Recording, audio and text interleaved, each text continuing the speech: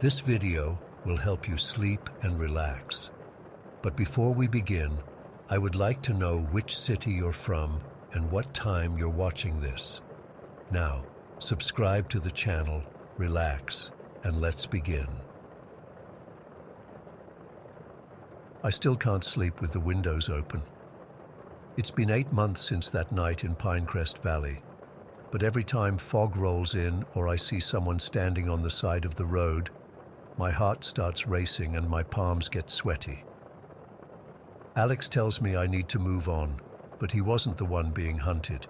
He didn't see what I saw in John's eyes. This all happened last October.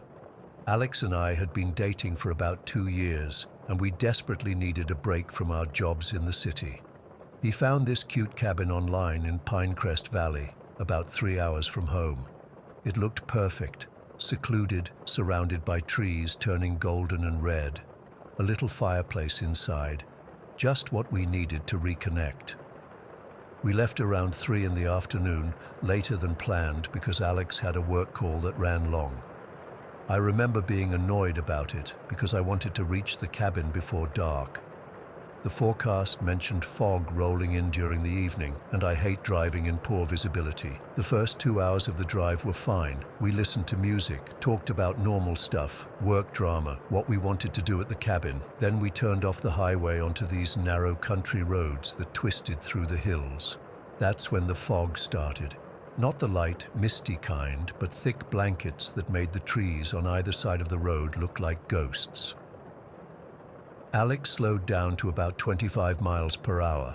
The headlights barely cut through the whiteness. I was gripping the door handle, trying not to show how nervous I was. We hadn't passed another car in at least 40 minutes, and my phone had lost signal about 20 minutes back. Maybe we should turn around, I suggested. Come back tomorrow when it's clearer. Alex shook his head. We're already paid up for tonight. It can't be more than another 30 minutes. The GPS was showing we're close before it cut out. That's when we saw him. At first, I thought it was just another shadow in the fog, but then our headlights caught him. A tall figure standing at the side of the road with his thumb out. A hitchhiker. Don't even think about it, I said immediately. Alex slowed down. Come on, Sam. Look at this fog, and it's getting cold out there. We don't know him, I argued. We're in the middle of nowhere. But Alex was already pulling over. He had this savior complex sometimes, always wanting to help. Usually, it was one of the things I loved about him, but not then. The man approached our car, and Alex rolled down his window. He was tall, maybe 6'2", with dark hair and stubble. He wore a worn canvas jacket and jeans, carrying a small backpack. Nothing immediately alarming, but something about his eyes made my skin crawl. They were too alert. Too calculating for someone standing on a deserted road in the fog. Thanks for stopping, he said, his voice surprisingly gentle. Been waiting a while. Where you headed? Alex asked. Just up the road a piece, the man replied. Wherever you folks are going is fine. I shot Alex a look, but he was already unlocking the back door. Hop in. I'm Alex. This is Samantha. John? The man said, sliding into the back seat. I caught a whiff of cigarettes and something else I couldn't place. Appreciate it. As we drove on, Alex tried to make conversation, asking John what brought him out to these parts. His answers were vague, just passing through, doing odd jobs, no fixed destination. Each response made me more uncomfortable. Who hitchhikes in an area this remote without a clear destination? What about you folks? John asked. Vacation? Weekend getaway, Alex said. Got a cabin rental up ahead. I wished he hadn't shared that. I kept my eyes forward, watching the fog swirl in our headlights, but I could feel John's gaze on the back of my neck. Nice area for it, John said. Real peaceful, easy to disappear out here. The way he said disappear made my stomach turn. I glanced at the GPS on my phone again, hoping for a signal, but nothing. About 10 minutes later, the car started making a strange noise, a rhythmic clicking from under the hood. That doesn't sound good, Alex muttered. The clicking got louder, and then the engine sputtered. Alex managed to pull over to the shoulder before it died completely. Shit, he said, hitting the steering wheel. Let me take a look. I know a bit about cars, John offered. Mind if I help? Before I could object, they were both getting out. Alex popped the hood, and the interior light dimmed as they stood in front of the car, their silhouettes barely visible through the fog and the clouded windshield. I sat there, fingers drumming nervously on my thigh, watching them. Their voices were muffled, but I could hear them discussing something about the engine. Then I realized I couldn't see them anymore. The fog had thickened, or they'd moved. "Alex?" I called out, rolling down my window a crack. No answer. I called again, louder this time. Nothing but silence and fog. That's when I heard it. A dull thud, like something heavy hitting the ground. My heart started hammering. I called Alex's name again, but deep down, I already knew something was wrong. I grabbed my phone and turned on the flashlight, then opened the car door. The fog was so thick I could barely see 5 feet ahead. I moved slowly toward the front of the car, calling Alex's name. When I rounded the hood, I saw him. Alex was lying on the ground, blood pooling around his head. Standing over him was John, a heavy wrench in his hand, dripping with blood. Our eyes met, and he smiled. Not a maniacal grin like in movies, but a calm, satisfied smile that was somehow 1,000 times worse. "He'll live," John said casually, as if commenting on the weather.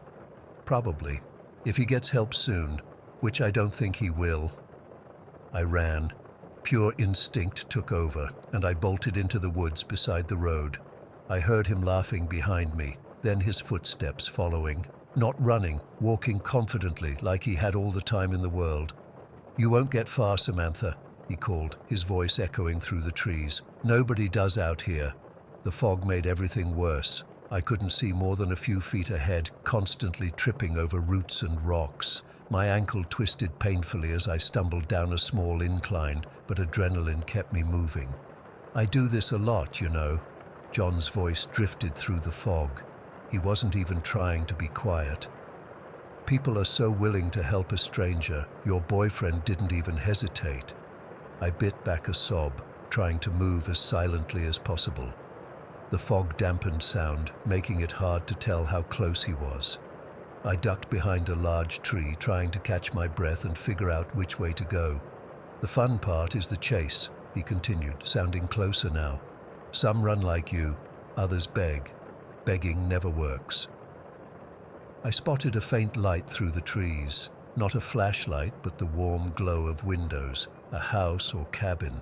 Hope surged through me, and I moved toward it as quickly and quietly as I could, my injured ankle protesting with every step. "I see where you're going," John called, his voice coming from a different direction now. "They won't help you. Nobody out here does." The light grew brighter. It was a small cabin with a porch light on. I stumbled up the steps and pounded on the door, looking back frantically into the fog where John's silhouette was just becoming visible. "Please," I screamed, "help me."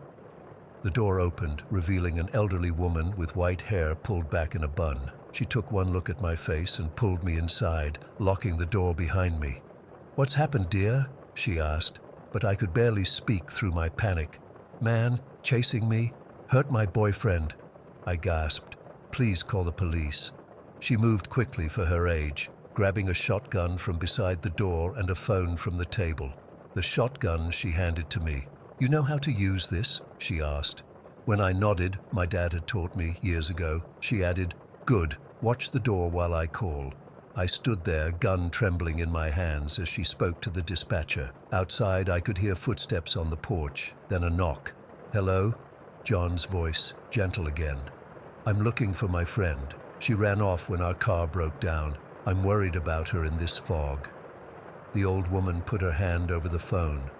"Police are coming," she whispered. 10 minutes out. There's a patrol car nearby." Another knock, harder this time. "I know she's in there," John said, his voice changing, hardening. "Let me in, or I'll find another way." I aimed the shotgun at the door, my hand shaking so badly I wasn't sure I could pull the trigger. The doorknob rattled, then there was a crash against the door, like he was ramming it with his shoulder. "Get back from the windows," the old woman hissed, pulling me toward the center of the room. "He'll try to break in." We heard glass shatter in another room. He was coming in through a window. The woman grabbed the shotgun from me and fired a warning shot into the ceiling. "I've got a gun, and I've called the police," she shouted. "They're almost here." Silence. Then John's laugh floated through the house. "No, they're not. But I'll be seeing you again, Samantha. Both of you." More silence. We stood frozen, listening for any sound. Minutes passed. Then in the distance, sirens. When the police arrived, they found Alex unconscious but alive by our car. There was no sign of John, but they found footprints leading into the woods in the opposite direction from the cabin. They brought in dogs and searched all night, but the fog was too thick and the trail went cold. At the hospital, while Alex was still unconscious, a detective came to take my statement. After I told him everything, he showed me a photo on his tablet. "Is this the man?" he asked.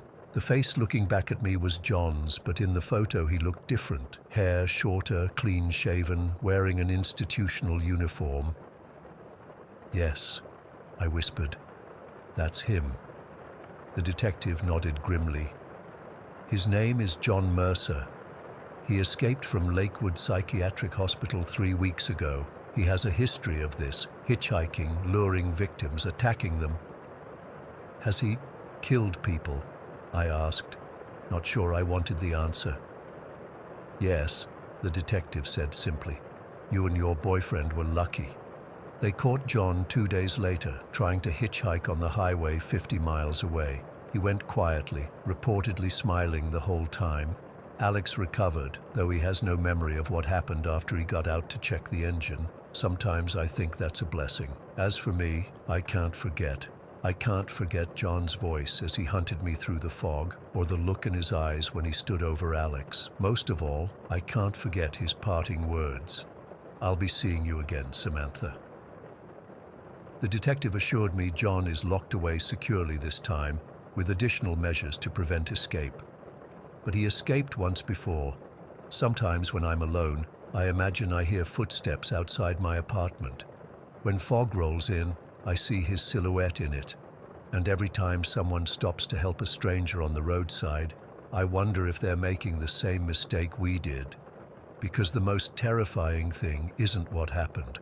It's knowing that people like John are out there, wearing normal faces, waiting for someone to show them kindness. And next time, I might not be lucky enough to find help in the fog. Story 2. I'm still trying to make sense of what happened on that ship. It's been 3 months since I got home, and I haven't slept through a single night. Every time I close my eyes, I see that void, that impossible space, and the faces of people I couldn't save. I feel like I need to get this off my chest, even if no one believes me. My name is Evan. I'm a corporate attorney in Chicago, and back in January, I was completely burned out. 80-hour work weeks for 6 months straight had me on the verge of a breakdown. My girlfriend Melanie suggested we take a vacation, something extravagant to force me to disconnect from work. When she showed me the brochure for the MS Valhalla's maiden voyage, I was skeptical at first. Cruise ships aren't really my thing, but the Valhalla wasn't just any cruise ship. This thing was enormous. 22 decks, 16 restaurants, 7 swimming pools, a theater, casino, the works. The brochure called it a floating city of luxury. What sold me was the premium package that included a suite with a private balcony and complimentary Wi-Fi that supposedly didn't work in certain digital detox zones. Melanie thought that was perfect for me. We booked it, 7 days from Miami through the Caribbean. I remember boarding the ship and being completely overwhelmed by its size. The main atrium was like something out of a sci-fi movie, all gleaming white surfaces, blue accent lighting, and massive digital screens showing underwater scenes. It felt sterile but impressive. Our suite was on deck 15, with floor-to-ceiling windows and a view of the ocean that made me forget about work almost immediately. The first day was exactly what we needed. We drank expensive cocktails by the pool, ate at the French restaurant, and I actually managed to leave my phone in the room for 6 whole hours. Melanie was ecstatic. That night we watched the sunset from our balcony, and for the first time in months I felt myself relaxing. Then came the second night. We were asleep in our suite when I felt it. This weird vibration running through the entire ship. Not the normal engine rumble, but something different, like the whole vessel was humming. I woke up immediately and noticed the lights flickering. Then everything went black. The emergency lights kicked in after maybe 15 seconds, bathing our room in this eerie red glow. Melanie stirred beside me, but didn't fully wake up. I got out of bed and went to the window. The entire ship was dark. No lights anywhere except for those same emergency red glows in some windows. What struck me as odd was that I couldn't see any other ships or even stars. It was like we were floating in absolute nothingness. The power came back on after about 2 minutes. I checked my watch. It was 3:14 in the morning. I tried going back to sleep but couldn't shake this uneasy feeling. Something felt wrong. The next morning at breakfast, everyone was talking about the power outage. Most people laughed it off as a technical glitch on a new ship. But then I overheard something more disturbing. Apparently, someone had gone missing. I didn't get the full story until later that afternoon. We were at the pool when I overheard 2 crew members talking in hushed tones. A passenger named Thomas Reeves had disappeared sometime during the night. His wife had woken up and he was simply gone. His keycard hadn't been used to exit their room, and none of the ship's security cameras had picked him up. What made it weirder was where his room was located. Deck 12, near a section that had been roped off since we boarded. There was a velvet rope blocking a corridor with a sign that read, "Temporarily closed for maintenance." I'd noticed it on our way to the spa that morning and hadn't thought much of it. During dinner that evening, the captain made an announcement about the missing passenger, assuring everyone that they were conducting a thorough search of the ship. He said these things sometimes happen on cruises. Passengers get drunk, fall asleep in weird places, or deliberately hide from their traveling companions. His tone was casual, almost dismissive, which struck me as inappropriate given the circumstances. That night, Melanie fell asleep quickly, but I couldn't. I kept thinking about that cordoned-off section on Deck 12. Why would they block off part of a brand new ship for maintenance? It didn't make sense. Around 1 in the morning, I gave up on sleep, put on some clothes, and decided to take a walk. The ship was eerily quiet. I took the stairs down to Deck 12, encountering only 1 crew member who nodded politely but looked exhausted. When I reached the velvet rope barrier, I hesitated. I'm not usually the type to break rules, but something compelled me to look.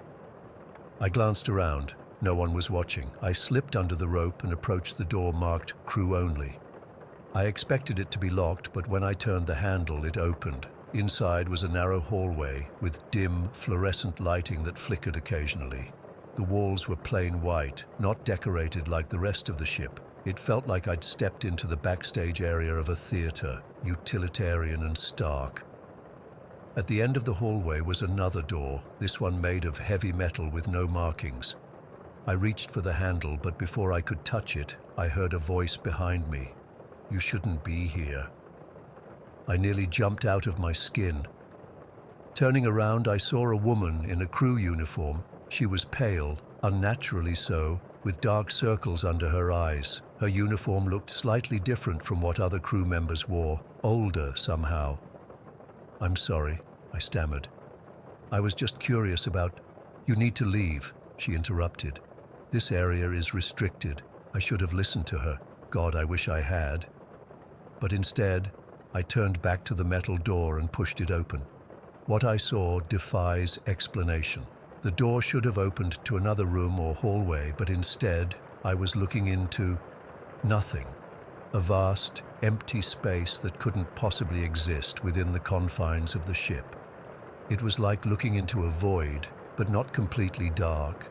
There was a faint purplish light emanating from somewhere I couldn't identify. And there, suspended in the middle of this impossible space, was a man.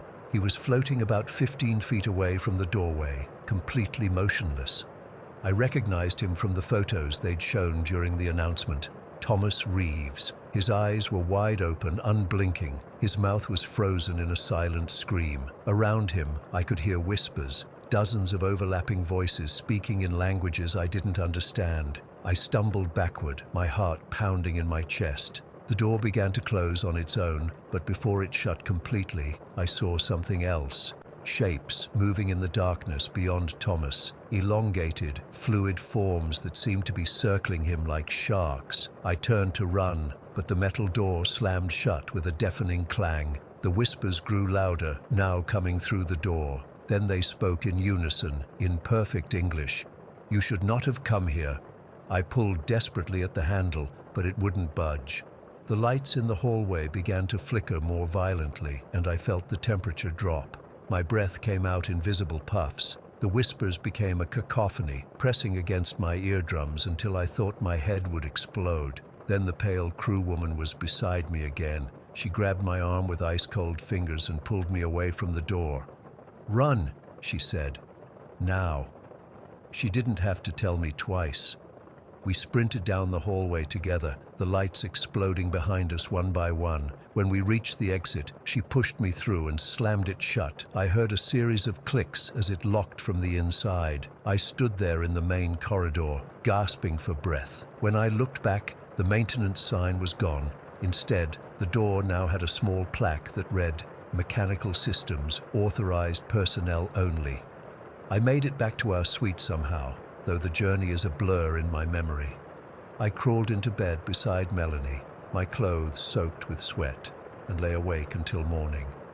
At breakfast, the captain made another announcement. 2 more passengers had disappeared during the night, a couple in their 60s who, like Thomas Reeves, had simply vanished from their locked room on deck 11. I said nothing about what I'd seen. Who would believe me? But I knew we had to get off that ship. I told Melanie I was feeling seasick and wanted to disembark at the next port and fly home. She was disappointed, but agreed after seeing how pale and shaken I looked. The problem was, our next port wasn't for another 2 days. We were heading deeper into the Caribbean, further from land, further from help. That day, I noticed more crew members in the corridors than before. They stood at intervals, watching passengers with vacant expressions. None of them spoke unless spoken to. When I looked closely, they all had that same pallor as the woman from the restricted area. That night, another power outage. This one lasted 7 minutes. When the lights came back on, Melanie was still asleep beside me, but our door was standing wide open. I hadn't opened it. I'm certain it was locked. I got up to close it and saw a crew member standing in the hallway, staring at our room. When our eyes met, he smiled, a horrible, stretched expression that didn't reach his eyes, and walked away. By morning, 5 more passengers had vanished. The captain's voice was strained during his announcement.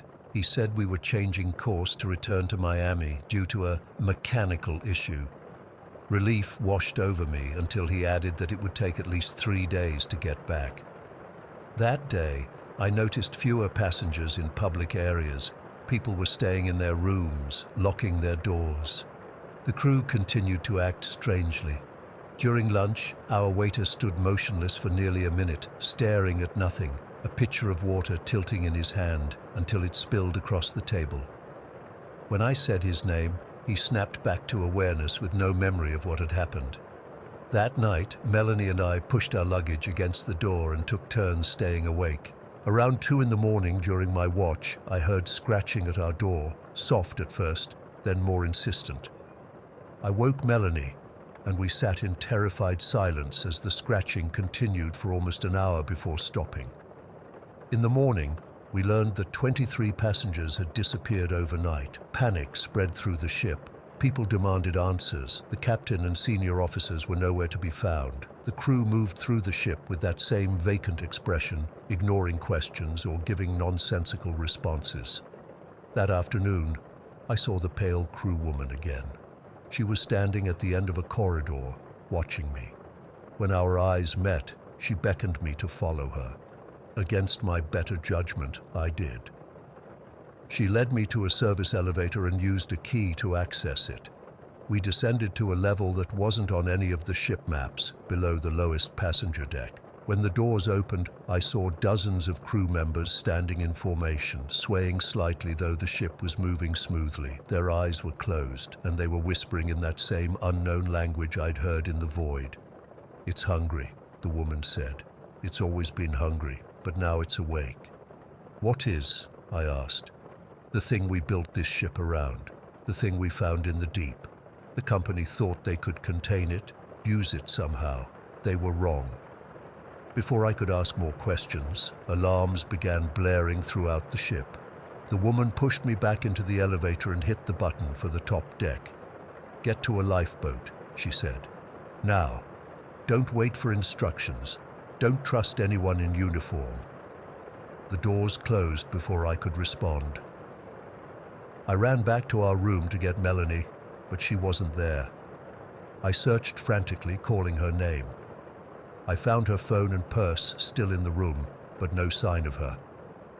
I spent hours searching the ship, pushing through increasingly panicked crowds. The number of crew members had dwindled, and those that remained moved like sleepwalkers, ignoring the chaos around them. By evening, the ship had stopped moving entirely. The engines went silent. Power fluctuated throughout the vessel, and the whispers, I could hear them everywhere now, coming through vents, from behind closed doors, even seeming to emanate from the walls themselves. I finally made it to the lifeboats, but they were all gone or damaged beyond use.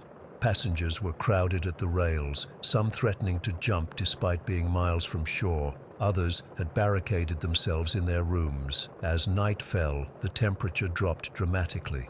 Frost formed on windows despite the Caribbean heat. The whispers grew louder, more insistent, and one by one people around me began to walk away from the crowds, moving with strange, jerky motions toward the lower decks. Their eyes were empty, their faces slack. I hid in a storage closet that night, listening to footsteps and whispers in the corridor outside. Sometimes the footsteps would stop right outside my door, and I'd hold my breath until they moved on. I don't remember much after that. Fragments come back to me in nightmares. The metal door on deck 12 standing wide open, that impossible void now expanding beyond it. Crew members walking into it willingly, disappearing into the purple light, the ship groaning and creaking as if being crushed by enormous pressure. The Coast Guard found me clinging to a piece of debris 2 days later. I was the only survivor they recovered. According to official reports, the MS Valhalla suffered a catastrophic structural failure and sank rapidly. They never found the main wreckage, despite extensive search efforts. They don't believe my story. The psychiatrists call it traumatic confabulation, my mind creating an elaborate fantasy to cope with the horror of a shipwreck. But I know what I saw. Sometimes I still hear the whispers, and sometimes when I look in the mirror, I see a flash of that same unnatural pallor in my skin, and I wonder, did I really escape, or did something follow me home? Story 3. I've been debating whether to share this for months now. I'm still not sure what to make of it, and honestly, I'm terrified of what the answer might be. But keeping it bottled up is driving me crazy, so here goes. For as long as I can remember, I've had this one recurring nightmare. It started when I was around 7 or 8, and it would come back every few months like clockwork. It was always the same exact scenario, with the same feelings of absolute terror. In the dream, I'm tiny, maybe 4 years old. I'm crouched behind a large sand dune on a beach. The sand is warm under my bare legs, and I can feel little grains sticking to my sweaty palms. The sun is really bright, making everything look washed out. I'm wearing a little sundress, yellow with tiny flowers on it. I remember looking down at my small hands and seeing dirt under my fingernails. My mom is there too, crouched behind the dune with me. She keeps making this shh gesture, pressing her finger against her lips. Her eyes are wide, panicky. She's breathing fast, and I can see her chest rising and falling quickly. There's sweat on her forehead, and her dark hair is sticking to her temples. I remember the smell of her coconut sunscreen mixing with cigarette smoke. The really creepy part of the dream is that we're hiding from someone. My mom keeps peeking over the top of the dune, then ducking back down quickly. I can feel her whole body trembling as she holds me close to her side. Her grip on my arm is so tight it almost hurts. At some point in the dream, curiosity always gets the better of me. I squirm away from her and peek around the edge of the dune. That's when I see him, a man walking along the shoreline, scanning the beach. He's tall and lanky, with dirty blonde hair that hangs in stringy clumps around his face. He's wearing cut-off jean shorts with frayed edges and a white undershirt that's stained with sweat. His arms are thin but muscular, and I remember noticing a tattoo on his left forearm, though I could never make out what it was. The scariest thing about him isn't his appearance, though. It's the way he moves, deliberate, predatory, like he's hunting for something. For us. He walks slowly, his head swiveling from side to side, eyes scanning every inch of the beach. When he starts moving in our direction, I feel this overwhelming sense of danger that's hard to describe, like every cell in my body is screaming at me to run. That's usually when I wake up, heart pounding, sheets soaked with sweat. The dream was so specific, so detailed, that it never felt like just a nightmare. It felt like a memory, but I couldn't place it. I grew up with my dad and stepmom from age 5, and we didn't go to beaches much. We lived in Sandpoint, which is a small coastal town, but my childhood memories with them are mostly of our backyard, the local park, school. My birth mom, Elaine, wasn't really in the picture much. She had problems with drugs for as long as I can remember. My early childhood with her was chaotic. We moved around a lot, stayed with different friends of hers. I have only fragments of memories from that time. My dad got custody when I was 5, and after that, I'd see Elaine sporadically. Sometimes months would pass between visits. Fast forward to this summer. I'm 26 now. Elaine had been clean for about 2 years, her longest stretch ever. We were trying to rebuild some kind of relationship. I'd visit her small apartment every couple of weeks, and we'd just talk, trying to get to know each other as adults. During one visit in June, we somehow got on the topic of weird dreams. I don't even remember how it came up. We were sitting at her little kitchen table, drinking iced tea.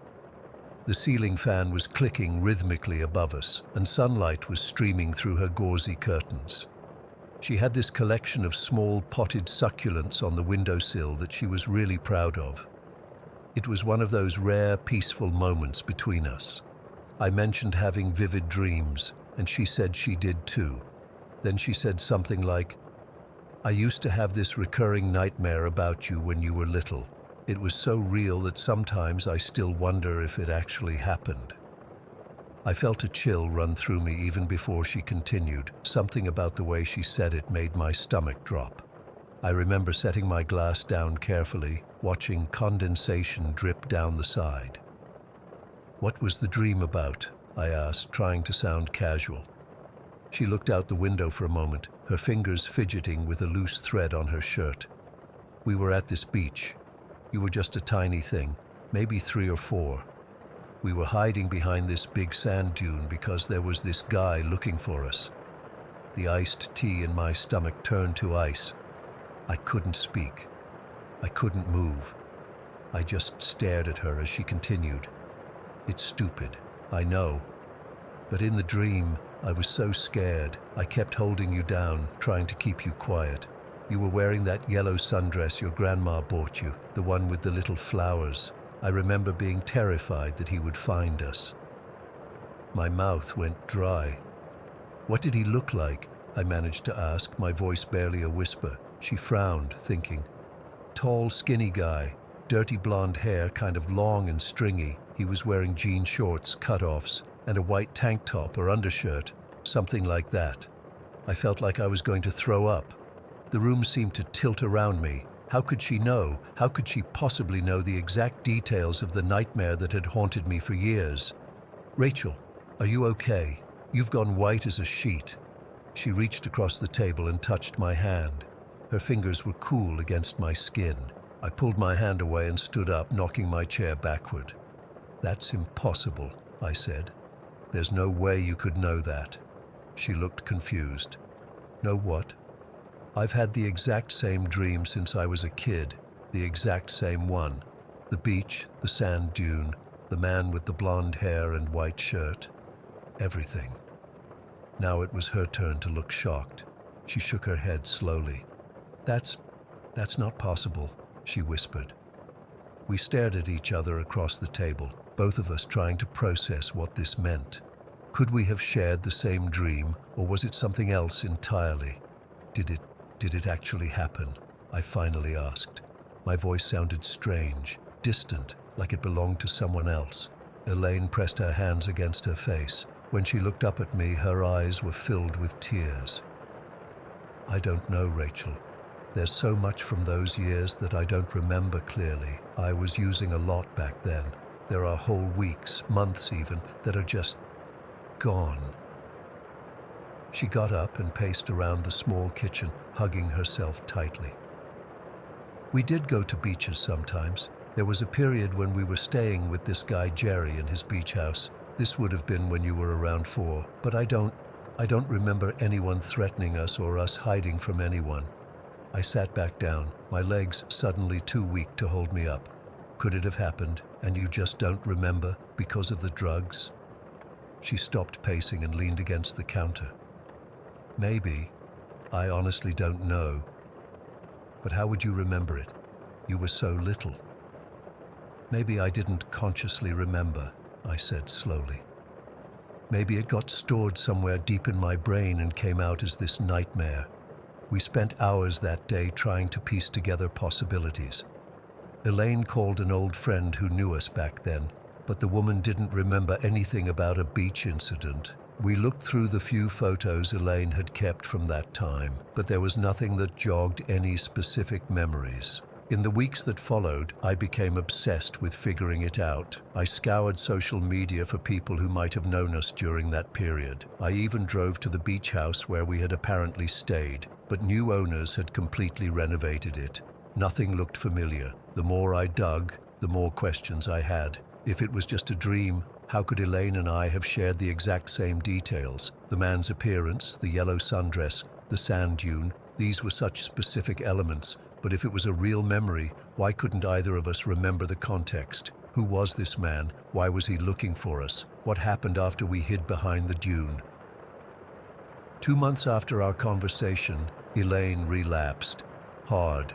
She was found unconscious in her apartment and rushed to the hospital. She died 3 days later without ever regaining consciousness. The doctors said her heart just gave out after years of abuse. At her small funeral, I kept looking at the handful of attendees, wondering if any of them knew something about our beach mystery. But I couldn't bring myself to ask. It felt wrong somehow to be focusing on this when my mother was dead. Now it's just me and this half memory, half nightmare. Sometimes I convince myself it was just a bizarre coincidence. Maybe Elaine had described a nightmare to me when I was very young, and my child's mind absorbed it and reproduced it in my own dreams. Maybe she remembered me telling her about the dream years ago and forgot that it wasn't originally hers. But other times, usually late at night when I can't sleep, I'm certain it really happened, that somewhere in my early childhood, my mother and I were hiding on a beach, terrified for our lives. And I'll never know the full story. The strangest part, since our conversation that day, I haven't had the dream again. Not once. It's like once it was acknowledged, it disappeared, but I still can't look at beaches the same way. Every time I see a sand dune, I imagine myself peering around it, searching for a man with stringy blonde hair who's searching for me. Story 4. I still have nightmares about that road. It's been 4 months since Jake and I got lost on what was supposed to be a simple road trip from Ohio to Colorado, and I can't shake the feeling that something is still watching me. I've never shared this story before, but I need to get it off my chest. Maybe someone here has experienced something similar and can help me make sense of what happened. Jake and I had been planning this trip for months. We'd saved up vacation days, mapped our route, booked our accommodations, the whole 9 yards. We left Cincinnati around 10 in the morning on a Tuesday, planning to drive as far as we could before stopping somewhere in Kansas for the night. The first few hours were completely normal. We listened to podcasts, snacked on gas station chips, and took turns driving. I remember feeling so excited about finally seeing the mountains. Things started getting weird around 7 in the evening. We'd been on I-70 for hours, and Jake was getting tired of driving. I offered to take over, but he insisted he just needed a bathroom break and some coffee. We took an exit that promised gas and food according to a faded blue sign. The exit ramp seemed longer than normal, curving down through thick trees that definitely didn't look like Kansas to me.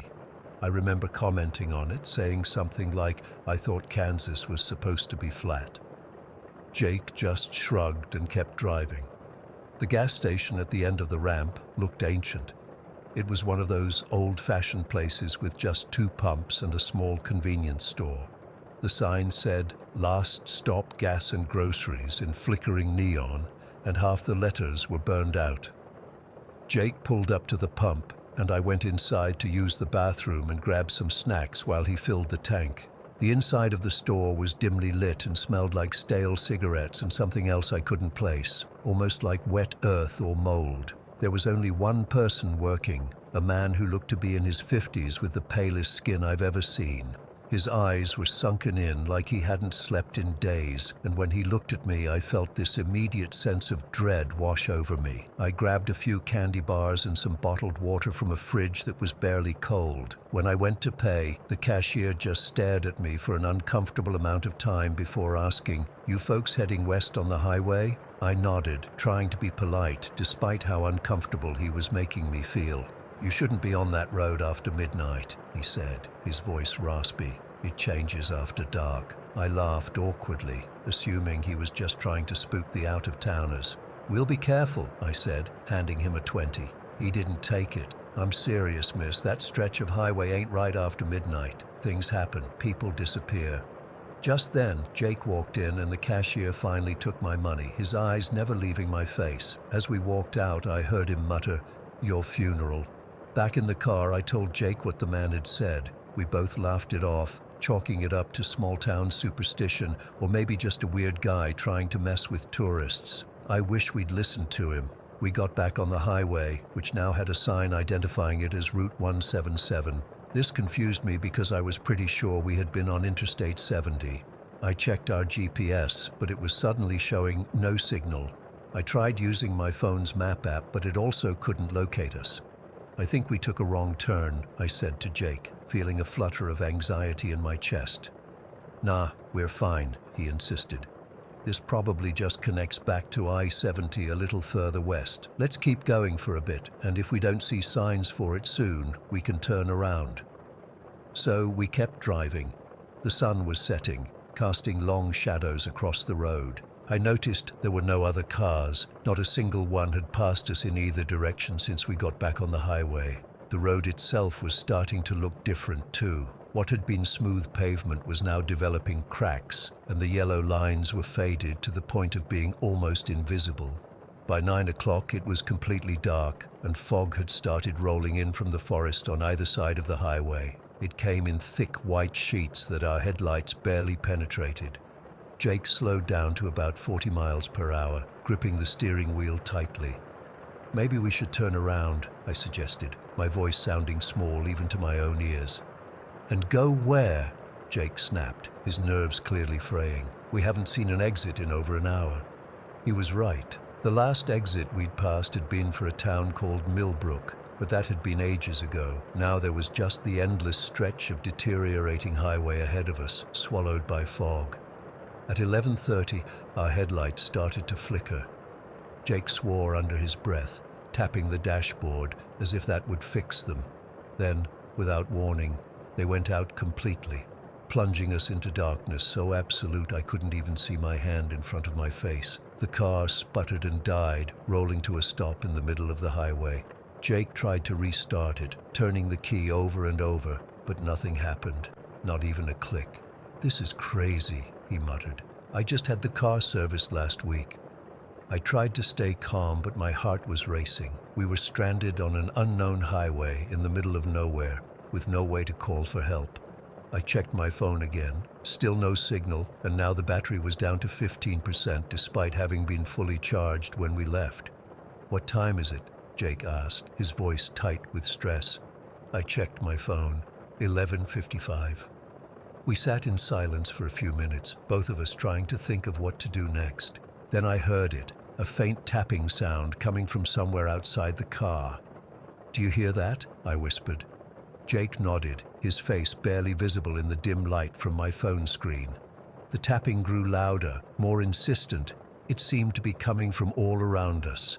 Then, through the fog, I saw something moving toward the car, a tall, dark silhouette, unnaturally thin and elongated. It wasn't walking exactly, more like gliding across the pavement.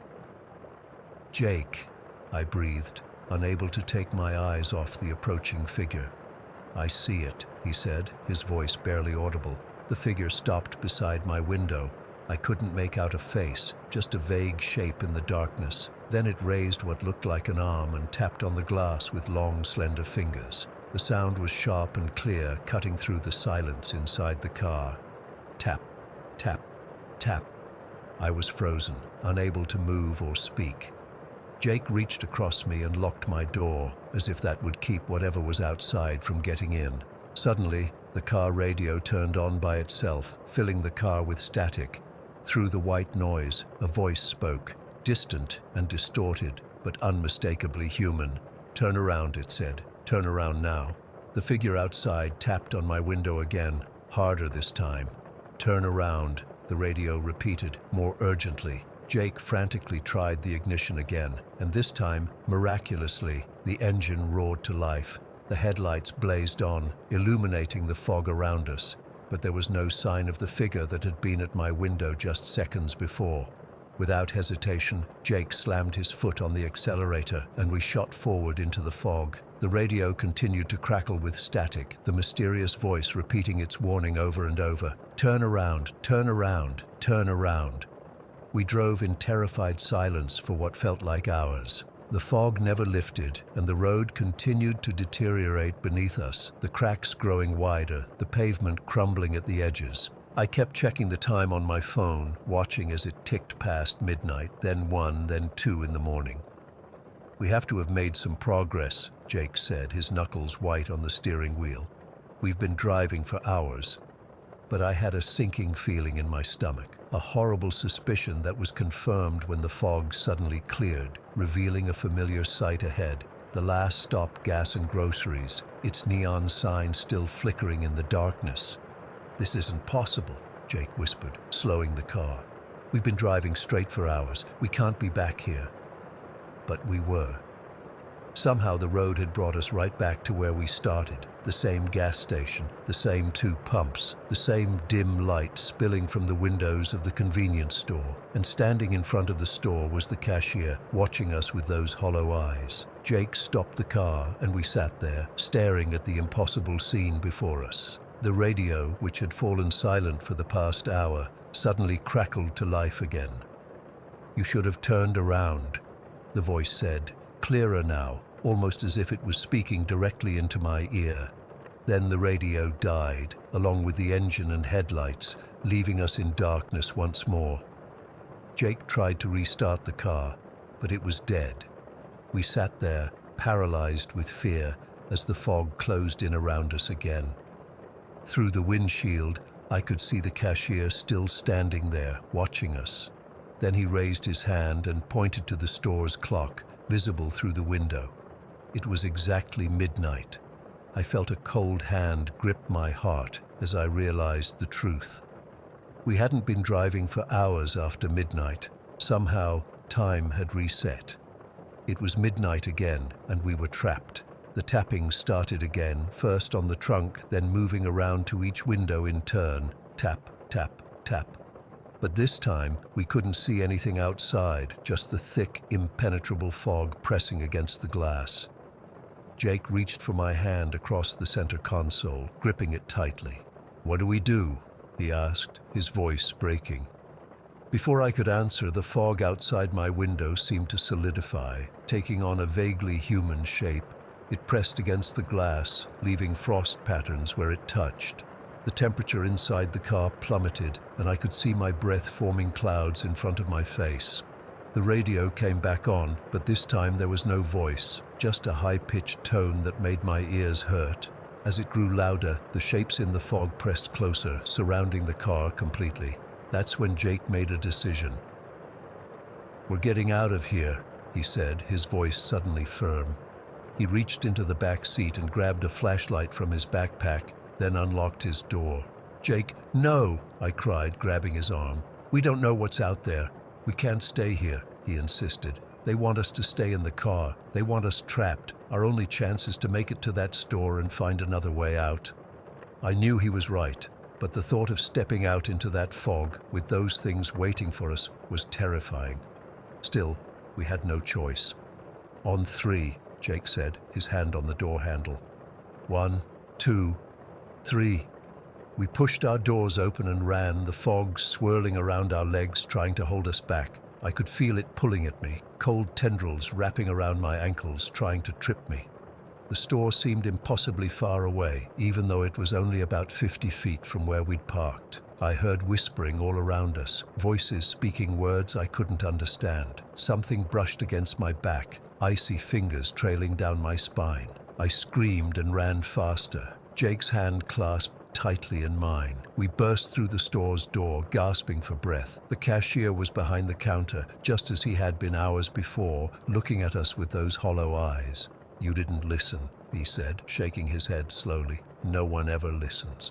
"What is this place?" Jake demanded, his voice shaking. "What's happening to us?"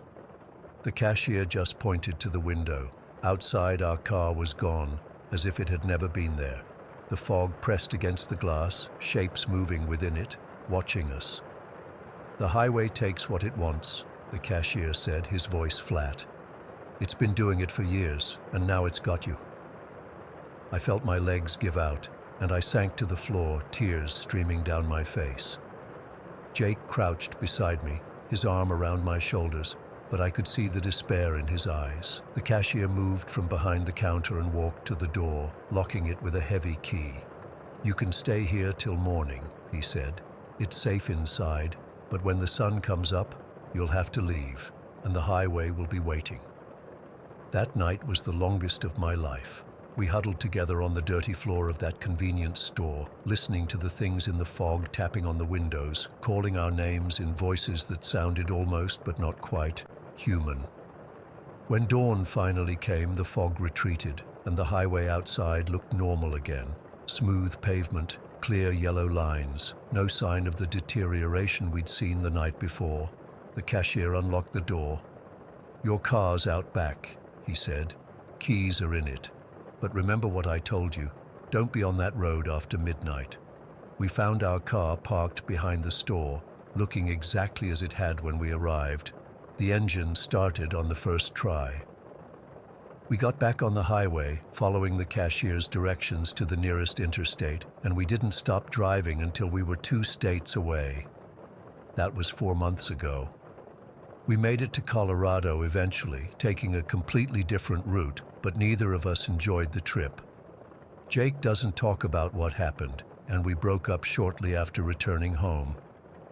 I think the experience changed us both in ways we couldn't explain to each other. I still have nightmares about that highway, about the fog and the tapping on the windows. Sometimes I wake up in the middle of the night, convinced I can hear a voice on my radio saying, "You should have turned around." The worst part is, I don't know if we ever really escaped. Sometimes I get this feeling that we're still there, trapped in some kind of loop, and that one day we'll find ourselves back on that highway as the clock strikes midnight, with the fog rolling in and those things waiting for us in the darkness. Story 5. I've been in construction for almost 15 years now. Southern California has been good to me. Plenty of work, decent pay, and I've gotten to see the insides of some incredible homes. But what happened last month in Palos Verdes, I still can't explain it. I'm not sleeping right. I keep seeing things out of the corner of my eye. I need to write this down. Maybe someone here has experienced something similar. I've always been sensitive to energy. My abuela used to say I had el don, the gift. As a kid, I could walk into a room and immediately feel if something bad had happened there. My mom would laugh it off, but my grandmother would just nod knowingly. Over the years, I learned to mostly ignore it. In construction, you can't be jumping at shadows or telling clients their dream home gives you the creeps. This job started like any other. A wealthy couple bought a beachfront property in Palos Verdes, one of those mid-century modern places with floor-to-ceiling windows overlooking the Pacific. Beautiful location, but the house needed serious updating. My boss, Dave, assigned me and Joey to handle the garage conversion first, taking it down to the studs before the main crew came in for the rest of the house. The moment I stepped onto the property, something felt wrong. Not just a little off, wrong, like walking into a freezer.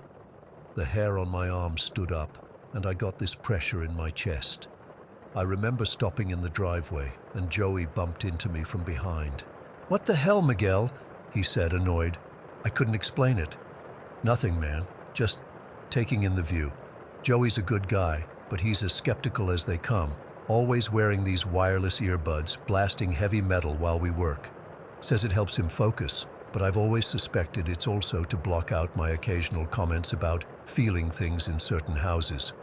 We got to work that first morning, setting up our tools in the garage. It was a standard 2-car setup, nothing special. The owners wanted it converted into a home gym with a small office space. As soon as we started removing the old drywall, the banging began. At first I thought it was Joey hammering something, but when I looked over, he was carefully measuring a section of wall, nowhere near a hammer. The sound came again.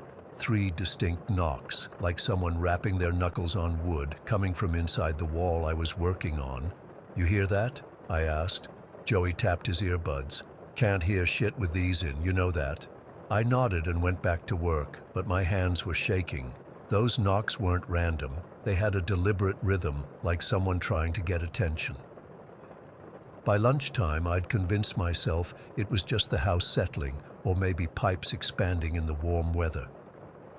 We sat outside on the front steps, eating our sandwiches. The ocean view was incredible. Waves crashing against the cliffs below, seagulls circling overhead. How could anything bad exist in a place this beautiful? After lunch, things got worse. I was removing electrical outlets when I saw someone walk past the garage doorway. Just a quick dark silhouette in my peripheral vision. I jumped up thinking the homeowners had stopped by, but when I checked, there was nobody there. The front gate was still locked, and our trucks were the only vehicles in the driveway. "Joey," I called out, my voice cracking slightly. "Did you see someone just now?" He pulled out one earbud. "What? I thought I saw someone walk by." He shook his head, probably just a shadow from the trees outside. There were no trees near that doorway.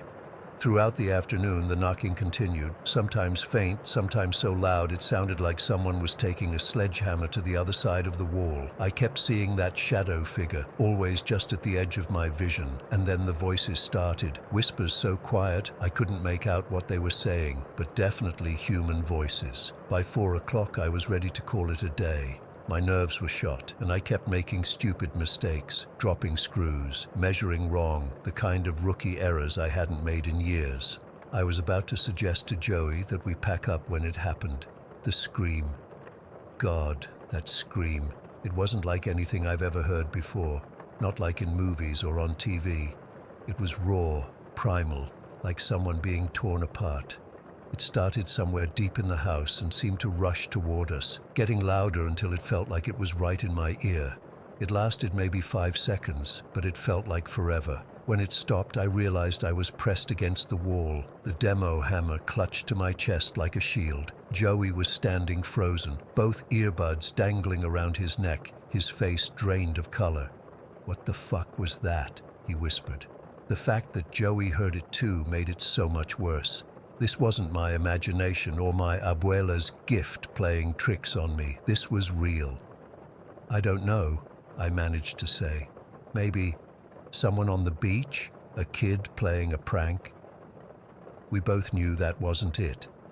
The scream had come from inside the house, a house that was supposed to be empty. Joey surprised me then. He picked up his earbuds and said quietly, This is why I wear these things. Been on 3 jobs in this neighborhood. They all have noises.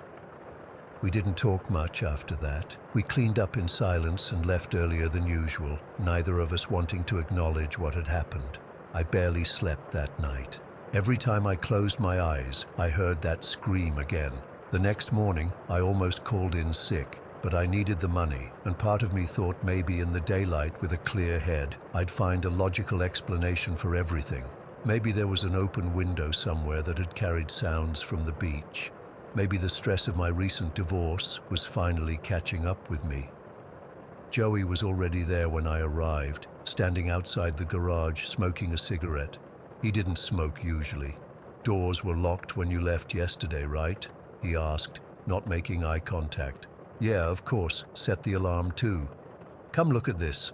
He pushed open the garage door and my stomach dropped. All of my tools, every single one I'd carefully packed away the night before, were scattered across the floor. My expensive Milwaukee drill was in the far corner. My levels were snapped in half. Even my heavy toolbox had been upended, its contents strewn everywhere. "Did someone break in?" I asked, though I already knew the answer. Joey shook his head. "Every door still locked. Windows are all boarded up with 1-inch plywood for the renovation. Alarm didn't go off. Nothing's missing either. Just thrown around." I stood there, staring at the chaos. This wasn't kids or thieves. This was something else, something angry. My abuela always said homes retain energy and memories, that violent events leave imprints that can last for generations. Whatever was in this house, it didn't want us here, didn't want us changing things. We cleaned up the mess and tried to work, but the atmosphere was different now. The knocking was constant, no longer trying to hide. The shadow figure became bolder too, lingering just long enough for me to turn my head and catch a glimpse before it disappeared. Twice I heard my name whispered so clearly it sounded like someone was standing right behind me. Joey kept both earbuds in, volume cranked, but I could tell he was on edge too. He worked with his back to the wall and kept glancing toward the door to the main house. Around noon, I was removing some old shelving when I found something wedged behind the wood, a small yellowed photograph. It showed a family standing in front of the house, a man, woman, and 2 children. Their faces were all scratched out with what looked like a pen or knife. On the back, someone had written "Liars" in jagged capital letters. I called Joey over to look at it. His face went pale again. "We should tell Dave," he said. "Get reassigned." But I knew Dave would just laugh it off. The housing market was hot, and jobs like this were golden, the kind that led to referrals and bigger contracts. Besides, what would we say? That we were scared of a ghost? Instead, we pressed on. As the day progressed, we started demolishing the wall that separated the garage from the main house. That's when things really escalated. The temperature in the garage plummeted. In Southern California, in July, I could see my breath forming clouds in front of my face. The knocking turned into pounding, so violent that dust rained down from the ceiling. Tools that we'd just placed on the workbench would fly off without warning, skittering across the floor, and the screaming started again. Not just one scream like before, but many, overlapping, coming from different parts of the house. Men, women, even what sounded like children. Joey ripped out his earbuds and backed toward the door. "Fuck this, man. I'm out." I wanted to follow him, but something held me in place, a weird compulsion, like I needed to understand what was happening. I stepped toward the partially demolished wall, hammer in hand, and that's when I felt it. Ice-cold hands gripping my shoulders, pushing me forward. I stumbled, nearly falling face first into the exposed studs. When I spun around, there was nobody there, but the pressure remained. Invisible hands touching my back, my arms, my face. I couldn't see anything, but I felt fingers tracing over my skin, tugging at my clothes. "Stop!" I shouted, swinging my hammer through the empty air. "Leave me alone!" Something shoved me, hard, and I crashed into our workbench, sending tools clattering to the floor. Pain shot through my lower back. As I struggled to stand, I saw it, not in my peripheral vision this time, but straight on, a figure, darker than the shadows around it, human-shaped but wrong somehow, like its proportions were slightly off. It had no features I could make out, just a void where a face should be. It stood in the gap we'd created in the wall, swaying slightly, as if blown by a breeze I couldn't feel. Then it spoke, not in whispers this time, but in a clear, rasping voice that seemed to come from everywhere at once. "This is our home." Joey was long gone. I don't remember dropping my hammer or running out of the garage. I just remember finding myself in my truck, hands shaking so badly I could barely get the key in the ignition. I called Dave from the road and quit on the spot, told him I had a family emergency back in Mexico. He was pissed, but I didn't care. I never went back to get my tools, never returned Dave's calls about my final paycheck. I've been picking up odd jobs for cash since then, nothing that involves older homes or major renovations. Last week, I drove past the house, compelled by some morbid curiosity. The renovation was complete. New owners had moved in. I saw children's toys on the front lawn. Part of me wanted to stop, to warn them. But what would I say? I still don't know what happened in that house, what dark history it was protecting. I don't want to know. But sometimes, late at night, I swear I can hear knocking on my bedroom wall. 3 distinct raps, like someone trying to get my attention. And in those moments between sleep and waking, I see that featureless shadow standing in the corner of my room, swaying slightly, waiting. Story 6. I've never told this story in full before because honestly, it still shakes me to my core. I'm 26 now, but the memories from when I was 11 are so vivid it could have been yesterday. Our house on Westbrook Drive looked normal enough from the outside. Single story with a finished basement and attached garage. My parents had moved us there after my grandfather's health started declining, so he and my grandmother could live with us. Housing prices were insane even back then, so combining households made sense financially. The weird thing was that the basement, where basements are supposed to be creepy, right, was actually the most comfortable part of the house. My grandparents took the basement bedroom, which had been finished nicely with carpet and everything. My parents, my sister Alyssa, and I all slept in the main floor bedrooms. It started with the footsteps. Every night, like clockwork, we'd all be in bed, house completely quiet, and then the creaking would begin. Slow, deliberate steps moving across the ceiling above my parents' bedroom. The first few nights, my dad grabbed his baseball bat and checked the attic, the roof, everything. Nothing, no animals, no loose boards, nothing that could explain it. "It's just the house settling," my mom would say. She was always the practical one, quick to dismiss anything that didn't fit her rational worldview. But houses don't settle in patterns that sound exactly like someone pacing back and forth night after night. My grandparents never heard a thing from the basement. When I'd mention it at breakfast, my grandpa would just wink and say, "That's why we picked the basement, kiddo, nice and quiet down there." About 6 months after we moved in, my parents decided to switch bedrooms. They moved from the front room to the back room, which was slightly larger but had this weird alcove that always seemed darker than the rest of the room, no matter how many lamps we put in there. That's when things got worse. I remember the first truly unexplainable thing I saw. It was a Tuesday in October, just before Halloween. I'd gotten up to use the bathroom. It was maybe 2 in the morning. As I passed my parents' room, their door was cracked open. I glanced in, as kids do, and froze. My mom was asleep on her side of the bed, but there was someone else there next to her. Not my dad.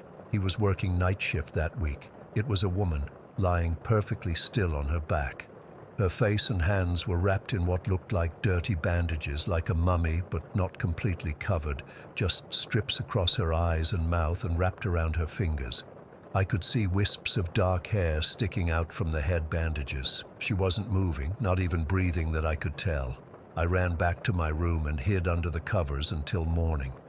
At breakfast, I asked my mom who was sleeping in her bed last night. "What are you talking about, Connor?" "Nobody was there except me." she said, looking genuinely confused. I saw someone, a lady with bandages on her face. My mom laughed. You were dreaming, honey. You know how you sleepwalk sometimes. But I wasn't sleepwalking. I know what I saw. A few weeks later, I was brushing my teeth before bed when I noticed something weird in the bathroom closet. The door was slightly ajar, and inside was this white orb, about the size of a tennis ball. It was bouncing slowly, not like it was dropping and rebounding, but like it was floating and deliberately moving up and down, side to side. It gave off this faint glow, pulsing slightly brighter and dimmer. I called my mom in. By the time she got there, it was still visible, bouncing erratically in the back corner of the closet. It's just a firefly that got in somehow, she said, closing the closet door. I'll let it out tomorrow. A firefly.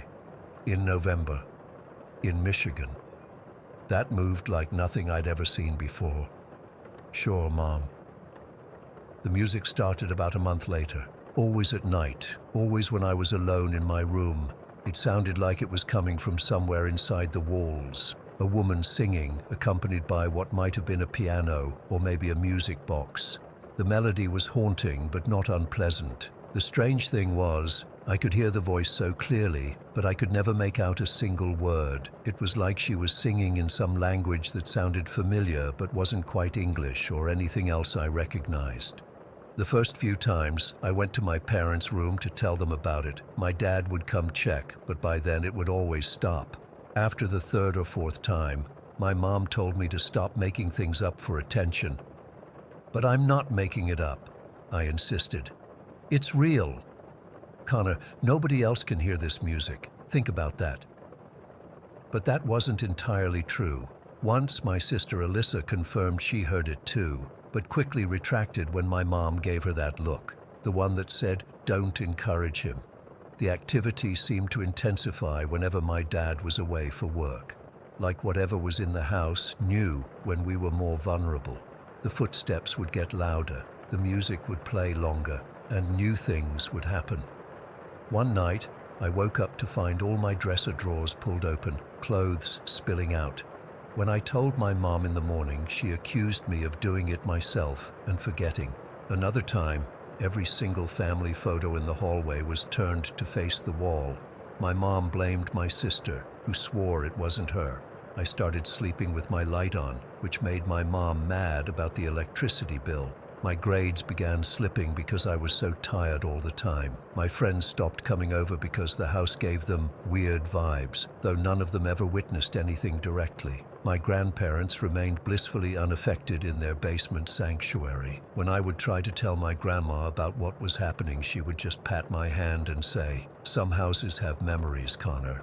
They don't mean any harm." Not exactly comforting. The night everything came to a head was a Friday in April. My dad was away at a conference, my sister was at a sleepover, and my grandparents had gone to visit my great-aunt for the weekend. It was just me and my mom in the house. I was lying on my bed, reading a comic book with my head hanging upside down off the edge. You know how kids do. It was around 9 at night, still early. Mom was in the living room watching TV. I could hear the faint sound of some crime show she liked. From my upside-down perspective, I saw someone walking down the hallway past my door. I assumed it was my sister. Same height, same long dark hair. She was wearing a white nightgown I didn't recognize, but I figured it was new. "Alyssa, I thought you were at Jenny's tonight," I called out. No response. She kept walking slowly, not turning her head.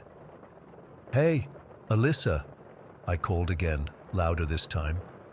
She stopped walking but didn't turn around, just stood there, perfectly still, at the end of the hallway where it turned toward my parents' room. Something felt wrong. I remembered suddenly, with absolute certainty, that Alyssa wasn't supposed to be home. I'd watched Mom drop her off at her friend's house myself. I flipped myself upright on the bed, suddenly dizzy from the blood rushing from my head. When my vision cleared, I looked back toward the doorway. She was there, standing in my doorway now, but it wasn't Alyssa. It looked like a girl about my sister's age and build, but her face, God, Her face wasn't right. Her features were all twisted, like they'd been rearranged. Her eyes were too far apart, her mouth stretched impossibly wide across her face, and her skin had this grey-blue tinge that no living person could have. Her hair hung in limp, wet-looking strands around her distorted face. I couldn't scream, couldn't move, couldn't breathe. She tilted her head at an angle no human neck should be able to achieve, like it was nearly sideways on her shoulders. Then she smiled, a horrible stretching thing that revealed too many teeth, all of them sharp and needle-like. "Connor?" she said, but not in Alyssa's voice. It was like three voices layered together, a child, a woman, and something else I can't describe. "Don't you want to play with me, Connor?" She took one step into my room, her movements jerky and wrong, like a marionette being pulled by invisible strings. Her feet didn't quite touch the ground. I found my voice then and screamed for my mom. The girl thing's smile widened even further, splitting her face almost in half. She raised one hand toward me, the fingers too long, the joints bending backward. My mom came running down the hall. "Connor, what's wrong?" When I looked back at the doorway, the girl was gone. My mum stood there instead, looking worried and annoyed. There was someone here. I was shaking uncontrollably. She looked like Alyssa, but wrong. All wrong. She was right there. My mom sat on my bed, putting her arms around me. "Connor, honey, we're alone in the house. You fell asleep reading and had a nightmare." "No, I was awake. I swear I was awake." She sighed, that familiar sound of patience wearing thin. "Would it make you feel better if we checked the whole house?" We did. Every room, every closet, the doors and windows were all locked. No sign of intrusion. My mom even called Alyssa's friend's mom to confirm my sister was still there. She was. Mom let me sleep in her room that night.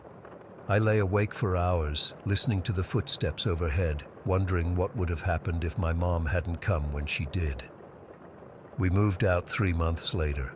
My mom never admitted it was because of the weird things happening, claiming instead it was to be closer to my dad's new job. But I noticed she was the one who pushed hardest for the move, even though it meant my grandparents had to go into assisted living sooner than planned. I never saw the girl thing again, but sometimes I still hear that music in my dreams, clear as day, but impossible to understand. I've tried therapy, meditation, even had my hearing checked to see if I was picking up radio frequencies somehow. Nothing explains what happened in that house. My sister Alyssa doesn't remember anything unusual from our time there. My parents refused to discuss it. My grandma, before she passed away last year, was the only one who ever acknowledged something wasn't right about that place. "That house had old pain in its bones," she told me once. "Some places remember things they shouldn't." I've researched the history of the house since then. 3 families have lived there after us. None stayed longer than 18 months. The current owners have it listed for sale again. The real estate photos show they've renovated extensively, painted everything bright white, but I can still recognize that dark alcove in the back bedroom where the shadows seem to gather. I still can't explain what I saw that night, or any of the other things that happened in that house. All I know is that whatever it was, it knew my name, and it wanted me to play. Story 7. I've always been sensitive to things others can't see. That's what my mom says anyway. Growing up, I'd tell her about the friend who'd visit my room, and she'd just nod and say I had a vivid imagination. As I got older, I started to think maybe she was right, that I was just an imaginative kid who got spooked easily, until last Tuesday. I live in a suburban neighborhood in a house that's pretty much like every other one on the block. My mom and I have been here since I was 9, after my parents split. The house never felt wrong exactly, but there were always moments, little things that made the hair on my arms stand up, things moving slightly from where I'd left them, cold spots in rooms that shouldn't be cold. The feeling of being watched when I was alone. For the most part, I learned to ignore it. What else could I do? Tell people my house was haunted? That's the kind of thing that gets you labeled as the neighborhood weirdo. About 6 months ago, we adopted 2 dogs from the local shelter, an older retriever mix named Bella and an energetic 4-month-old puppy we named Scout. Scout is basically a ball of chaos with legs. From day one, she's been obsessed with my bedroom, always trying to sneak in to chew my shoes or hide under my bed. I've gotten used to finding her curled up on my pillow when I come home, despite my door being closed. Last Tuesday was one of those bitter winter days where the wind sounds like it's trying to tear the roof off. We'd been hit with a nasty storm, not quite a blizzard, but enough that schools were closed and the roads were a mess. I'd spent most of the morning working from home at my desk, and by mid-afternoon, my room felt stuffy despite the freezing temperatures outside. I decided to leave my bedroom door open for a bit to get some air circulation. I was sitting at my desk typing away on my laptop when I felt that familiar prickle on the back of my neck, the one that tells you you're not alone. I glanced up and saw Scout standing in my doorway, head tilted, watching me with those big puppy eyes. "Scout, no," I said firmly. "You know you're not supposed to be in here." Instead of backing away like she usually does when caught, she bolted into my room and darted behind my jewelry holder, this tall, mirrored thing that stands in the corner. I sighed, pushing back from my desk. "Seriously?" I called out, annoyed. "Get out from behind there before you knock something over." That's when my mom's voice came from the living room. "Why are you yelling?" "I'm trying to get Scout out from behind my jewelry stand," I called back, walking toward the corner of the room. There was a pause, and then, "What are you talking about? Scout's been asleep on my lap for the past hour." I froze. My whole body went cold. I looked behind the jewelry holder, and there was nothing there. No Scout, no dog at all. I walked slowly to the living room, heart pounding. Sure enough, there was Scout, curled up on my mom's lap, snoring softly. Bella was stretched out on the floor nearby. But I started, then stopped. How do you explain something like that? I must be seeing things. I could have sworn I saw her run into my room. My mom laughed. "You've been staring at that screen too long. Take a break." I nodded, but I knew what I'd seen. It wasn't a shadow or a trick of light. It was Scout, or something that looked exactly like her. I tried to shake it off. Stress, lack of sleep, whatever. I made some coffee and went back to work, leaving my door open since I wasn't worried about Scout sneaking in anymore. After all, I could see her from my desk, still sleeping with my mom. About an hour later, I got up to use the bathroom. As I was walking back to my room, I saw Scout creeping down the hallway toward my bedroom, keeping close to the wall the way she does when she's trying to be sneaky. This time, I decided to catch her in the act. I hurried back to my room, but she wasn't there. I figured she must have hidden again, so I crouched behind my jewelry holder, waiting for her to come out. I was going to prove to myself that I wasn't going crazy, that it was just my actual dog playing games. While I was waiting, I glanced at the mirror attached to the jewelry stand, and there, reflected in the glass, was Scout, standing in the middle of my room, staring directly at me, my breath caught. I blinked, and when I looked at the reflection again, Scout was closer now, much closer than she should have been able to move in that split second, and there was something wrong with her eyes. They were too aware, too focused, not puppy eyes at all. I spun around, but there was nothing behind me. The room was empty. My hands were shaking so badly I could barely stand up. I backed out of my room, never taking my eyes off that empty space where Scout should have been. I practically ran to the living room. Scout and Bella were both there with my mom, exactly where they'd been before. Scout lifted her head when I came in, tail wagging lazily, then put her head back down on my mom's leg. "You okay?" Mom asked, looking up from her book. "You're white as a sheet." I couldn't tell her. What would I say? That something was pretending to be our dog, that I'd seen Scout in 2 places at once? Instead, I mumbled something about feeling dizzy and sat down heavily on the couch. As I sat there trying to calm my racing heart, memories started flooding back. All the strange occurrences I'd written off over the years, but one in particular stood out. About 3 years ago, I came home from school and saw my dad sitting at the kitchen table, which would have been fine, except my parents had been divorced for years and he lived across the country. I called out, "Dad," and the figure turned, but the face wasn't quite right. It was like someone had put on a mask of my father but couldn't quite get the details correct. I blinked and suddenly it wasn't my dad at all, just an empty chair. I'd convinced myself it was just exhaustion from finals week, but now I wasn't so sure. The more I thought about it, the more I realized there might be more than one presence in our house, because not all the strange occurrences felt threatening. When I was 12 and being bullied at school, I'd come home crying almost every day. During those weeks, I'd feel someone sit on the edge of my bed at night and pat my back gently until I fell asleep. I always assumed it was my mom, but once I mentioned it and she looked at me strangely, saying she never came into my room after I went to bed. There were other things too. During a particularly bad argument between my parents before the divorce, a plate of food suddenly flew off the table and hit the wall, not near anyone, just enough to startle everyone into silence. At the time, we blamed it on the table being bumped, but now I wonder if something was trying to stop the fight. My little collection of rocks and crystals I kept on my windowsill would sometimes be rearranged into patterns overnight. My mom blamed the cat we had then, but the cat had been declawed. I know, horrible practice, and couldn't have moved them so precisely. These things never felt scary. They felt protective, almost, like something was looking out for me. But what I'd seen today, that wasn't protective. That was something else entirely.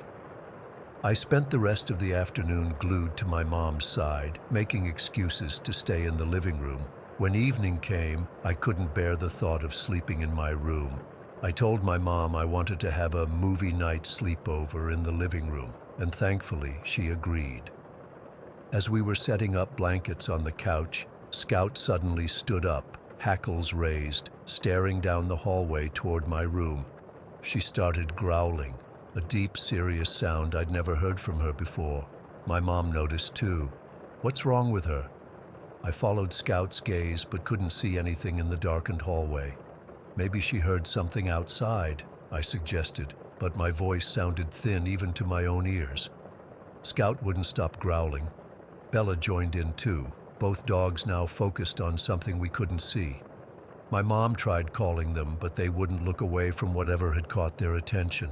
Then Scout did something that made my blood run cold. She backed up, tail between her legs, and hid behind my legs, still growling. Bella did the same with my mom.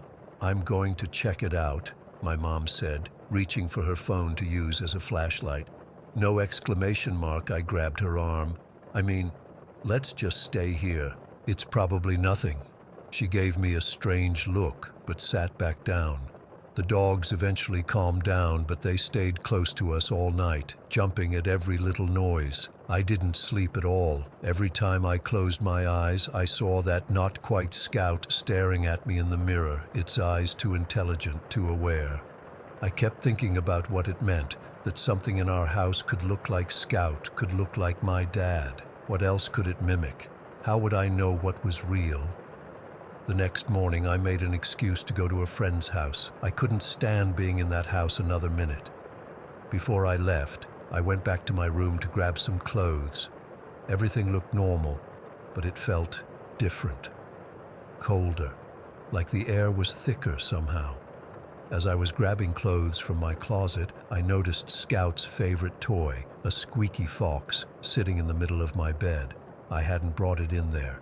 Scout couldn't have brought it in because she'd been with my mom or me the entire time, and my mom wouldn't have put it there. That's when I noticed something else.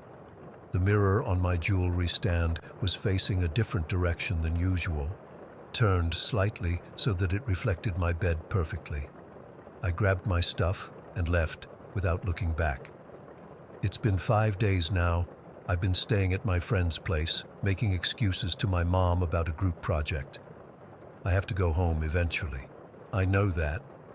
But every time I think about going back to that house, I remember Scout's eyes in the mirror. Not Scout's eyes at all, but something else looking out at me. I don't know what to do. I don't know if the thing that's been with me since childhood, the one that comforted me, that protected me, is still there, or if this mimic has driven it away, or worse, if they were always the same thing, and what I thought was protection was just grooming, just gaining my trust. All I know is that whatever's in my house can look like the people and animals I love. And I have no way of knowing when I'm looking at the real thing, or at something wearing their face like a mask. I haven't told my mom yet. How can I? But every time she calls and tells me Scout has been acting strange, staring at empty corners and growling at nothing, I wonder if it's already too late. Story 8. I never believed in the supernatural or anything like that. I've always been a practical person who needs evidence before believing something. But what happened in my house in Denver has completely changed my perspective. I'm still trying to make sense of it all, and honestly, I don't think I ever will. It started about 7 months ago when I finally achieved my dream of home ownership. After years of saving, I bought this charming 2-story house in what seemed like a peaceful suburb of Denver. The neighborhood looked perfect. Quiet streets lined with maple trees, well-maintained lawns, and friendly-looking houses. The price was surprisingly reasonable for the area, which should have been my first red flag, but I was too excited about finally having my own place to question it. The first week was wonderful. I spent my time unpacking, arranging furniture, and making the place feel like home. My neighbors seemed nice enough. They waved when they saw me outside, but mostly kept to themselves, except for Mrs. Peterson. Mrs. Peterson lived in the house directly across from mine. She was in her 70s, I'd guess, with silver hair always pulled back in a tight bun. From day one, I noticed her watching me from her window. At first, I thought she was just curious about the new neighbor, but there was something unsettling about the way she stared, unblinking, expressionless. About 2 weeks after moving in, I found the first letter. It was a plain, white envelope slipped under my front door. No address, no stamp. Inside was a single sheet of paper with a handwritten message. I see you. I know what you're doing. Don't think you're safe. I convinced myself it was just some stupid prank by the neighborhood kids. I crumpled it up and threw it away, determined not to let it bother me. But that night, I found myself double-checking all the locks before going to bed. The next morning, I noticed something odd about my garden. I had this tacky little garden gnome that my mom had given me as a housewarming gift. Not my style, but it made her happy. Someone had turned it around so it was facing the house instead of the street. Such a small thing, but it made my skin crawl. Who would come onto my property just to turn a garden gnome? Over the next few days, more little things happened. My mailbox was left open when I was sure I'd closed it. A potted plant on my porch was moved from one side of the door to the other. Each time I told myself there was a logical explanation. Maybe I was forgetful, or perhaps the wind had blown things around. Then one evening, I came home from work to find my front door slightly ajar. I was absolutely certain I'd locked it that morning. I always do. It's a habit. I stood on the porch, keys in hand, staring at that gap between the door and the frame. My heart was pounding so hard I could feel it in my throat. I almost called the police right then, but what would I say? My door is open. They'd think I was crazy. I pushed the door open slowly, half expecting to find my place ransacked. But everything looked normal. Nothing was missing. Nothing was out of place, except for a note on my kitchen counter. You're not alone. The handwriting matched the first letter. This time, I couldn't brush it off. Someone had been in my house. Someone had stood in my kitchen and left that note for me to find. I called the police. When they arrived, they looked around but found no signs of forced entry. They suggested I might have forgotten to lock the door or that the lock might be faulty. They took the note but didn't seem particularly concerned. One officer suggested installing a security camera system and changing my locks. That night I couldn't sleep. Every creak, every sound from outside had me sitting up in bed, heart racing. I kept thinking about the notes, about someone being in my house while I was gone, and I kept thinking about Mrs. Peterson. I'd seen her watching me more and more frequently. Every time I left for work, every time I came home, every time I checked the mail, there she was at her window, those cold eyes following my every move. The next day was Saturday. I decided it was time to confront her. Maybe she'd seen something, someone hanging around my house, or maybe she was behind it all, though that seemed unlikely given her age. I walked across the street and knocked on her door. It took several minutes before she answered, opening the door just enough to peer out at me with one eye. "Hello, Mrs. Peterson," I said, trying to sound friendly. "I'm your new neighbor from across the street. I just wanted to introduce myself properly." She stared at me for what felt like an eternity before speaking. "I know who you are," she said in a raspy voice, "and I know why you're here." A chill ran down my spine. "What do you mean?" "This isn't the place for you," she continued, ignoring my question. "You should leave while you still can." Before I could respond, she closed the door in my face. I stood there for a moment, stunned. What the hell did she mean by that? It wasn't a threat exactly, but it felt like one. I walked back to my house, feeling her eyes on me the entire way. That night, the phone calls started. My landline rang at exactly 3 in the morning. When I answered, there was nothing but silence at first, then heavy breathing. I hung up immediately, but it rang again and again. After the third call, I unplugged the phone. The next day, I installed the security cameras the police had suggested. One at the front door, one at the back, and one overlooking the driveway. I also had a locksmith come and change all the locks. It cost a fortune, but I needed to feel safe in my own home. For a few days, things were quiet. No more notes, no more strange occurrences. I started to think maybe it was over, whatever it was. But then I checked the security footage from the previous night. There, on my screen, was a figure moving around my property at 2 in the morning.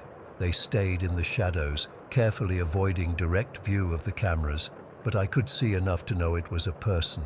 They seemed to be examining the house, looking in windows, testing the doors. The footage was too grainy and dark to make out any features, but the figure appeared to be wearing dark clothing and moved with purpose, like they knew exactly what they were doing. I called the police again. They took the footage but said there wasn't much they could do unless the person actually broke in or committed a crime. They suggested I get a dog or consider moving to a more secure apartment building. That night, I heard it for the first time, the scratching. It was coming from the attic, a soft, persistent sound like fingernails against wood. I told myself it was probably just mice or squirrels that had found their way in, but it didn't sound like that. It sounded deliberate, methodical, and it got louder as the night went on. I didn't sleep at all. In the morning, I dragged a chair under the attic hatch in the hallway ceiling and climbed up to investigate. I pushed the hatch open and poked my head into the attic, half expecting to find someone or something waiting for me. The attic was empty except for some old boxes left by the previous owner and a layer of dust that covered everything. But around the hatch, on the underside of the cover, were scratch marks, long, jagged lines in the wood, as if someone had been trying to claw their way out. I slammed the hatch shut and nearly fell off the chair in my hurry to get down. This was no animal. These were human fingernail marks. I spent the day at a friend's house, too terrified to be alone in my own home. When I returned that evening, Mrs. Peterson was outside, watering her plants. She stopped when she saw me, her gaze locking onto mine. I marched across the street, anger temporarily overriding my fear. "What's going on?" I demanded. "Do you know something about what's happening at my house?" She set down her watering can with deliberate slowness. "Some things are better left undisturbed," she said quietly. "You don't understand what you're meddling with." "What does that mean?" I asked, my voice rising. "Are you threatening me? Is this some kind of sick game to you?" "This isn't a game," she replied, her voice suddenly sharp. "That house has history. History that should stay buried." She leaned closer, her eyes boring into mine. "They're awake now because of you. They know you're there." Before I could ask who they were, she turned and went back inside her house, closing the door firmly behind her. That night, the scratching was louder than ever. It wasn't just coming from the attic anymore. It seemed to be in the walls, under the floors, all around me. I sat in my living room with all the lights on, a kitchen knife clutched in my hand, listening to the sounds of something trying to get in or get out. Around midnight, there was a loud crash from the attic. I jumped to my feet, knife raised, as dust filtered down from the ceiling. I called 911 with shaking hands and waited for the police outside, unwilling to be in the house a moment longer. The officers who responded searched the house thoroughly, but found nothing. The attic was empty, just as it had been before. They suggested the noise might have been something falling over, though they couldn't find anything that had been disturbed. As they were leaving, one of them pointed out something I hadn't noticed: strange symbols scratched into the dirt of my front yard, leading in a line toward Mrs. Peterson's house. The symbols were crude but deliberate: circles with lines through them, triangles with eyes in the center, shapes I didn't recognize but that made me feel sick just looking at them. The officers said they'd increase patrols in the area, but admitted there wasn't much else they could do. One of them suggested I speak to a local historian about the house's past, saying sometimes old disputes or tragedies can lead to harassment from neighbors. The next day, I went to the local library and researched both my house and the symbols I'd seen. What I found chilled me to the bone. The symbols were associated with dark rituals, with summoning things from beyond the veil. And my house, my lovely, perfect, affordable house, had a history. 50 years ago, a family had been found dead inside, all with inexplicable scratch marks covering their bodies as if they'd been attacked by something with claws. The case was never solved. The house had changed hands numerous times since then, with no one staying longer than a year or two. I didn't go home that night. I stayed at a hotel and started looking for apartments the next morning. Within 3 days, I had found a place and moved out most of my essential belongings. I took a massive financial hit on the house, selling it for well below market value to a property developer who didn't ask questions. The strangest part: the day after I moved out, Mrs. Peterson disappeared. Her house sits empty now, mail piling up, plants withering in their pots. No one in the neighborhood seems to know where she went or if she's coming back. I've tried to move on with my life, to forget about that house and what happened there, but sometimes when I'm walking alone at night or sitting in my new apartment with the lights off, I swear I can see her, Mrs. Peterson, with those piercing eyes, watching me from the shadows, and sometimes I hear scratching at my door. Story 9. I'm still trembling as I type this. I've never shared this publicly before, but I need answers, or at least to know if anyone else has experienced something similar. I've lived in Willowbrook my whole life, 24 years in this small coastal town where everyone knows everyone, but throughout those years, I've carried a secret that's getting harder to ignore. People see me in places I've never been. They hear my voice when I haven't spoken, and it's been happening since I was a child. The first incident I can remember happened when I was around 7. My mom came bursting into my bedroom at like 2:30 in the morning, looking pale and frantic. I woke up confused as she stood there in her nightgown, staring at me like she'd seen a ghost. "Olivia, you've been in bed this whole time?" she asked, her voice shaking. I remember being so confused. Of course I'd been in bed. Where else would I be in the middle of the night? But she insisted she'd heard me calling for her from upstairs. "Come here, Mommy," in my exact voice while she was in the basement folding laundry. She described how the voice sounded urgent, almost pleading. I told her she was probably just tired and hearing things. She nodded and kissed my forehead. But I could tell she didn't believe that explanation. Neither did I, honestly. That wasn't a one-time thing. It happened again and again over the years. Mom would hear me calling her from different parts of the house when I was somewhere else entirely. Sometimes she'd hear me in the kitchen while I was taking a shower, or me in the basement when I was definitely upstairs doing homework. My grandmother experienced it too. She lived with us back then, and I remember one afternoon when I was about 9, she came into the living room where I was watching cartoons. She looked annoyed and asked why I hadn't answered her. Apparently, she'd been following my voice around the house for 10 minutes, hearing me call Grandma from different rooms, but never finding me when she got there, all while I sat in the same spot on the couch. I didn't really understand what was happening. As a kid, I figured my family members were just confused or forgetful. Maybe they were hearing things. I mean, what other explanation could there be? I couldn't be in two places at once.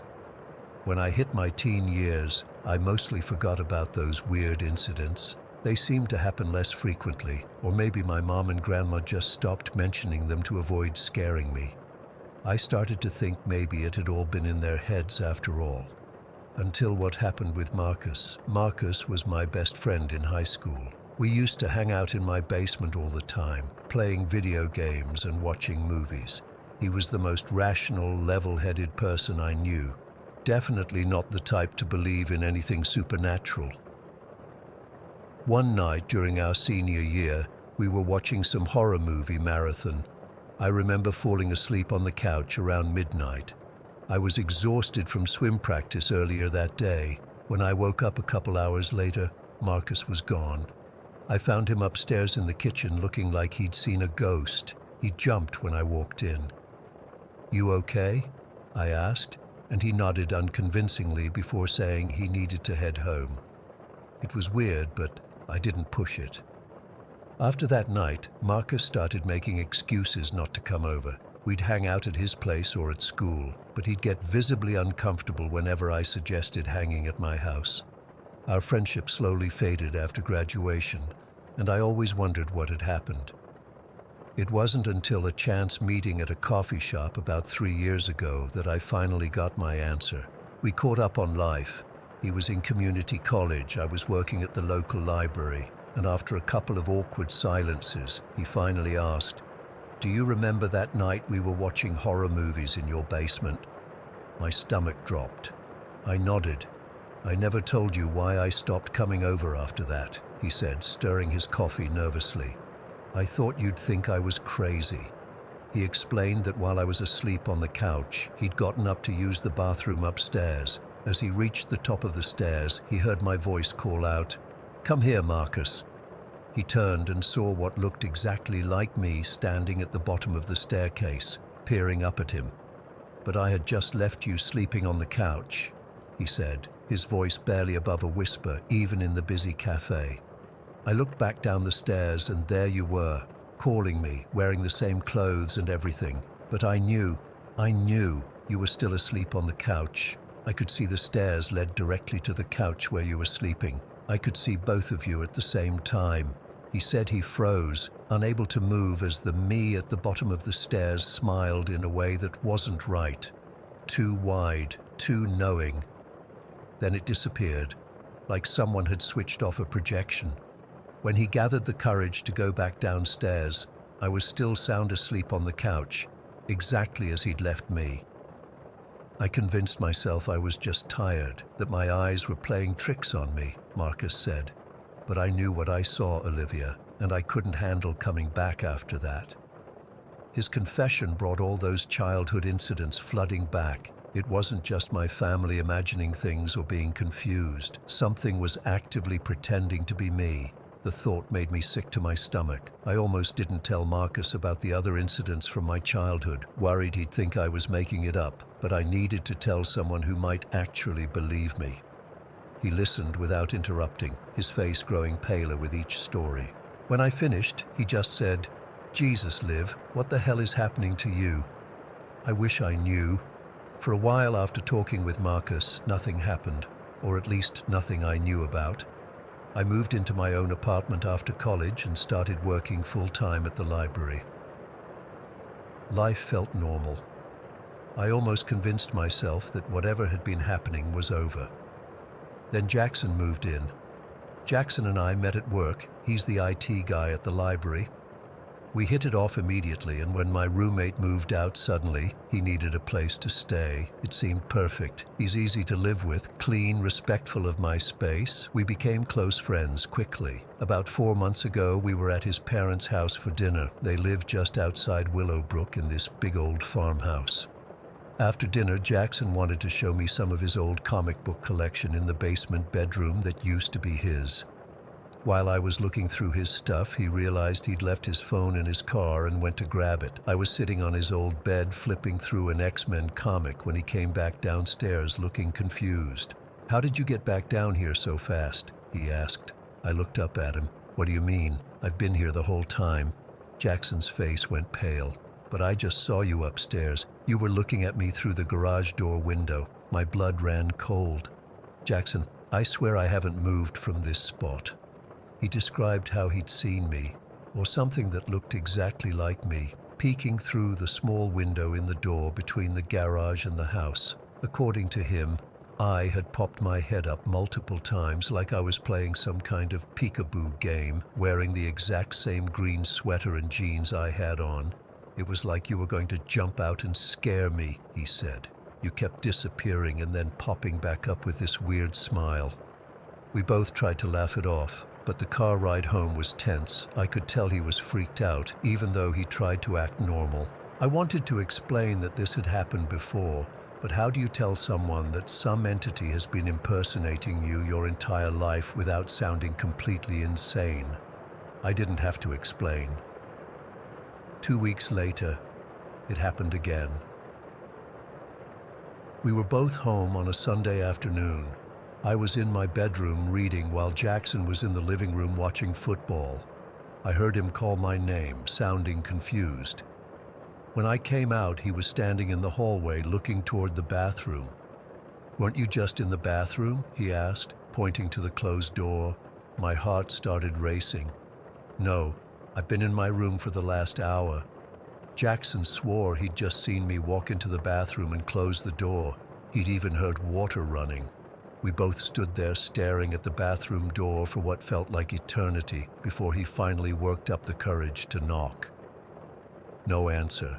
When he pushed the door open, the bathroom was empty.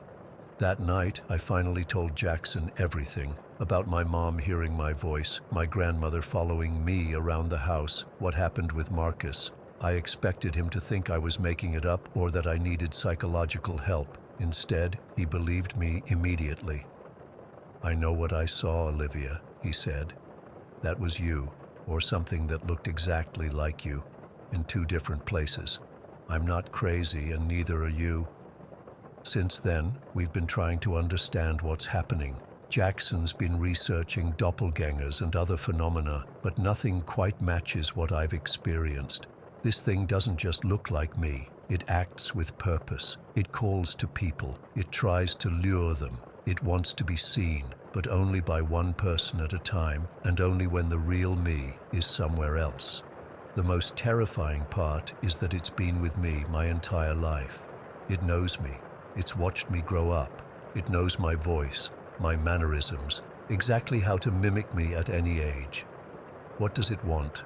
Why me? Last week, I woke up at exactly 3:15 in the morning to find Jackson standing in my bedroom doorway, staring at me. His face was drained of color. "You were just in the kitchen," he whispered. "I heard you calling my name." "Come here, Jackson," he mimicked in a voice that sounded exactly like mine. "I need you," he said when he got to the kitchen. I was standing by the refrigerator, but as soon as he turned on the light, I disappeared. I haven't slept properly since, neither has Jackson. We've started keeping logs of when these incidents happen, setting up voice recorders, even considering cameras. Though I'm terrified of what we might capture. Something is pretending to be me. It's been doing it for almost my entire life, and I have no idea how to make it stop. If anyone has experienced anything similar or has any insight, please help. I'm afraid of what might happen if this thing escalates from just appearing to something worse. What if next time it doesn't just disappear? Story 10. I've been driving trucks for almost 14 years now. You learn to live with certain things in this job. The long hours, the back pain, the endless stretches of empty highway that seem to go on forever. Most nights blend together after a while. But what happened last Tuesday night on Route 16 outside of Millbrook, that's something I'll never forget. I still can't make sense of it, and I'm not sure I want to. I was hauling a shipment of electronics from Portland to Sacramento, running behind schedule because of some loading delays at the warehouse. It was about 20 minutes past midnight, and I'd been driving for nearly 11 hours straight. I know that's over the legal limit, but deadlines are deadlines, and my dispatcher was breathing down my neck. The stretch of highway I was on is notorious among truckers. It winds through about 40 miles of nothing but dense forest and the occasional abandoned gas station. No streetlights, no houses, just pitch-black woods on both sides. Cell reception is spotty at best. I've always hated that route, especially at night. I had the radio turned up loud to keep myself awake, some classic rock station that kept fading in and out. The moon was barely visible through thick clouds, and there wasn't another vehicle in sight, just me, my rig, and the narrow beam of my headlights cutting through the darkness. That's when I saw him. He was standing on the shoulder of the road, thumb out, jean jacket and baseball cap, just standing there in the middle of nowhere at midnight. I nearly missed him. If he hadn't been standing right at the edge of my headlight beam, I probably would have driven past without noticing. Now, I've got a strict rule about hitchhikers. I don't pick them up, period. In 14 years on the road, I've never broken that rule. There are too many horror stories about drivers getting robbed or worse, but something about this guy made me slow down. Maybe it was how out of place he looked on that empty stretch of road, or maybe I was just tired and not thinking straight. I pulled over about 50 feet ahead of him and watched in my side mirror as he jogged up to the passenger door. I'm still not sure why I did it. It was like my hand moved to the brake on its own. He climbed up into the cab, and right away I noticed how pale he was. Not just regular pale, but an unhealthy, almost grayish kind of pale. Deep, dark circles under his eyes. Couldn't have been older than 25. He had this smell about him too. Not body odor or anything, but something else. Something like wet earth and motor oil. "Thanks, man," he said, his voice rough like he'd been smoking for decades. Wasn't sure anyone would stop out here. I grunted something in response and pulled back onto the road.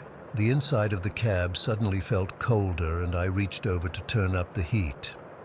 "Where are you headed?" I asked, trying to sound casual while sizing him up from the corner of my eye.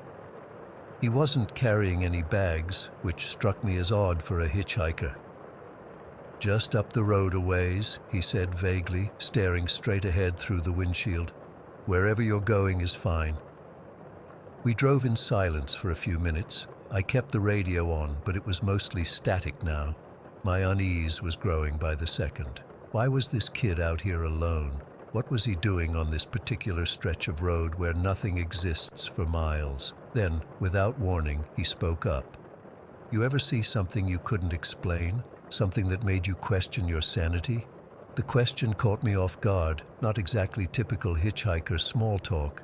"Can't say that I have," I lied. Truth is, every trucker has stories they can't explain, but I wasn't about to get into that with a stranger. He turned to look at me then, and I swear his eyes reflected the dashboard lights in a way that wasn't natural, too bright, like an animal's eyes in headlights. "I have," he continued, not seeming to care that I was clearly uncomfortable. "Out here on this road, there's something wrong with this stretch of highway." I tightened my grip on the steering wheel. "Yeah? How's that?" "Truckers disappear on this road, more than you'd think. They just vanish. Trucks found abandoned, drivers gone without a trace, like they got swallowed by the night." I forced a laugh. "Buddy, I've been driving this route for years, never heard anything about missing truckers." That wasn't entirely true. There were rumors, of course. Every route has its stories, but nothing confirmed, nothing I put any stock in. "My brother was one of them," he said, his voice dropping lower. 6 months ago, we were driving together, me and him. He was teaching me to drive rigs, middle of the night, just like this. I fell asleep in the passenger seat. When I woke up, the truck was idling on the shoulder, driver's door wide open. He was gone. Never found him. A chill ran up my spine that had nothing to do with the temperature. I didn't know what to say to that, so I said nothing. The miles ticked by on the odometer. The only sound the rumble of the engine and the occasional static from the radio. The police said he probably wandered off. Maybe fell asleep at the wheel, had an accident, hit his head, got disoriented. But they never found a body, never found any blood. Nothing. It's like he stepped out of the truck and into another dimension. I was starting to regret picking this kid up. My palms were sweating despite the cold. That's a tough break, I managed to say, but I'm sure there's a logical explanation. He laughed then, a harsh, humorless sound that made the hair on the back of my neck stand up. That's what I used to think, that there's always a logical explanation. Not anymore. He turned to look out the passenger window into the darkness. Not since I started seeing things out here. I was about to tell him I wasn't interested in his ghost stories when something appeared in the distance ahead of us. Headlights, bright, almost blindingly so, coming straight at us, on our side of the road. Jesus Christ, I shouted, instinctively swerving to the right to avoid a head-on collision. The truck lurched violently, tires screaming on the asphalt. I fought with the steering wheel, trying to keep us from sliding off the road entirely. But the oncoming headlights didn't swerve, they didn't brake. They just kept coming, getting brighter and brighter until they filled the entire windshield with white light. And then, impossibly, they passed through us. Through the truck, like they weren't physical at all, like we weren't there, or they weren't there. I felt nothing, heard nothing except my own terrified yell, just a sudden flash of light that passed through the cab and then was gone, continuing behind us down the highway. My heart was hammering so hard I could barely breathe. I managed to straighten out the truck and ease back into my lane, then looked over at the passenger seat to see if the hitchhiker had seen what I'd seen. He was gone. The passenger seat was empty, completely empty. I slammed on the brakes, bringing the rig to a screeching halt in the middle of the road. I was hyperventilating, eyes darting around the cab wildly. "Hey, where'd you go?" I shouted, as if he might be hiding somewhere in the sleeper berth behind me, but it was empty too. I checked the floor, even looked under the seats. Nothing. The passenger door was still closed and locked from the inside. There was no way he could have jumped out while we were moving that fast. It was impossible. I threw open my door and jumped down onto the road, running around to the passenger side of the truck. The night air was freezing against my sweat-soaked shirt. I half expected to find him lying on the ground, having somehow fallen out, but there was nothing there, just empty asphalt stretching in both directions. "Hello?" I called out, my voice echoing through the trees. "Where are you?" No answer, just the faint sound of wind through the pines. I circled the entire truck twice, checking underneath, checking the back, even climbing up to look on top of the trailer. He was gone, completely vanished, like he'd never been there at all. Back in the cab, I sat shaking, trying to process what had just happened. Had I imagined him? Was I so tired that I'd hallucinated the entire conversation? But it had felt so real. The sound of his voice, the smell of him, the way the seat had compressed under his weight. And those headlights. What the hell were those headlights that passed through us? I couldn't stay there another minute. I threw the truck into gear and drove like hell, pushing well over the speed limit until I reached the truck stop in Auburn, about 30 miles down the road. I practically ran into the all-night diner attached to the gas station, desperate to be around other people, normal people. I ordered coffee with shaking hands and sat in a corner booth trying to calm down. The waitress kept giving me concerned looks. I must have looked like I'd seen a ghost. Maybe I had. As I sat there, I overheard two other truckers talking in the booth behind me. I wasn't trying to eavesdrop, but when one of them mentioned Route 16, my blood ran cold. "Third one this year," one of them was saying. "Truck found abandoned 2 nights ago, driver nowhere to be found. Same stretch of Route 16, just like the others. Company's saying he probably just walked off the job," the other replied. "Left the rig and hitched a ride somewhere. In the middle of the night, in the middle of nowhere, with all his personal stuff still in the cab. His wallet was still in the glove compartment, for Christ's sake. I turned around slowly, my heart pounding in my chest. "Excuse me," I said, my voice barely above a whisper.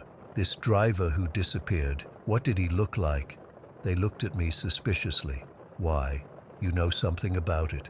"Just curious," I managed to say. "I drive that route sometimes." The older of the two truckers shrugged.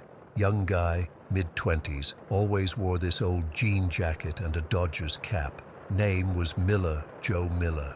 I felt the blood drain from my face. "Joe Miller, my name. My name is Joe Miller." I mumbled some excuse and stumbled back to my truck, my mind racing.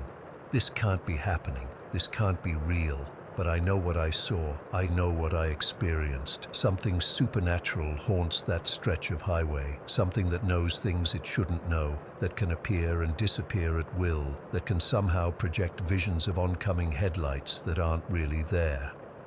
I haven't driven Route 16 since that night. I've been taking the long way around, adding hours to my trips. My dispatcher is furious, but I don't care. I keep seeing that hitchhiker's face in my dreams, hearing his voice, like they got swallowed by the night. I don't know if he was warning me or threatening me. I don't know if he was a ghost or something worse. All I know is that I escaped something that night. Something that has taken others before me. Something that knows my name, and I can't shake the feeling that next time I won't be so lucky. Story 11. I never believed in ghosts or any of that supernatural nonsense before moving to Harborview. I was always the practical one in my friend group, the one who'd roll her eyes when someone brought up their haunted apartment or some silly ghost story. But what happened in that Victorian house on the waterfront, I still can't make sense of it, even 3 years later. After my divorce from Mark, which thankfully went as smoothly as divorces can go, I decided I needed a fresh start. The kids were grown, well, except for my youngest, Emma, who was 16 and chose to live with me.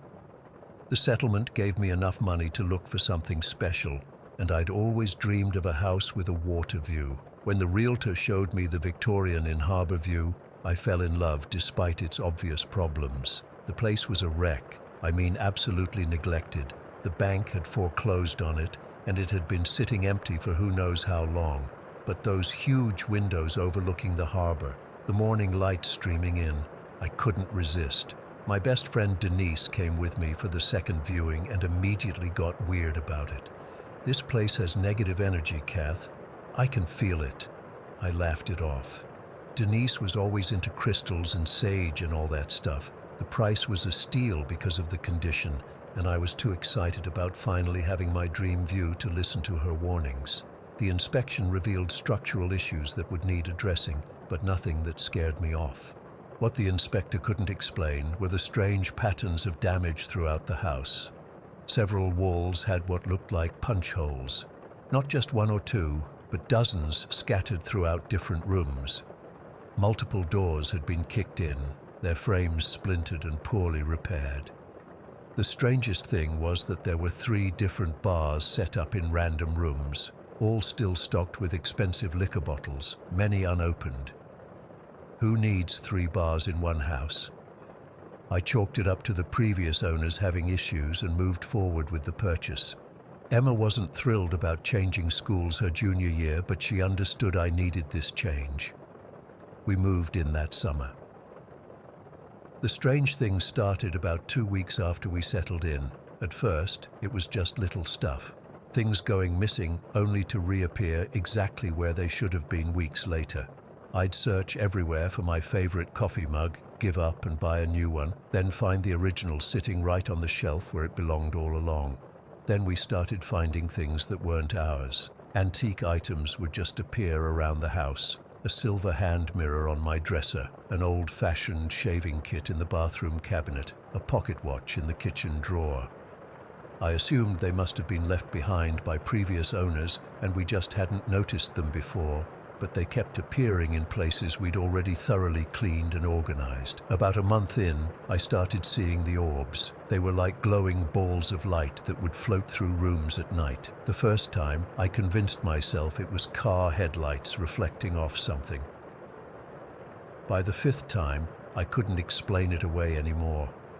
They moved too deliberately, almost like they were curious about us. The most unsettling thing was how the house seemed to react to us. If Emma and I had an argument, we'd hear knocking in the walls immediately afterward. If I had a date over and things got intimate, the floors would creak and groan as if someone was pacing outside the bedroom door.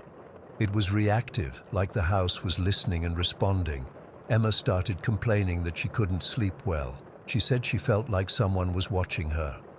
I brushed it off as teenage dramatics until one night when she came flying down the stairs at 3 in the morning, white as a sheet and shaking.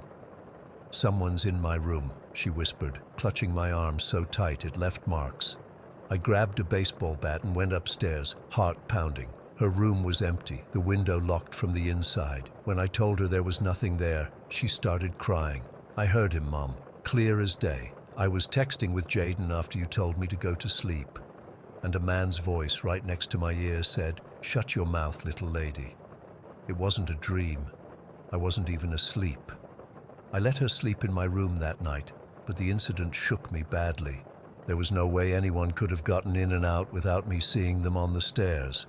The next day I decided to meet the neighbors properly. I'd waved to them in passing but hadn't really introduced myself. The older man next door, Fred, invited me in for coffee. He'd lived in his house for over 40 years and knew everything about the neighborhood. When I mentioned my address, his expression changed.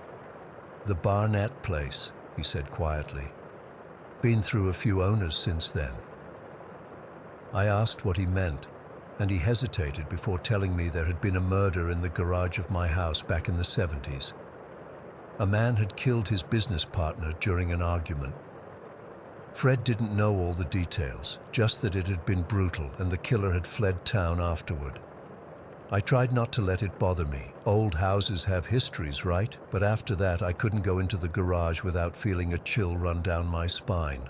I started parking in the driveway instead. The activity in the house intensified over the next few weeks. Doors would slam shut on perfectly still days. The television would turn on by itself in the middle of the night. Once, all the kitchen cabinets were open when I came down for breakfast, though Emma swore she hadn't been in the kitchen since dinner. I ran into Fred again while getting the mail and casually asked if he knew anything else about the house's history. He looked uncomfortable, but invited me over again. This time, he told me something the previous owners had discovered during renovations, a cellar beneath the main basement that wasn't in any of the house plans. "They found it behind a false wall," he explained. "Strangest thing I ever saw. The entire space, about 10 feet square, was filled to the ceiling with stones. Not building stones, mind you, river stones, beach pebbles, thousands of them, like someone had spent years collecting every stone they could find and just hoarding them down there." I asked what they did with the stones, and Fred shrugged. "Sealed it back up, far as I know. Said it gave them the creeps." That night, I couldn't sleep. I kept thinking about that hidden cellar full of stones. What was it for? Who had filled it? I got up at around 2 in the morning and went down to the basement with a flashlight. I tapped on walls for about an hour, but couldn't find anything that sounded hollow. As I was heading back upstairs, defeated, the light bulb in the stairwell exploded above me.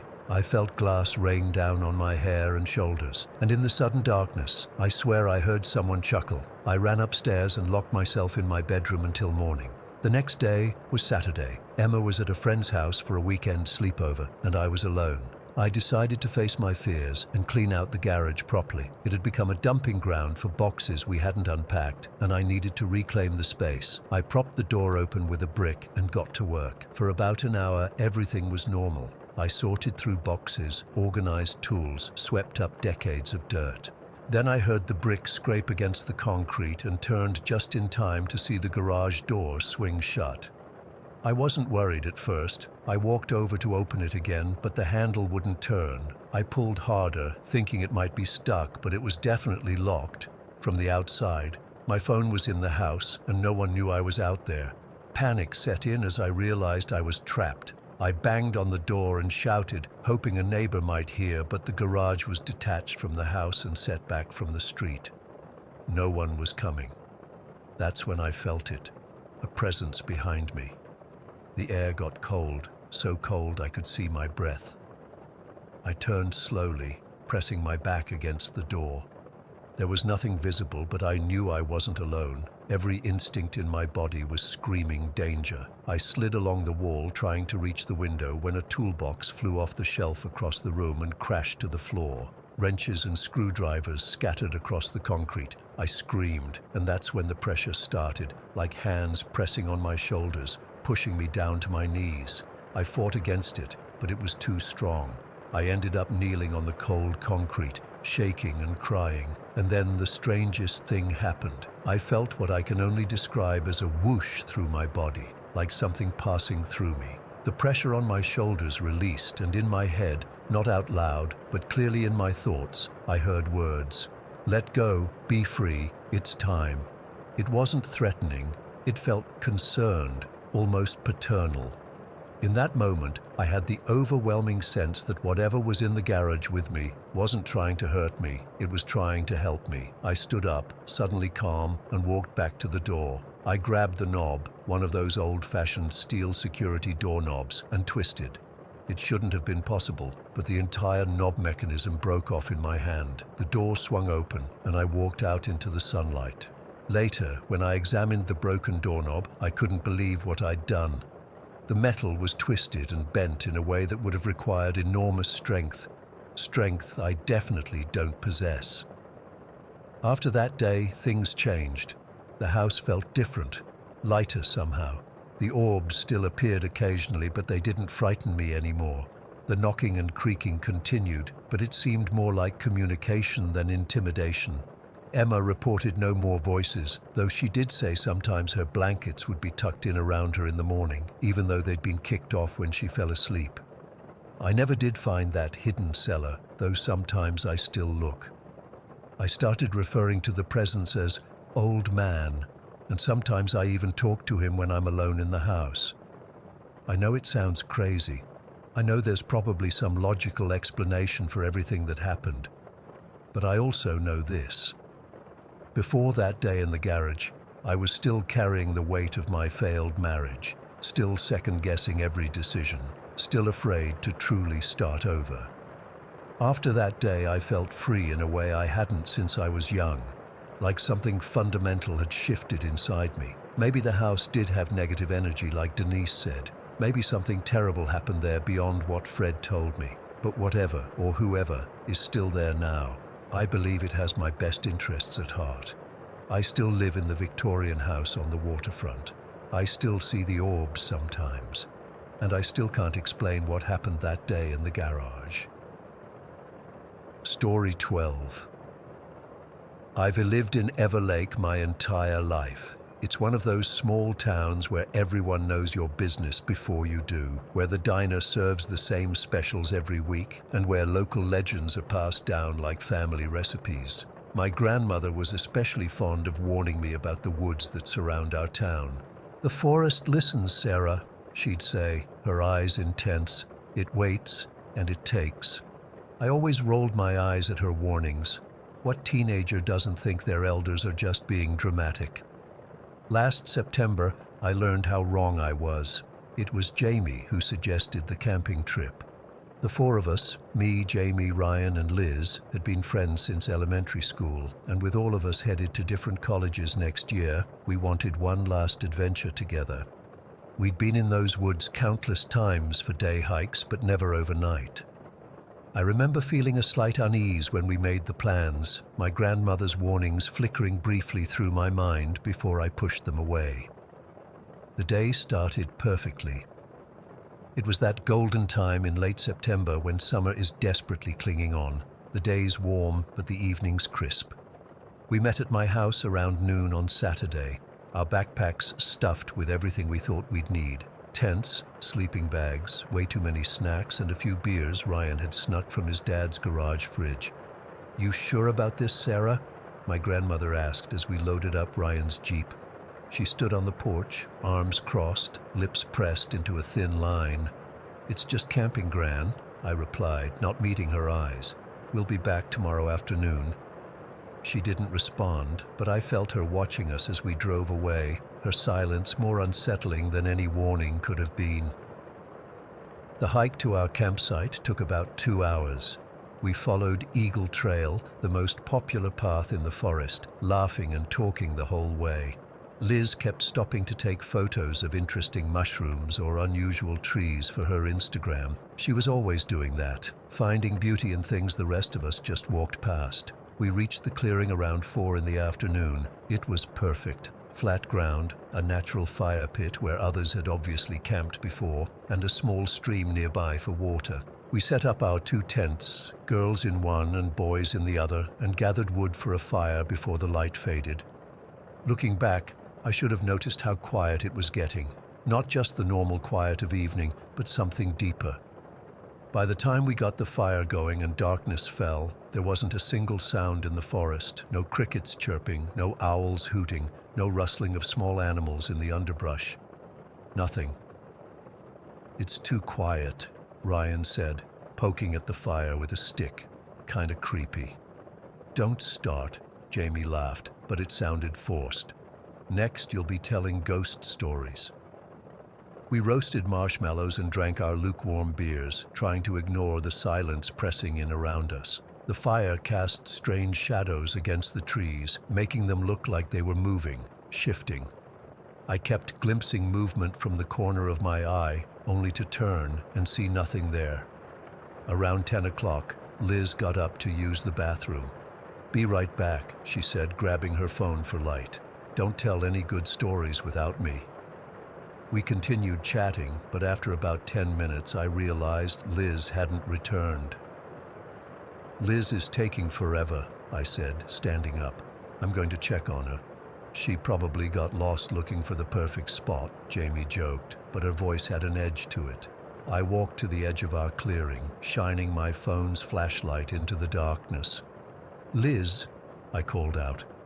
No answer. I ventured a little further, the beam of light cutting weakly through the dense trees. "Liz, this isn't funny." Something moved in the darkness beyond my light, not like an animal, more like a shadow sliding between trees. I froze, my heart hammering against my ribs. "Sarah." The voice came from behind me, whispery and wrong.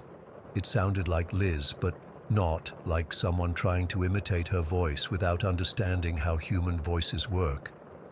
I spun around, my flashlight beam cutting through empty air. Nothing was there.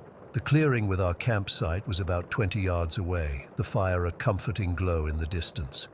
I started walking back quickly, nearly tripping over roots and rocks in my haste. "Sarah." The voice again, closer this time, coming from somewhere to my right. I didn't look, I just ran. When I burst back into the clearing, Ryan and Jamie jumped to their feet. "What happened? Where's Liz?" Jamie asked, her eyes wide. "I don't know," I gasped, trying to catch my breath. "I couldn't find her. But something's out there. Something wrong." "What do you mean, wrong?" Ryan's voice had dropped to a whisper. Before I could answer, Jamie pointed to Liz's side of the log where we'd been sitting. "Her stuff is still here. Her jacket, her bag. She wouldn't just leave without them." We called for Liz again, our voices sounding small and pathetic against the overwhelming silence of the forest. No response. "We need to look for her," Ryan said finally. "She might be hurt." None of us wanted to go back into those dark woods, but what choice did we have? We grabbed our flashlights and spread out around the perimeter of the clearing, staying within sight of each other and the fire. I'd been searching for maybe 5 minutes when I heard Ryan shout. I ran toward his voice, meeting Jamie as we both converged on his position. "What? Did you find her?" Jamie asked breathlessly. Ryan was standing rigid, his flashlight beam fixed on a spot between 2 large oak trees. I don't know what I saw. Something moved, not like a person or an animal, like the darkness itself was moving. We huddled together, our flashlights creating a small bubble of light that felt increasingly inadequate. The silence was complete now, not even the sound of the wind in the trees. just our breathing and the distant pop of the campfire. "Let's go back to the fire," I suggested. "Maybe Liz came back while we were looking." She hadn't. Her stuff remained untouched on the log. We stood around the fire, unsure what to do next. "Maybe we should pack up and go," Jamie said quietly. "This doesn't feel right." "We can't leave without Liz," I protested, though part of me was screaming to run. "I don't think we're alone out here." Ryan's voice was barely audible. "I keep seeing things moving at the edge of the clearing, just for a second, then they're gone." I had been seeing them too, flickers of movement, always just beyond the firelight, as if the shadows themselves were watching us, waiting. That's when we heard it, a twig snapping at the edge of the clearing. We all turned toward the sound. A figure stood at the tree line, backlit by our fire, Liz's familiar silhouette. "Liz!" Jamie called out, relief flooding her voice. "Where have you been? We were worried sick." Liz didn't respond. She stood unnaturally still, her back to us. "Liz," I called, a creeping dread building in my stomach. "Are you okay?" Slowly, so slowly, she began to turn around. As she did, more figures emerged from the trees behind her, dozens of them, standing perfectly still. When Liz finally faced us, I heard Jamie make a choking sound beside me. It was Liz's face, but wrong. Her eyes were hollow, empty sockets, and her mouth was stretched into an impossibly wide smile that showed too many teeth. The figures behind her had the same hollow eyes, the same grotesque smiles. "Run," Ryan whispered. "Run!" We grabbed what we could, our phones, my backpack, and bolted for the trail. I glanced back once to see the figures, including the thing that had been Liz, moving toward our campsite with a jerky, unnatural gait. The trail that had seemed so straightforward in daylight was now a confusing maze. Trees I didn't remember seeing before blocked our path, forcing us to change direction repeatedly. It was as if the forest itself was trying to keep us there. "This isn't right," Jamie gasped as we paused to catch our breath. "We should have reached the main path by now." I felt something cold brush against my neck and spun around. Nothing visible, but I knew something was there, watching, following. "They're coming," I whispered. "We need to keep moving." We pushed on, branches scratching our faces and arms, roots seemingly reaching up to trip us.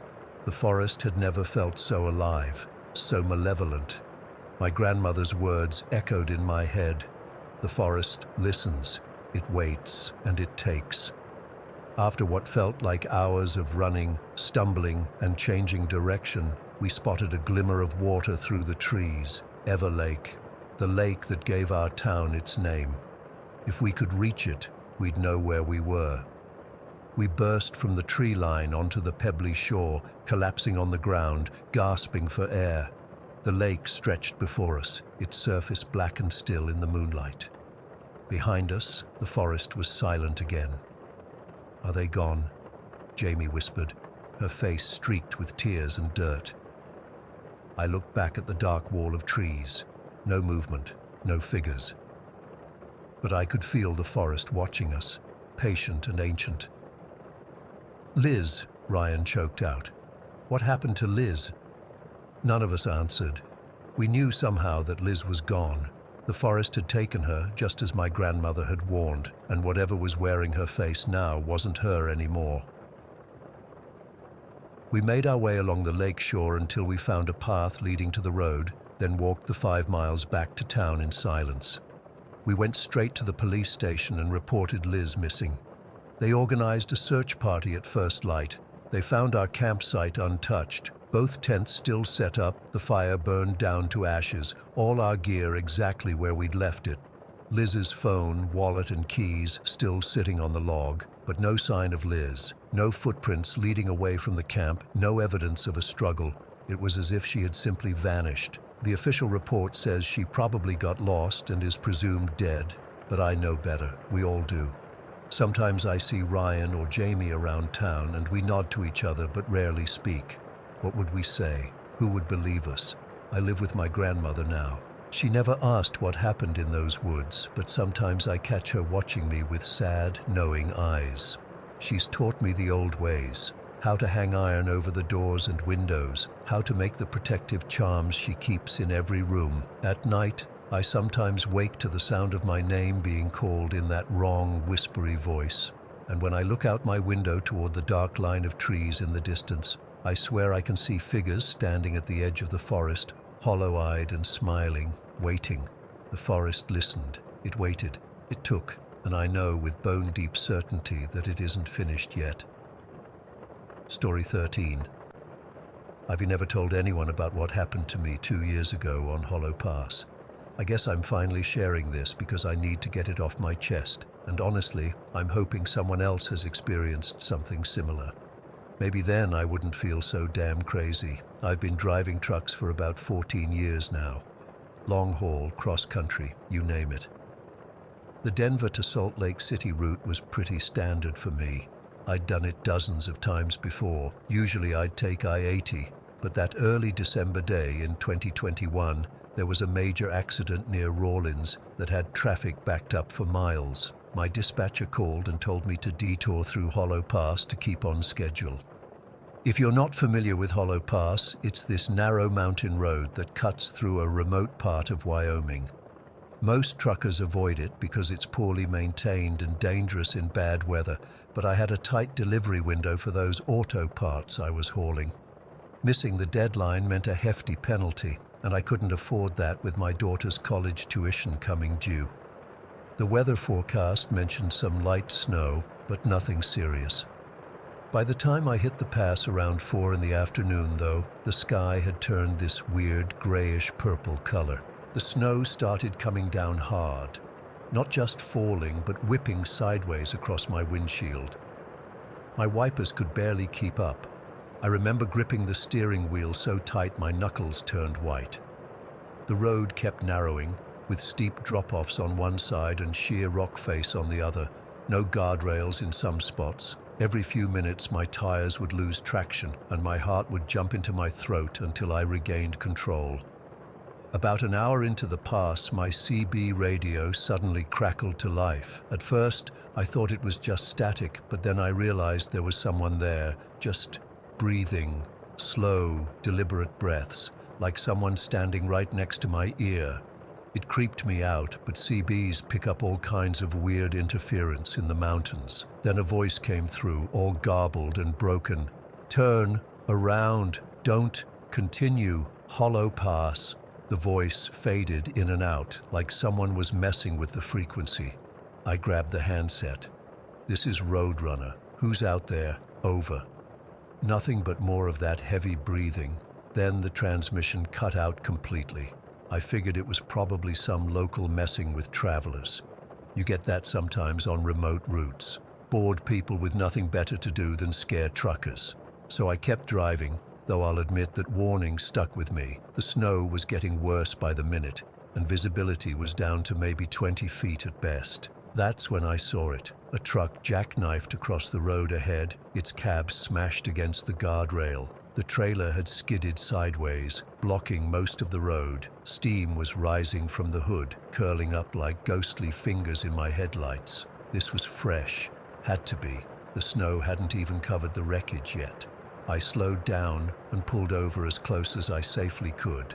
I grabbed my heavy flashlight and jumped down from my cab. The wind hit me like a physical force, nearly knocking me sideways. The temperature must have been in the single digits, and the wind chill pushed it well below zero. "Hello," I shouted, approaching the wrecked truck. "Anyone hurt? Need help?" No response. I shined my light into the cab. The windshield was shattered, and there was blood on the steering wheel, but no driver. That's when I noticed the footprints leading away from the driver's side door toward the woods. Just one set, stumbling and uneven, like someone injured. I knew I should have just called it in and waited in my truck. That would have been the smart thing to do. But cell service was non-existent, and my CB was acting up. Plus, if someone was hurt and wandering around in this weather, they wouldn't last long. So I followed the footprints. God, I wish I hadn't. The snow was mid-calf deep, and the forest was so thick that within seconds I couldn't see the road anymore, just endless pine trees with snow-laden branches and darkness between them. My flashlight beam seemed to get swallowed up after just a few feet. I kept calling out, "Hello, I'm here to help. Where are you?" The footprints led me deeper into the woods. They were strange, sometimes deep, sometimes barely visible, like the person was floating at times. After about 5 minutes of trudging through the snow, I stopped to catch my breath. That's when I heard a twig snap somewhere ahead of me. I swung my flashlight in that direction and caught a glimpse of movement. A figure was stumbling between the trees, about 30 yards ahead. "Hey!" I shouted. "Stop! I can help you!" The figure stopped but didn't turn around. Even from that distance, something seemed off. The person was wearing just a thin shirt. I could see their arms were bare despite the freezing temperature. Their hair hung in wet tangles down their back, and most disturbing of all, they were barefoot in the deep snow. I moved closer, my heart pounding in my chest. "Are you hurt? I can get you back to my truck, get you warm." The person still didn't move or respond. As I got within about 15 feet, I noticed something that made my skin crawl. I could see my breath clouding in front of me in the freezing air, but there was no steam coming from them. None at all. "Hello?" My voice came out as barely a whisper now. That's when they finally turned around. What I saw, it wasn't human. Not entirely. It had the shape of a person, but the face, Jesus. The eyes were just empty black holes sunken deep into the skull. The skin was a grayish white, stretched tight over bones like shrink wrap. And its mouth, that's what haunts me the most, was twisted into this wide, unnatural smile that stretched literally from ear to ear, showing too many teeth. I stood there frozen, unable to move or even scream. The thing tilted its head at an impossible angle, like its neck was broken, and then it spoke. The voice was dry and rasping, like sandpaper on stone. "Turn back before it finds you." I don't remember running. 1 second I was staring at that thing, and the next I was crashing through the forest, branches whipping my face, my lungs burning with the cold air. I fell at least twice, scrambling back up with snow down my jacket and pants, not caring about anything except getting away. When I finally broke through the tree line and saw my truck, I nearly cried with relief. I sprinted the last few yards, fumbled with the door handle with shaking hands, and hauled myself up into the cab. I locked the doors, started the engine, and cranked the heat all the way up, though I felt like I'd never be warm again. In my rear-view mirror, I could see the edge of the forest. Nothing emerged, but I swear I could feel something watching me from between those trees. I managed to maneuver around the wrecked truck, which seemed to have more snow on it now than it did before. As I drove away, my hands still shaking on the wheel, the CB suddenly crackled to life again. "Don't stop." The same garbled voice. "It's still out there." I drove like hell after that, taking those dangerous curves faster than I should have. The snow kept coming down, and twice I nearly went off the road, but fear kept me going. I didn't stop until I reached the truck stop on the other side of the pass 3 hours later. I parked, killed the engine, and just sat there, trying to process what had happened. Had I imagined it? Was I suffering from some kind of snow blindness or hallucination? I decided to get some coffee and clear my head. I was gone maybe 15 minutes.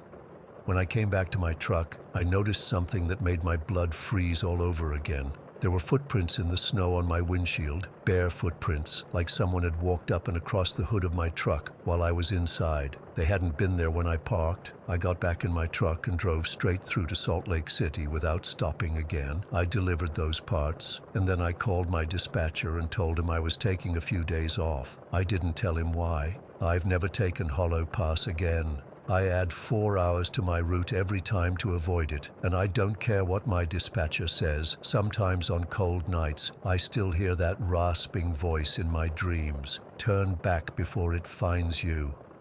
What was that thing in the woods? Was it a ghost? Something worse? And what did it mean by "before IT finds you"? Like there was something else out there, something even that creature was afraid of. I don't have answers. All I know is that whatever's lurking in Hollow Pass, it's still there, waiting in the snow-covered darkness, and I'm never going back to find out what it wants.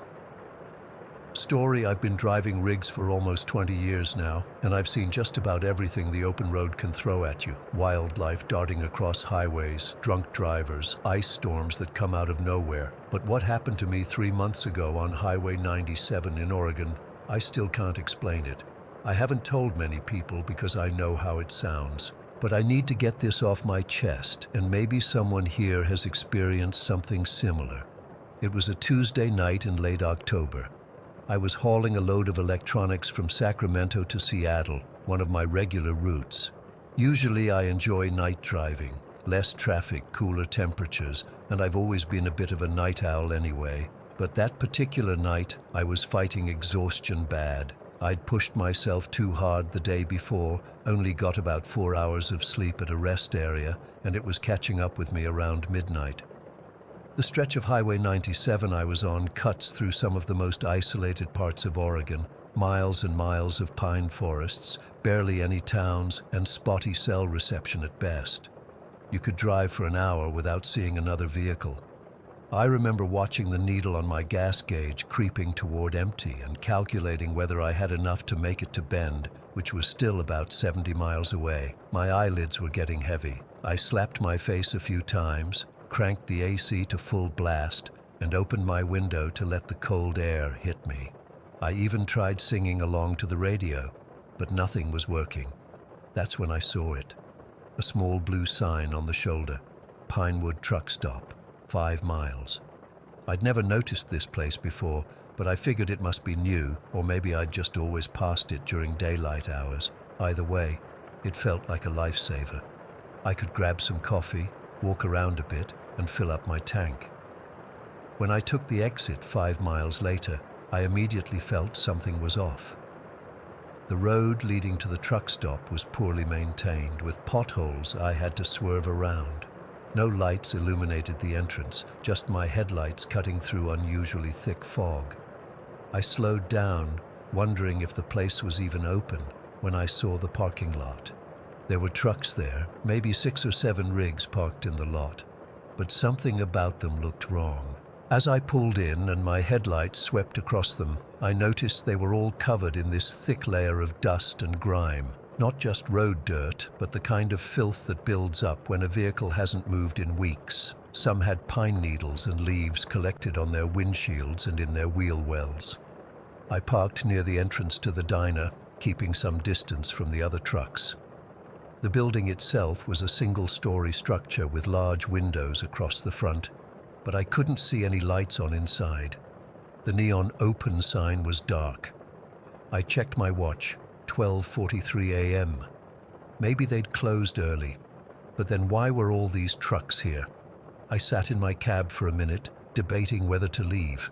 That's when I first heard it, this faint sound that I initially thought was the wind, except it didn't sound quite like wind. It was more rhythmic, almost like whispering, like when you're sitting in a library and someone a few tables over is talking very quietly, but you can still tell they're speaking even if you can't make out the words. I shut off my engine and the sound became clearer. Whispering, definitely. But I couldn't see anyone outside. The parking lot was completely still. No movement between the trucks, no one walking around, just these dust-covered rigs sitting silent in the fog. My instincts were screaming at me to leave, but I needed that coffee and gas badly, and I was curious. If the place was closed, why was I hearing voices? Maybe there was a night manager or something. I grabbed my flashlight from the glove compartment and stepped down from my cab. The air outside felt unnaturally cold and damp, like standing inside a meat locker. My breath came out in thick clouds as I walked toward the diner. The windows were fogged up from the inside, making it impossible to see clearly what was inside. As I got closer to the entrance, the whispering seemed to get louder, but I still couldn't make out any words. The door to the diner wasn't locked. The bell above it didn't ring when I pushed it open, which I found odd. Every diner has one of those bells. The smell hit me immediately. Stale coffee, grease, and something else underneath. Something sour like food that had been left out way too long.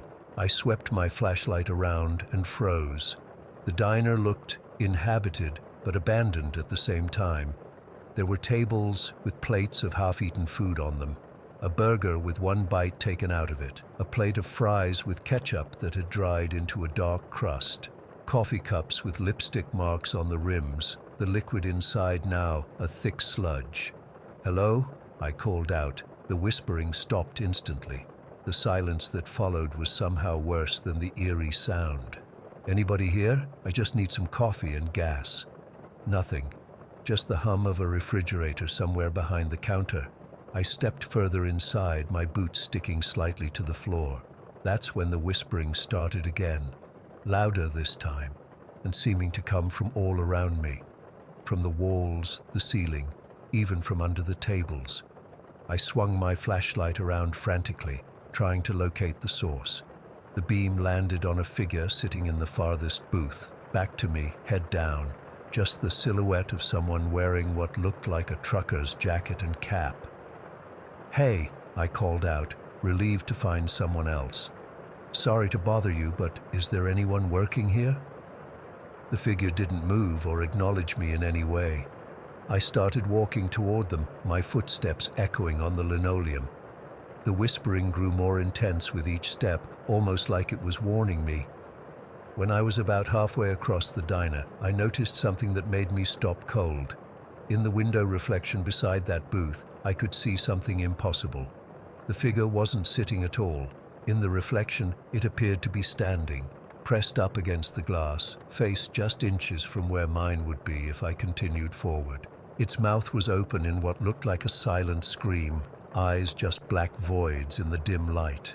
I stood there, paralyzed. The figure in the booth still hadn't moved, still appeared to be sitting with its back to me, but the reflection showed something completely different. Something standing, something watching me. The whispering suddenly increased to a deafening roar, like hundreds of voices all speaking urgently at once. I couldn't understand the words, but the message was clear. "Get out." I turned and ran for the door, knocking over a chair in my panic. When I burst outside, what I saw made my blood run cold. All those trucks that had appeared empty before. Now each one had a silhouette behind the wheel, dark figures sitting motionless, but I could feel them watching me. In some of the windshields, I could make out pale faces pressed against the glass, mouths moving in sync with the whispers I'd heard inside. I sprinted to my truck, fumbling with my keys. The whispering followed me, getting louder, more insistent. I finally got the door open and jumped inside, locking it immediately. My hands were shaking so badly, I could barely get the key in the ignition. When the engine roared to life, I threw it in reverse and peeled out of there so fast, I nearly jackknifed my trailer. I didn't stop driving until I reached the next town, a small place called Lapine, about 40 minutes south of Bend.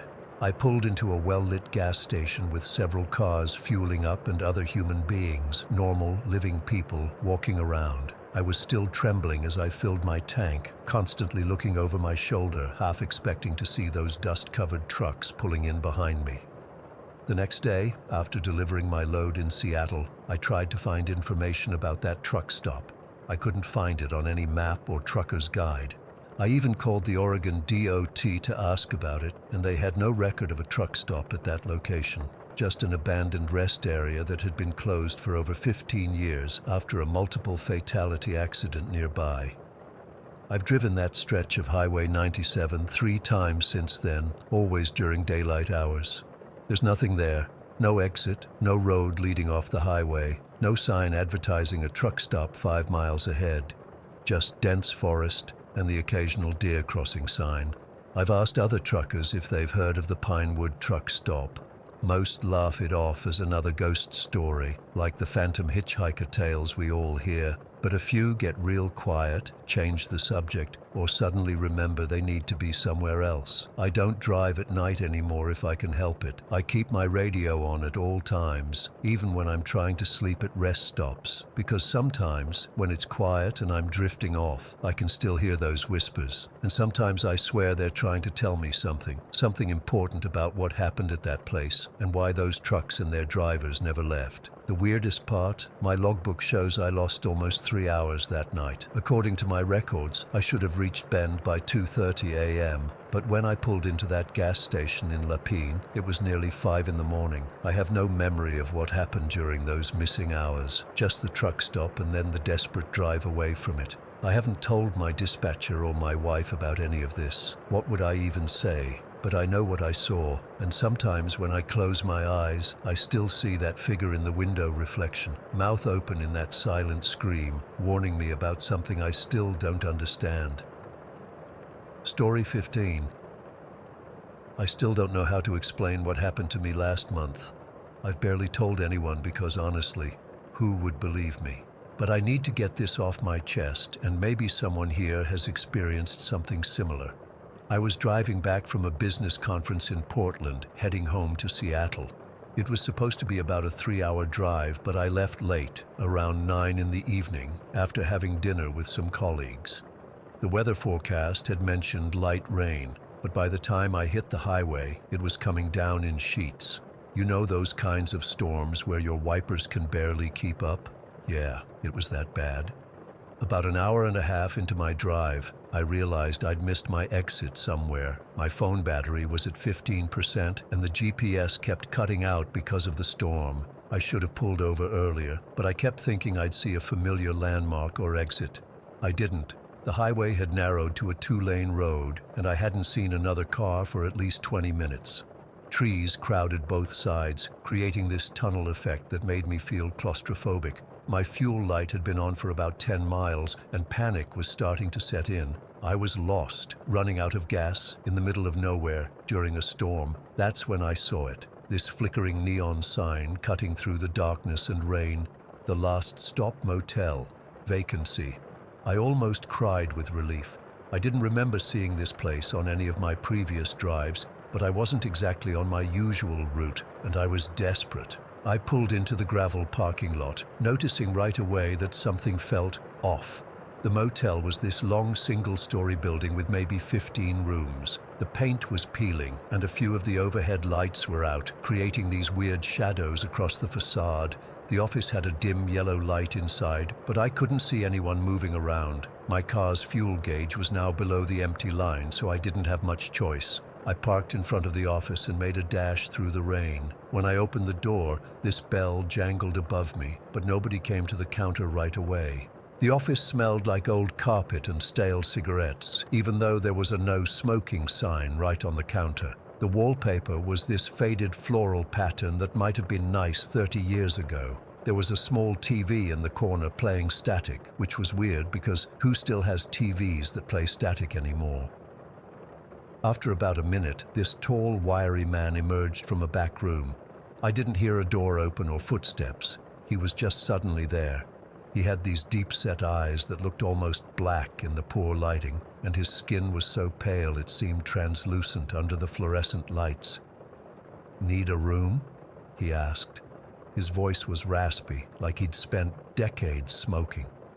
"Yes, please," I said, already pulling out my wallet.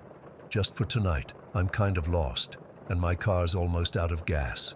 He didn't ask for my ID or credit card.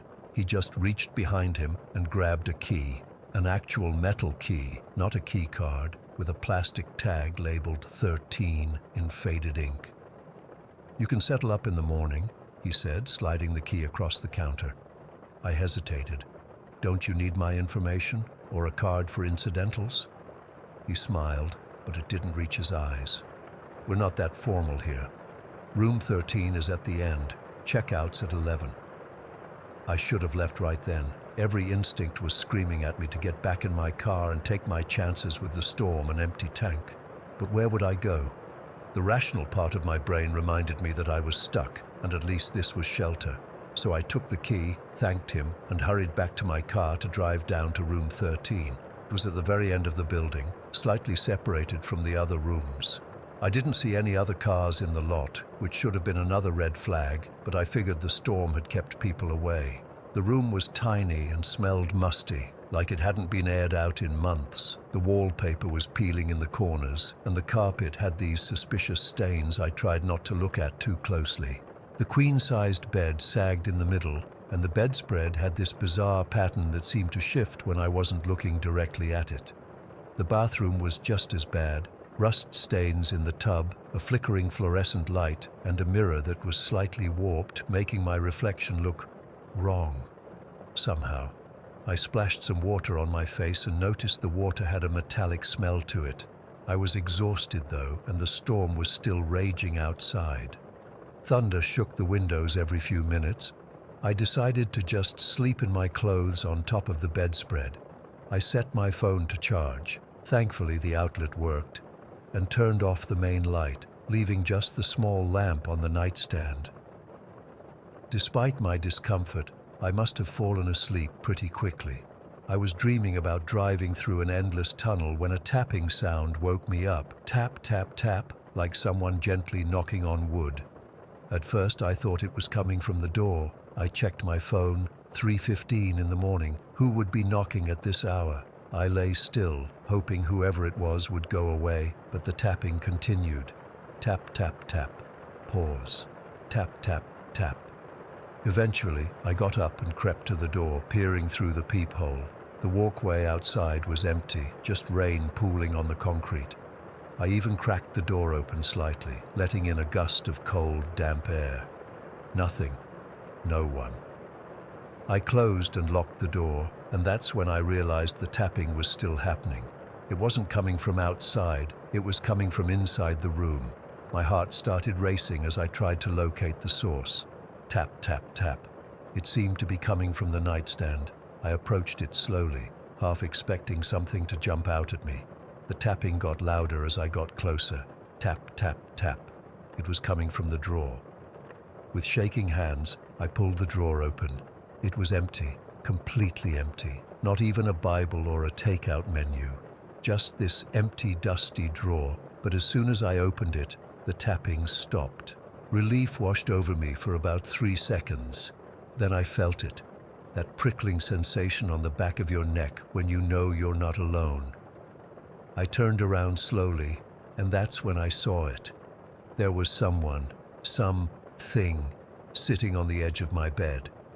It was just a shadow at first, a darker patch against the already dim room, but as my eyes adjusted, I could make out a figure. It looked like a person, but wrong somehow. Too thin, with limbs that seemed too long, hunched over like its spine was broken. I couldn't see its face clearly, just these hollows where eyes should be. I stood frozen, unable to scream, unable to move. The figure slowly started to rise from the bed, unfolding itself until it was standing. It had to be at least 7 feet tall, its head almost touching the ceiling, and it started moving toward me, gliding rather than walking, making absolutely no sound. Something snapped in me then. Pure survival instinct took over. I lunged for the door, fumbling with the lock for what felt like an eternity, but was probably only seconds. I could feel it getting closer, this cold presence at my back. The air in the room had become so cold that my breath was coming out in visible puffs. I finally got the door open and ran out into the rain, not even bothering to close it behind me. I sprinted to my car, nearly slipping on the wet gravel. I didn't look back at the room, too terrified of what I might see following me. My hands were shaking so badly I could barely get the key in the ignition. The car sputtered for a moment, that terrible sound when you're out of gas, but then miraculously started. I peeled out of that parking lot so fast I'm surprised I didn't wreck. I drove with my heart pounding, constantly checking my rearview mirror. The motel disappeared from view as I rounded a bend in the road, and I kept driving, praying I'd find a town or a gas station soon. About 15 minutes later, I came to a small town with an all-night gas station. I pulled in, my car practically running on fumes, and just sat there for a moment, trying to process what had happened. Had I dreamed it? Had exhaustion made me hallucinate?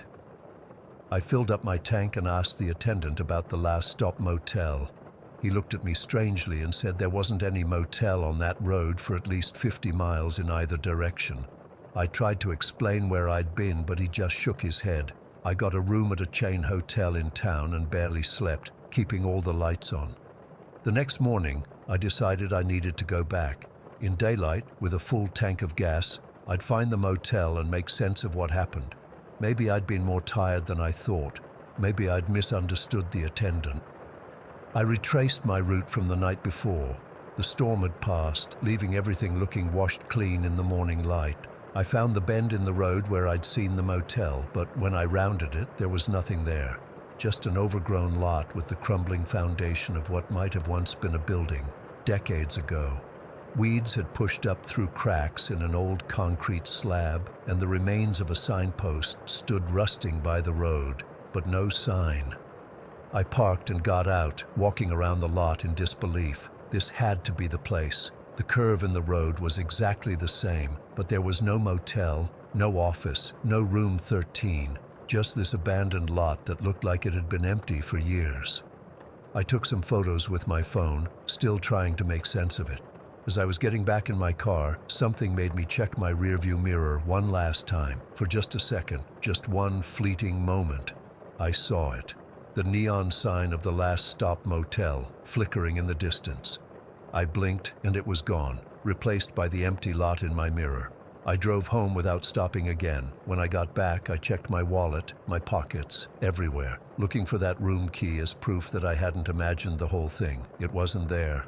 My phone showed the photos I'd taken of an empty, overgrown lot. But I know what I experienced. I know what I saw sitting on that bed, what followed me to the door, and sometimes, when I'm driving at night and it's raining, I find myself checking my fuel gauge obsessively and taking main highways only, no matter how much longer the trip might be, because I never, ever want to see that flickering vacancy sign again. Story 16. I've been driving trucks for about 20 years now. You do this job long enough, you get used to the night, to the quiet, to being alone with your thoughts for days at a time. I've seen some weird stuff on the roads, accidents, weather phenomena, wildlife, but nothing prepared me for what happened 3 nights ago on that stretch of Route 66 through New Mexico. I'm still shaking as I type this. Haven't slept more than a couple hours since it happened. Every time I close my eyes, I see it again. It was around 1 in the morning, maybe 1:30. I was hauling industrial machinery from California to a plant in Texas, running behind schedule because of engine troubles earlier in the day. The desert at night has always been peaceful to me. Usually I'd have my radio going, maybe chat with other truckers on the CB, but that night felt different from the start. The CB was dead silent. Not unusual in remote areas, but still, it added to this weird feeling creeping up my spine. I kept switching channels, trying to find someone, anyone out there. Nothing but static. The moon was barely there, just a sliver, and the stars were bright enough to cast faint shadows. My headlights cut through the darkness, illuminating the empty road stretching endlessly ahead. I remember checking my fuel gauge, getting low but not critical. Still, in the desert, you don't mess around with fuel levels. That's when I saw the sign, just catching the edge of my headlights. Desert Wines, truck stop, 2 miles ahead, fuel, food, rest. I felt relieved. Perfect timing. 2 miles later, I saw the turnoff. The place looked deserted, which was strange but not impossible for that hour. As I pulled in, my headlights swept across an old-fashioned diner building with large windows and a small convenience store attached. There was a covered fuel station with 4 pumps, but no vehicles, not a single car or truck. No lights inside the diner, just the dim glow of what looked like emergency lighting. I pulled up to one of the pumps and shut off my engine. The silence hit me immediately. That deep, unnatural desert silence where you can almost hear the blood pumping in your ears. I sat there for a minute, suddenly hesitant to get out. Something felt off. I grabbed my flashlight and stepped down from the cab. The temperature had dropped significantly, unusually cold for New Mexico, even at night. My breath came out in visible puffs. I walked toward the diner, my boots crunching on the gravel lot. The place looked maintained, but completely empty. No closed sign, nothing to indicate why no one was there. I cupped my hands against the window and peered inside.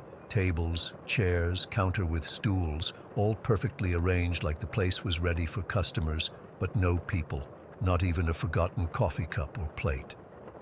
I tried the door, locked. Same with the convenience store entrance. I knocked, called out, but the sound just seemed to get swallowed up by the night. Walking back toward my truck, I felt the hairs on the back of my neck stand up. You know that feeling when you suddenly realize you're being watched? It was like that, but 10 times stronger. I turned around, scanning the darkness beyond the reach of the truck stop's dim lights. Nothing, just empty desert. I hurried back to my truck, but something stopped me cold about 10 feet away from it. My rig, a blue Peterbilt I've had for 7 years, looked wrong. I can't explain it exactly, but it seemed less solid somehow, like it was fading into the darkness around it. I blinked hard, thinking my eyes were playing tricks on me after too many hours on the road. That's when I noticed it. At the very edge of where my headlights reached, a shadow, but not a normal shadow cast by an object. This was standing on its own, tall and impossibly thin, darker than the night around it. I couldn't make out any features, no face, no clothing, just a vaguely human-shaped blackness that seemed to absorb what little light there was. I froze, couldn't move, couldn't breathe. The figure stood perfectly still for what felt like forever but was probably only seconds. Then it moved. Not walking exactly, more like it glided a few feet forward, coming just slightly closer to the edge of the light.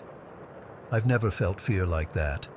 It was primal, like every cell in my body was screaming at me to run, but I couldn't look away. The figure moved again, this time with a kind of deliberate grace that was somehow more terrifying than if it had rushed at me. Finally, my survival instinct kicked in. I sprinted the last few feet to my truck, fumbled with the door handle, and practically threw myself inside. My hands were shaking so badly I could barely get the key in the ignition. The engine roared to life, and I slammed it into gear, not even bothering to buckle my seatbelt. As I peeled out of that truck stop, I glanced in my side mirror. The figure was in the middle of the lot now, just standing there watching me leave. I swear it raised what might have been an arm, like it was waving goodbye.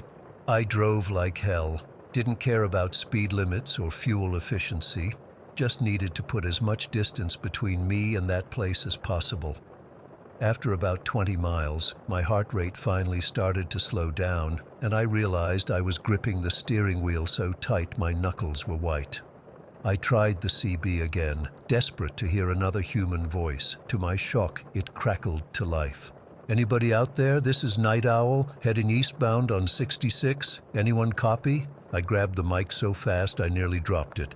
"Night Owl, this is Blue Runner. I copy you. Man, am I glad to hear another voice. Blue Runner, you sound rattled. Everything okay out there?" I hesitated. How do you tell someone what I'd just seen without sounding completely insane? But I was still so shaken I needed to tell someone. "Night Owl. I just had the strangest experience at a truck stop about 20 miles back. Place called Desert Winds, completely empty, but it looked like it was still in operation. And there was something there." There was a long pause, so long that I thought I'd lost the connection. Finally, "Blue Runner, whereabouts exactly was this truck stop?" I told him the approximate mile marker and described the turnoff. Another long pause. Then, "Blue Runner, I've been running this route for 15 years. Desert Winds burned down back in the late 90s. Never rebuilt it." My blood ran cold. That's not possible. I was just there. I saw it clear as day. Listen, there's stories about that stretch of road. Old-timers talk about how sometimes the past bleeds into the present out there. Truckers see things that aren't there anymore, places that don't exist, even people. His voice trailed off. "What about—" I couldn't bring myself to describe the shadow figure. "About what?" "Nothing. Never mind." I couldn't say it out loud. Couldn't make it more real by putting it into words. "Look, Blue Runner, there's a real truck stop about 40 miles ahead. Riley's open 24/7. Get yourself there, get some coffee, take a break." "Copy that, Night Owl. Thanks." We chatted a bit more about normal things, road conditions, weather forecasts, and it helped ground me back in reality. But when he signed off, the silence in my cab felt heavier than before. I made it to Riley's just as dawn was breaking. The place was busy with morning traffic, trucks filling up, travelers getting breakfast. Normal people doing normal things. I parked and just sat there for a while, trying to process what had happened. I went inside eventually, ordered the biggest coffee they had, and found a quiet corner booth. Pulled out my phone and searched for Desert Winds Truck Stop New Mexico fire. Several hits came up immediately. Articles from local papers about a massive fire in 1998 that destroyed the place completely. 3 people died. The owner never rebuilt, and the land had been vacant ever since. One article had a photo of the place before the fire. It was exactly what I'd seen that night. Every detail, the arrangement of the pumps, the neon sign, which hadn't been lit when I was there, even the desert-themed mural on the side of the diner. I've spent the last 3 days trying to rationalize what happened. Maybe I dozed off at the wheel and dreamed the whole thing. Maybe I was so tired I hallucinated. But deep down, I know what I saw was real, at least to me. I keep thinking about what Night Owl said about the past bleeding into the present. Was I somehow seeing Desert Winds as it existed 20 years ago? And if so, what was that figure? Not something from the past, I'm certain of that. It felt ancient, older than the desert itself. I've been driving trucks for 2 decades and thought I'd seen everything the road has to offer. Now I know better. There are things out there in the darkness, in those places where reality thins out. Things watching and waiting. I'm heading back on the road tomorrow. My route takes me through Arizona this time, nowhere near that stretch of Route 66, but I know I'll drive through New Mexico again eventually. The job demands it. When I do, I'll keep my eyes straight ahead, focused on the road, and I'll never ever stop at a truck stop that looks empty, no matter how badly I need the fuel, because I can't shake the feeling that whatever I saw at Desert Winds that night is still there, waiting for me to return. And next time, I don't think it'll just watch me leave. Story 17. I still can't fully explain what happened to me when I was 11. It's been years, but I get goosebumps every time I think about it. My parents thought sending me to Dublin for school would be a great opportunity, and at first, everything seemed normal. I stayed in this place called Diggs Accommodation, basically a house where students can live during the school year. The landlady was older, maybe in her 60s, and her 2 grown sons lived there too. One was around 30 and the other mid-20s, I think. The first semester went by without any issues. The house was old but decent, 2 stories with wooden floors that creaked when you walked on them. My room was small but comfortable enough, with a single bed, a desk for schoolwork, and a small wardrobe. The bathroom was down the hall, and I had to pass the staircase to get to it. It wasn't until around April, toward the end of my 2nd semester, that things started getting weird. I remember the date clearly, April 12th, because we just had exams that day and I was exhausted. I went to bed early that night, around 9 o'clock. I woke up around midnight, needing to use the toilet. The hallway was dimly lit by a small nightlight that the landlady kept plugged in at all times.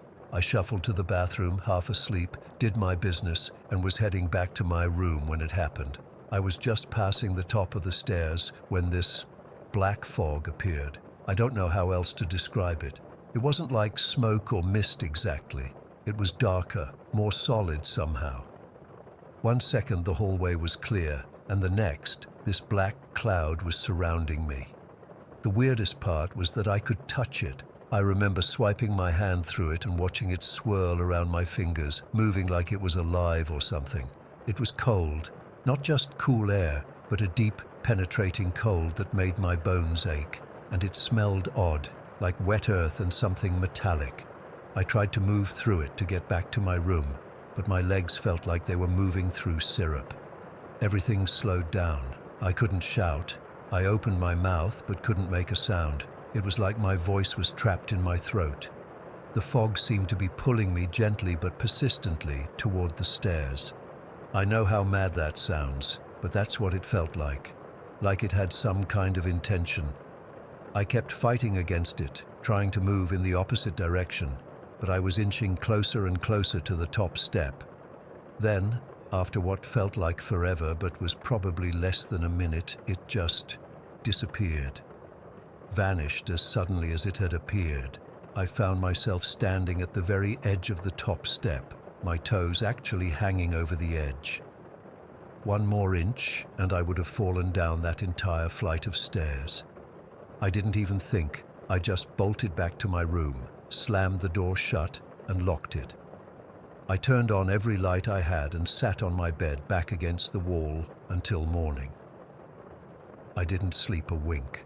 I kept thinking I could see shadows moving under my door, but maybe that was just my imagination working overtime. The next day, I was a wreck. I couldn't focus at school. I kept nodding off and then jerking awake, terrified. I didn't tell anyone what happened. Who would believe an 11-year-old kid talking about black fog? They'd think I was making it up or had a nightmare or something. For the next few days, I made sure I used the bathroom before it got dark and didn't leave my room at night. I even kept a bottle by my bed just in case I needed to go. I was that scared. About a week later, I think it was April 19th, I finally managed to fall asleep properly. That's when I had the dream. In the dream, I was visiting my grandmother's farmhouse in County Cork. My gran had passed away when I was 8, but in the dream, she was alive and well. The farmhouse looked exactly like I remembered. The faded yellow kitchen walls, the wooden table with the wobbly leg that Gran always said she'd fix but never did, the smell of fresh bread and tea. Gran was sitting at the table, smiling at me. She looked just like she had before she got sick, plump and rosy-cheeked, her silver hair pinned up in a bun. She was wearing her favorite blue cardigan with the pearl buttons. "Look at you," she said in the dream, "all grown up and doing so well in school. I'm proud of you, love." It felt so real. I could feel the warmth from the stove, hear the ticking of the old clock on the wall. I remember feeling happy and safe, like I always did at Gran's house. But then things changed.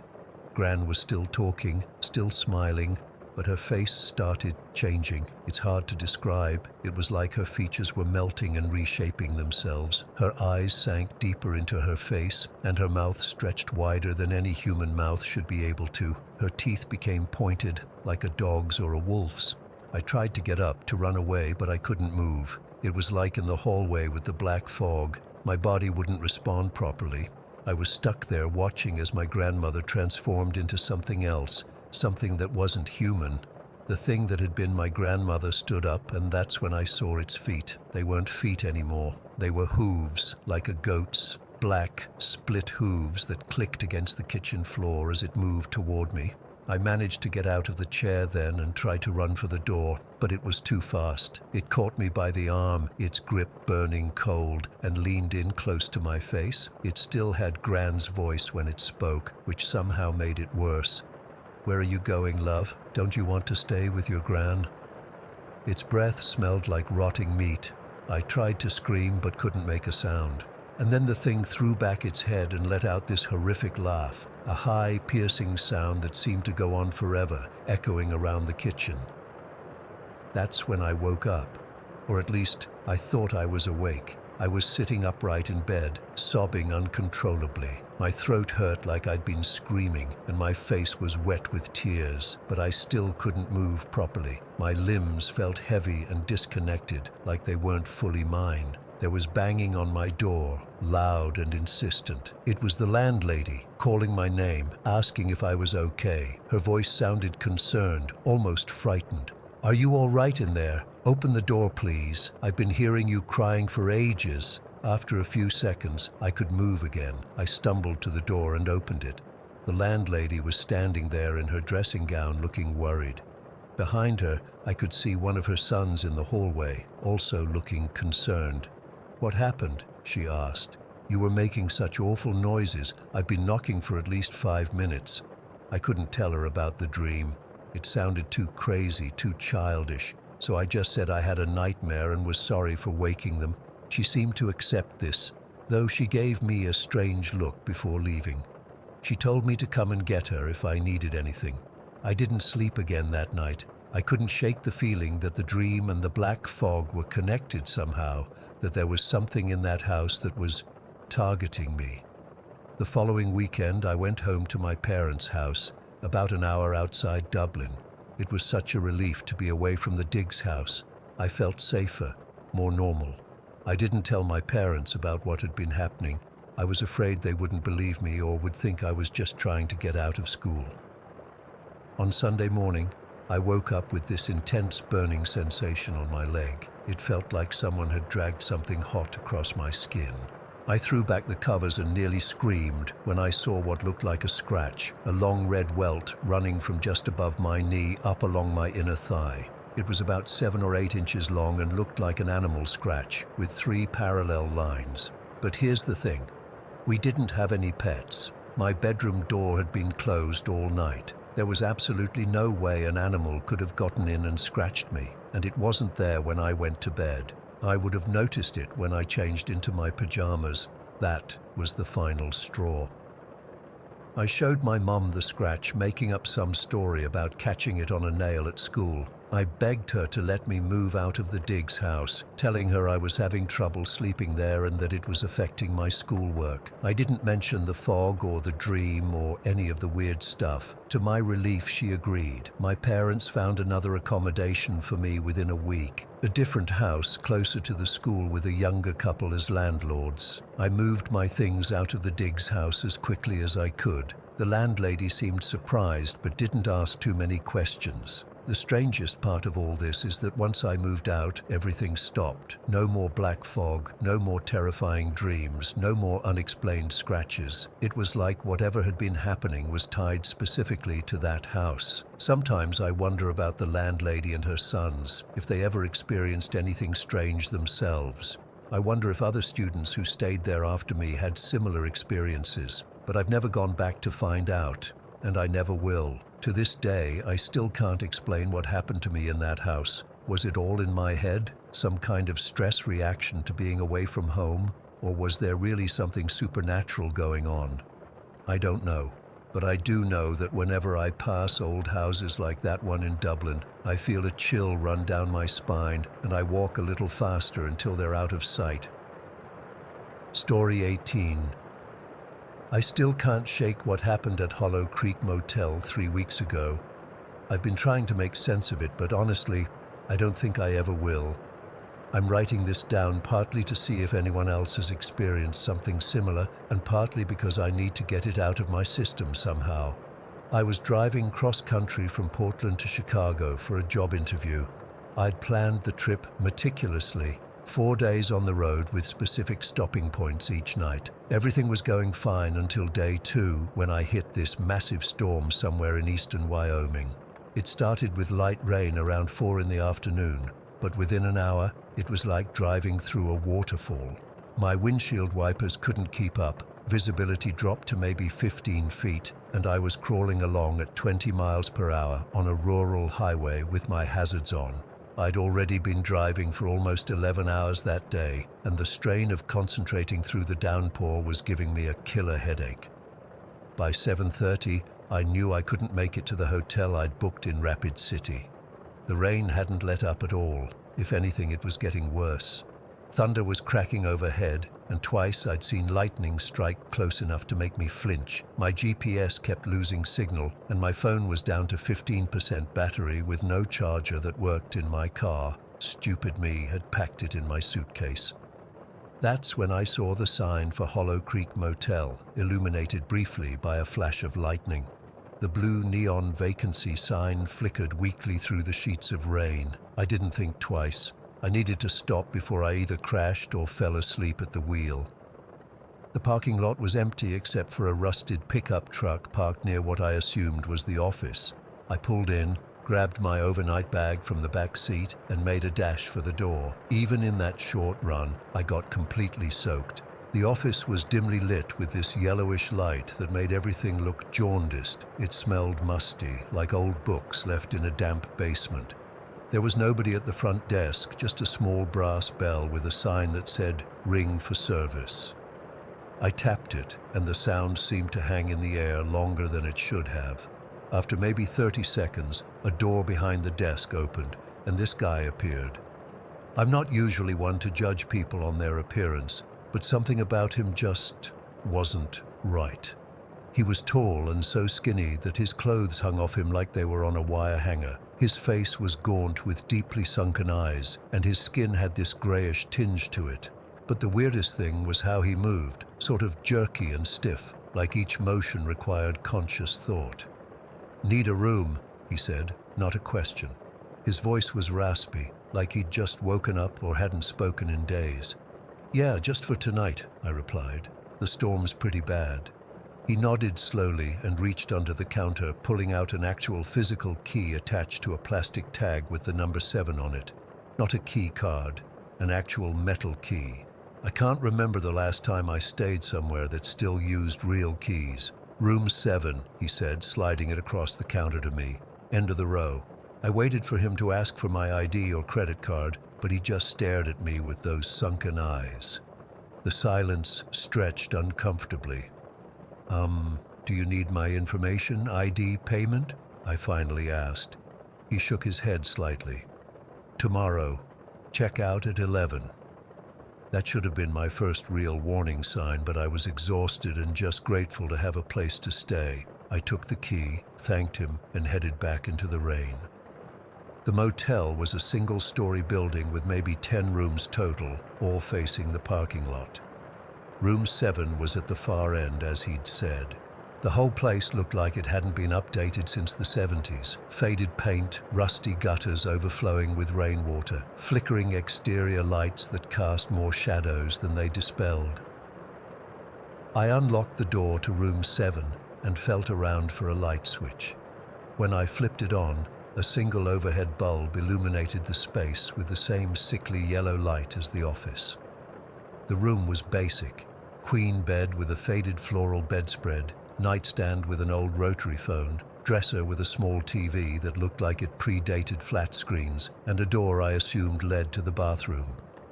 The carpet felt damp under my feet, and there was a pervasive smell of mildew and something else I couldn't quite identify, something slightly sweet but unpleasant, like fruit that started to rot.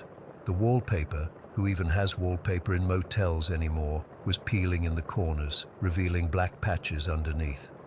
I set my overnight bag on the dresser and checked my phone.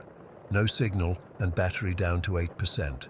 I plugged it in, hoping to at least charge it enough to set an alarm, but the outlet didn't work. None of them did. I tried the TV, and surprisingly, it turned on, but all it showed was static on every channel. The bathroom was just as depressing as the main room. Cracked tiles, a rust-stained sink, and a shower with a curtain that had once been white, but was now a mottled, yellowish gray. I ran the tap and watched as brown water sputtered out before gradually clearing. I decided a shower could wait until the next day. By this point it was almost 9 o'clock. The storm was still raging outside, rain pelting against the window like someone throwing handfuls of gravel. I was dead tired, so I decided to just go to bed. I took off my jeans and shirt, leaving on my t-shirt and boxers, and got under the covers. The bed smelled musty, but it wasn't the worst I'd ever slept in. I reached over and turned off the lamp, plunging the room into darkness except for the occasional flash of lightning through the thin curtains. That's when the feeling started, this creeping sensation that I wasn't alone. You know that feeling when you think someone's watching you? It was like that, but amplified. I tried to tell myself it was just my imagination, just the unfamiliar room and the storm playing tricks on my mind. I don't know how long I lay there trying to fall asleep. Maybe 20 minutes, maybe an hour. The rain continued to drum against the roof and windows, and occasionally I'd hear a creak or groan from the building that I told myself was just the old structure settling. Then I heard it, breathing, not my own.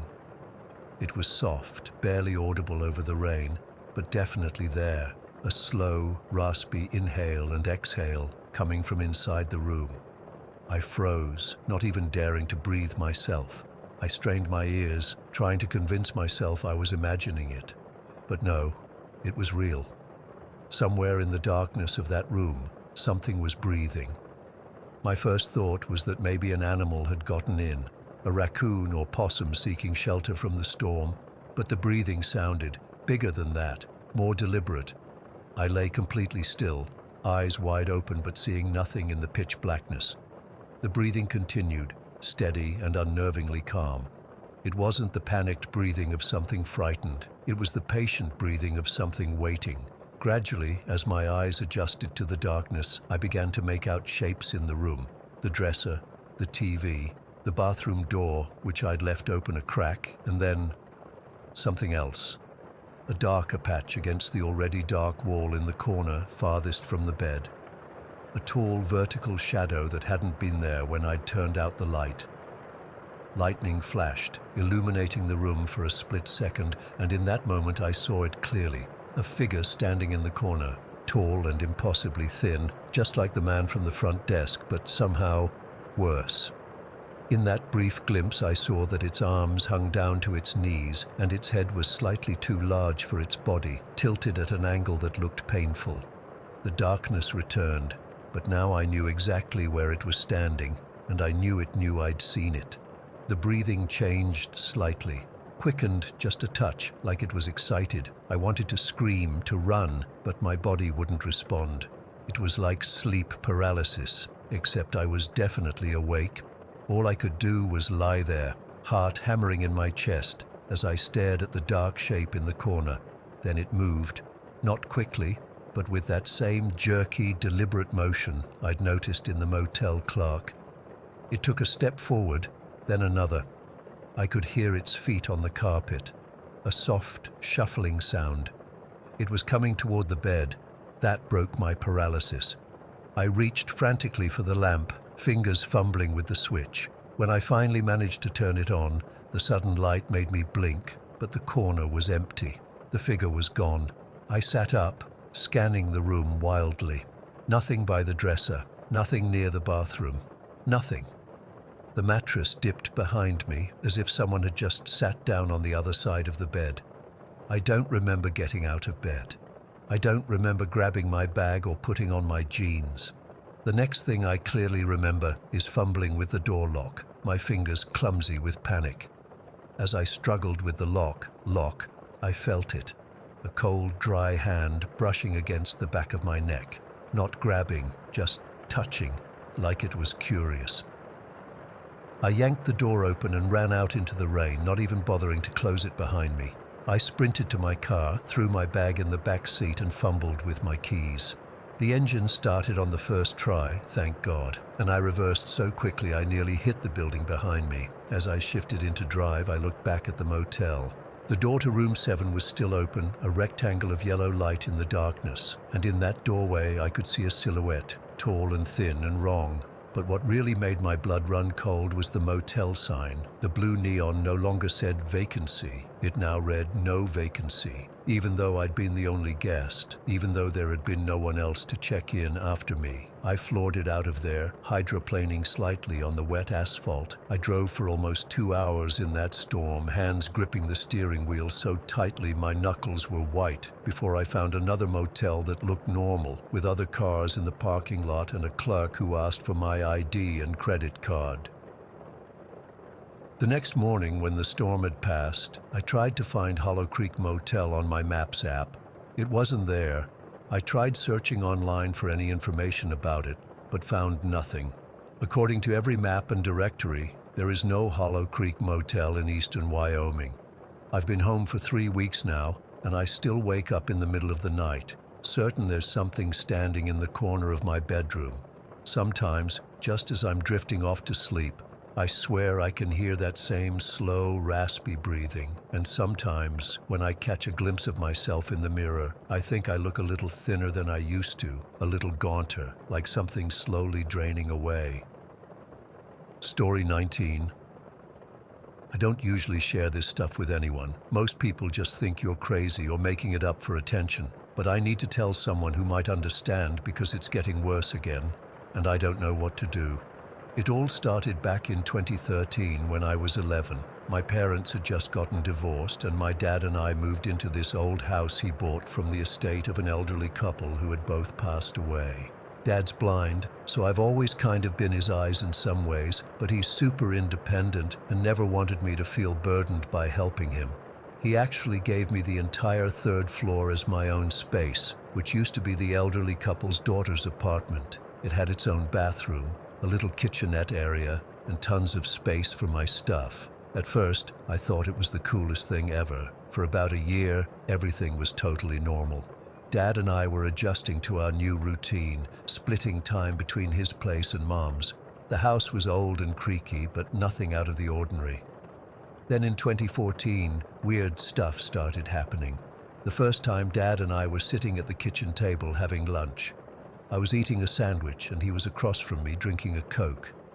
We were just talking about school or something normal when I watched his soda can slide across the table. Not fall over or anything. It literally moved by itself about 4 inches to the right. I remember the exact sound it made. That soft aluminum scraping against the wooden table. "Dad, your Coke just moved by itself," I said, feeling goosebumps rise on my arms. Dad laughed it off. The table must be uneven, or maybe there was some condensation under it. I checked. The table was level, and the bottom of the can was dry.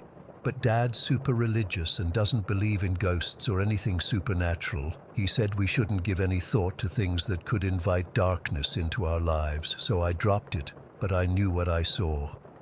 A few weeks later, I was doing homework alone at that same dining room table. I was bored and playing with my pencil, rolling it down the slight slope of the table. Normal kid stuff, right? I rolled it away from me, watched it travel about a foot, and then it just stopped. Then it rolled back to me, not like it hit something and bounced. It stopped dead, paused for a second, and then rolled perfectly straight back to where it started. I ran upstairs so fast I tripped on the way up. I told myself it was just the house settling or something, but deep down, I knew better. By 2015, I started feeling weird on the third floor. Not all the time, just sometimes, like I was being watched. It's hard to explain, but there was this pressure in the air that would come and go. I'd be playing video games or reading, and suddenly the air would feel heavy, like right before a thunderstorm, but inside. One winter night, I had just gotten back from Mom's house. Dad and I had eaten dinner, and I went up to my room to unpack my stuff. It was freezing that day, like 10 degrees outside, and the third floor was always the coldest part of the house. I had this space heater that I used, but I hadn't turned it on yet. I was putting clothes in my dresser with my back to the room when I heard the distinctive click of the heater turning on. The sound of the fan starting up made me freeze in place. I turned around slowly, and sure enough, the heater was running. The little orange light was on, and hot air was coming out. I hadn't even plugged it in yet. The cord was still wrapped up the way I'd left it before going to Mom's, but somehow it was running. I unplugged it immediately, my hands shaking so bad I could barely grip the plug. I slept downstairs on the couch that night, telling Dad I was cold upstairs. He believed me. It was freezing outside after all. That summer, things got worse. I started seeing things at night, dark shapes moving at the edges of my vision, not like shadows from trees outside or headlights passing by. These were darker than dark, if that makes any sense, like holes in reality. Sometimes they'd have a vague shape, tall and person-like, and sometimes, and this is the part that still makes my skin crawl, they would have indistinct features, like a suggestion of eyes or a mouth but not fully formed, and they would just stare at me. The first time I saw one clearly, I was lying in bed trying to fall asleep. It was probably around midnight. I felt that heavy air feeling and rolled over to face my door. There was a figure standing in the doorway, completely black, but somehow visible against the darkness of the hallway. It didn't move, it just stood there, watching me. I couldn't scream, couldn't move. After what felt like hours, but was probably only seconds, I managed to reach over and turn on my lamp. When the light came on, it was gone. After that, I started sleeping with the lights on. Dad noticed my electricity usage had gone up, but didn't question it much. He just thought I was staying up late reading or something. I didn't tell him about what I was seeing. What would I even say? "Hey Dad, I think our house is haunted." He would have just prayed over me and told me I was letting my imagination run wild. Fast forward to 2018. I was 16 by then and had a girlfriend, Kayla. She came over to hang out one afternoon while Dad was at work. The minute she walked into my room on the third floor, she got weird, like visibly uncomfortable. She kept looking around and rubbing her arms like she was cold, even though it was warm. "What's wrong?" I asked her. "I don't know," she said. "It just feels off up here, like someone's watching us." I hadn't told her about any of the weird stuff, not a single thing, so hearing her say that made my blood run cold. But I played it cool, told her the house was old and sometimes made strange noises. We hung out for a bit, but she was clearly uncomfortable the whole time. A week later, she came back over. We were sitting on my bed talking, and she was playing with this sticker that had come off her new jeans. She was rolling it between her fingers when suddenly it flew out of her hand, not dropped, flew, and stuck perfectly to the wall across the room. There was no window open, no fan on, nothing that could have caused it. Kayla's eyes filled with tears. "What the hell was that?" she whispered. I couldn't explain it. The sticker had traveled at least 6 feet across the room and stuck to the wall like someone had placed it there deliberately. We left immediately and went to her house instead. She never came back to my room after that. A few weeks later, I was napping at Kayla's house while she was in the shower. I was alone in her room, half asleep, when I heard someone whisper, "Hey," directly into my ear. It was so clear and so close that I felt the breath on my ear. I jumped up, heart pounding, but there was nobody there. Her parents weren't even home.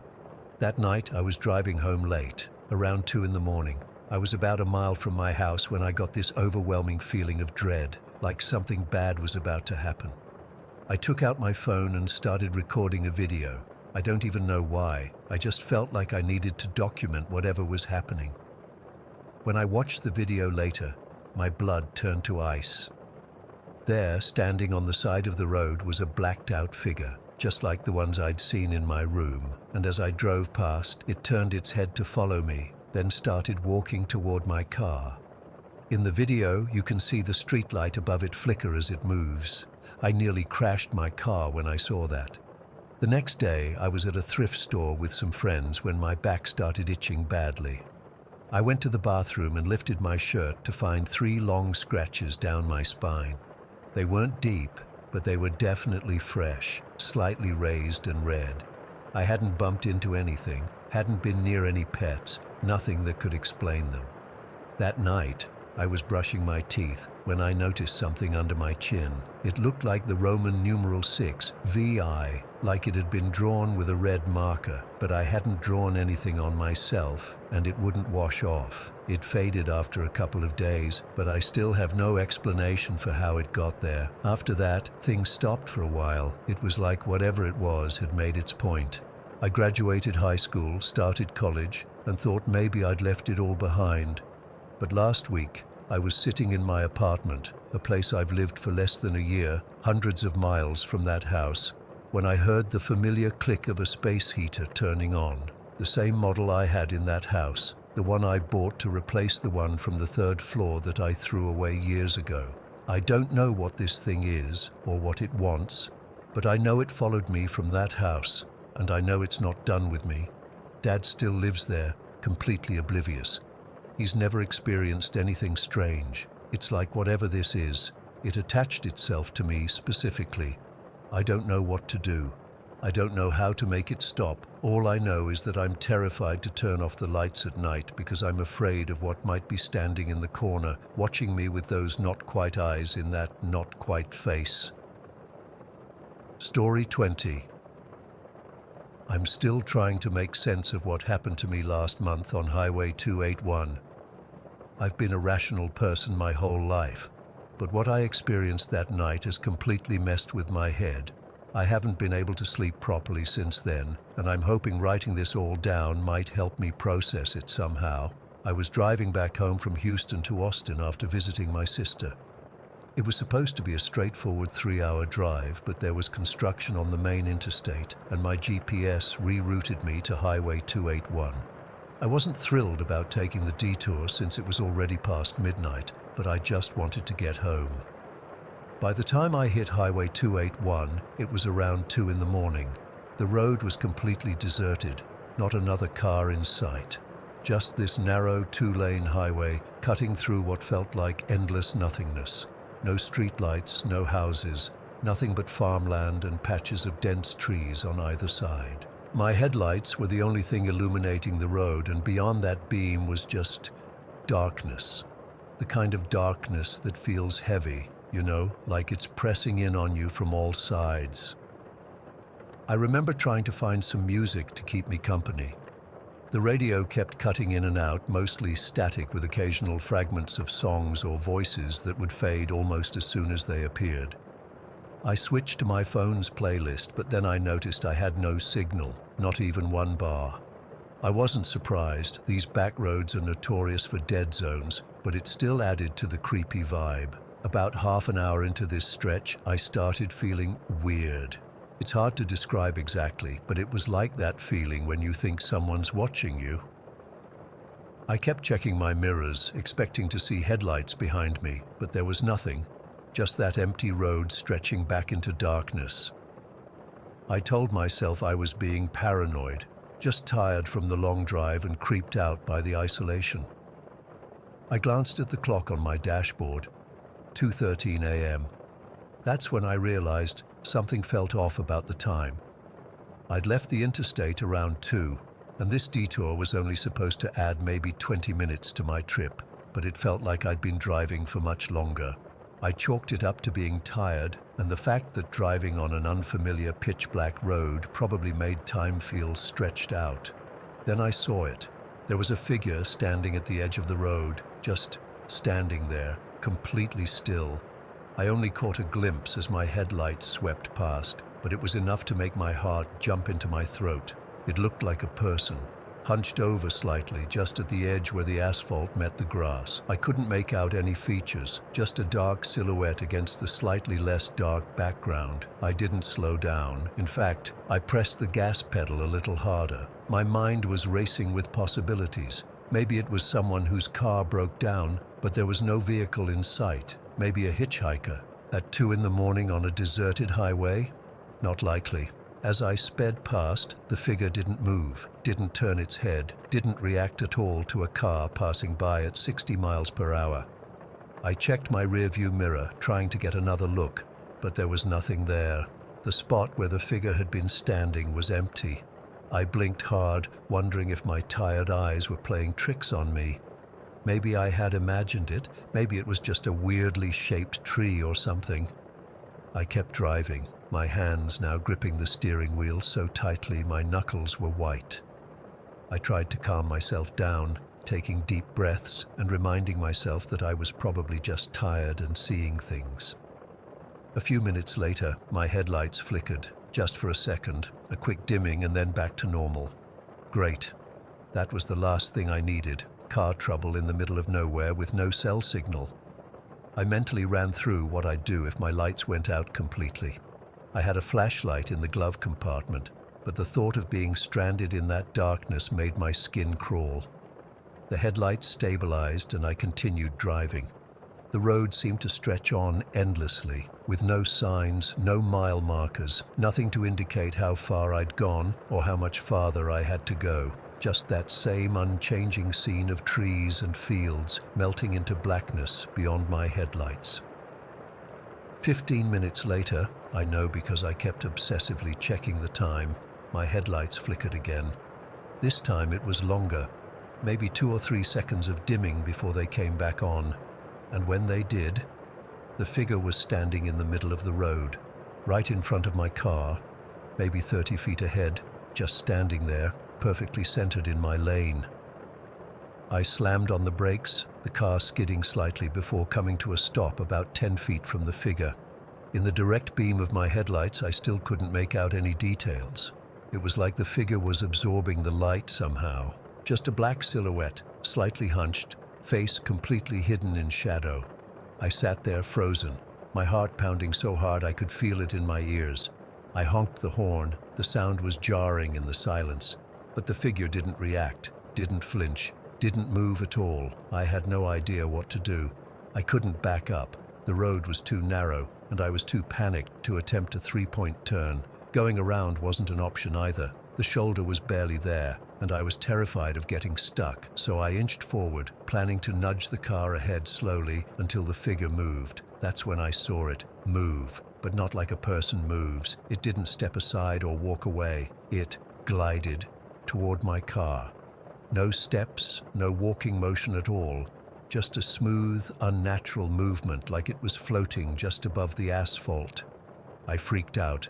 I floored the gas pedal, swerving around the figure, half expecting to feel a thump if I hit it. But there was nothing. I sped down that highway, going way too fast, constantly checking my mirrors, terrified I'd see that thing following me somehow. The road seemed to go on forever after that. I kept driving, afraid to slow down, afraid to stop. My mind was racing with explanations. Hallucination from exhaustion, some kind of bizarre prank. But deep down, I knew it wasn't either of those things. What I'd seen wasn't natural. After what felt like hours, but was probably about 45 minutes, I finally saw lights up ahead. A gas station, one of those old run-down places that looks like it hasn't been updated since the 70s. I pulled in, my hands shaking so badly I could barely turn the steering wheel. The place was open, thank God. I went inside, probably looking like a complete mess.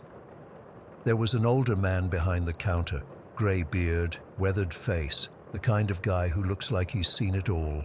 He barely looked up when I came in. I bought a coffee I didn't want just to have an excuse to be there, to be somewhere with lights and another human being. As he handed me my change, he gave me this long look. "You seen something out there, didn't you? On the highway," he said. It wasn't a question. I hesitated, then nodded. "Happens every now and then," he said, like we were discussing the weather. "People see things on that stretch of road, things that ain't supposed to be there." My mouth went dry. What kind of things?" He shrugged. "Ghosts, or something like them. Been hearing stories since I was a kid.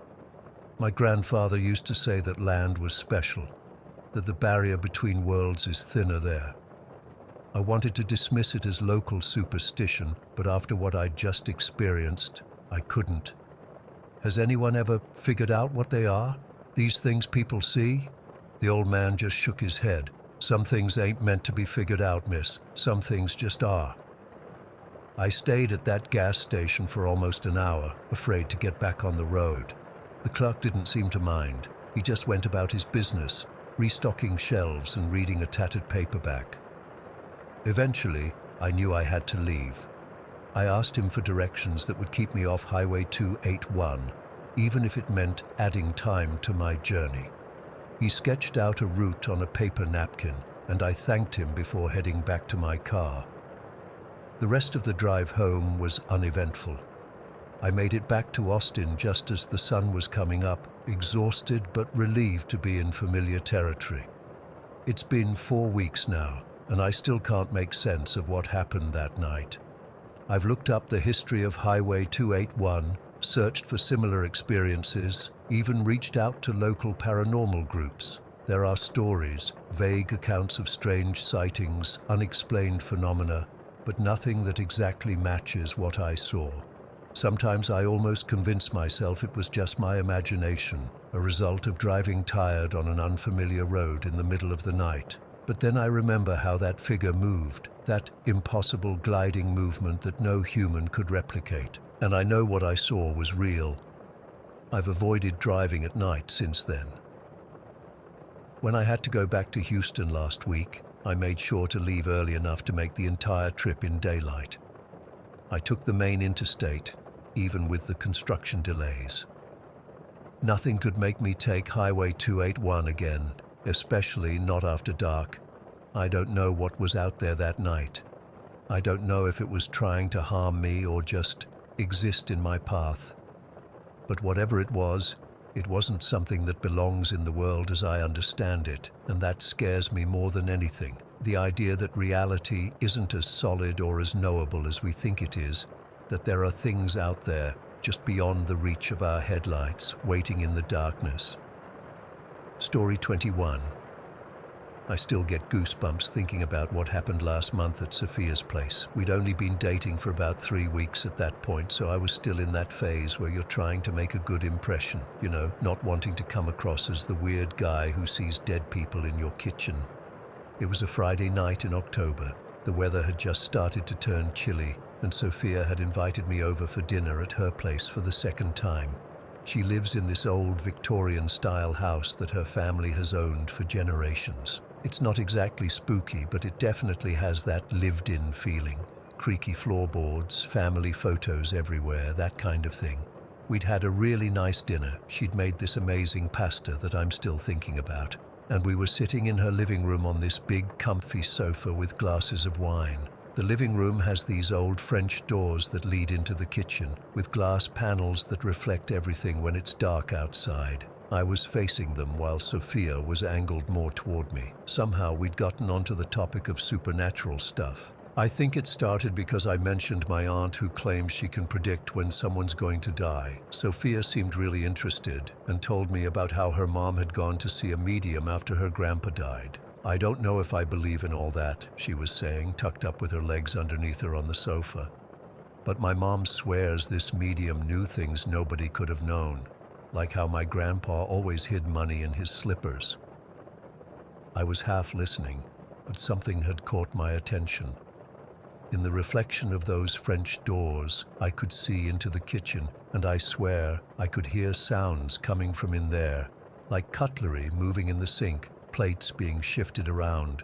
At first, I thought maybe it was just the house settling or something, but then I heard what sounded distinctly like footsteps, heavy ones, like someone wearing boots. I didn't say anything. I mean, what was I supposed to say?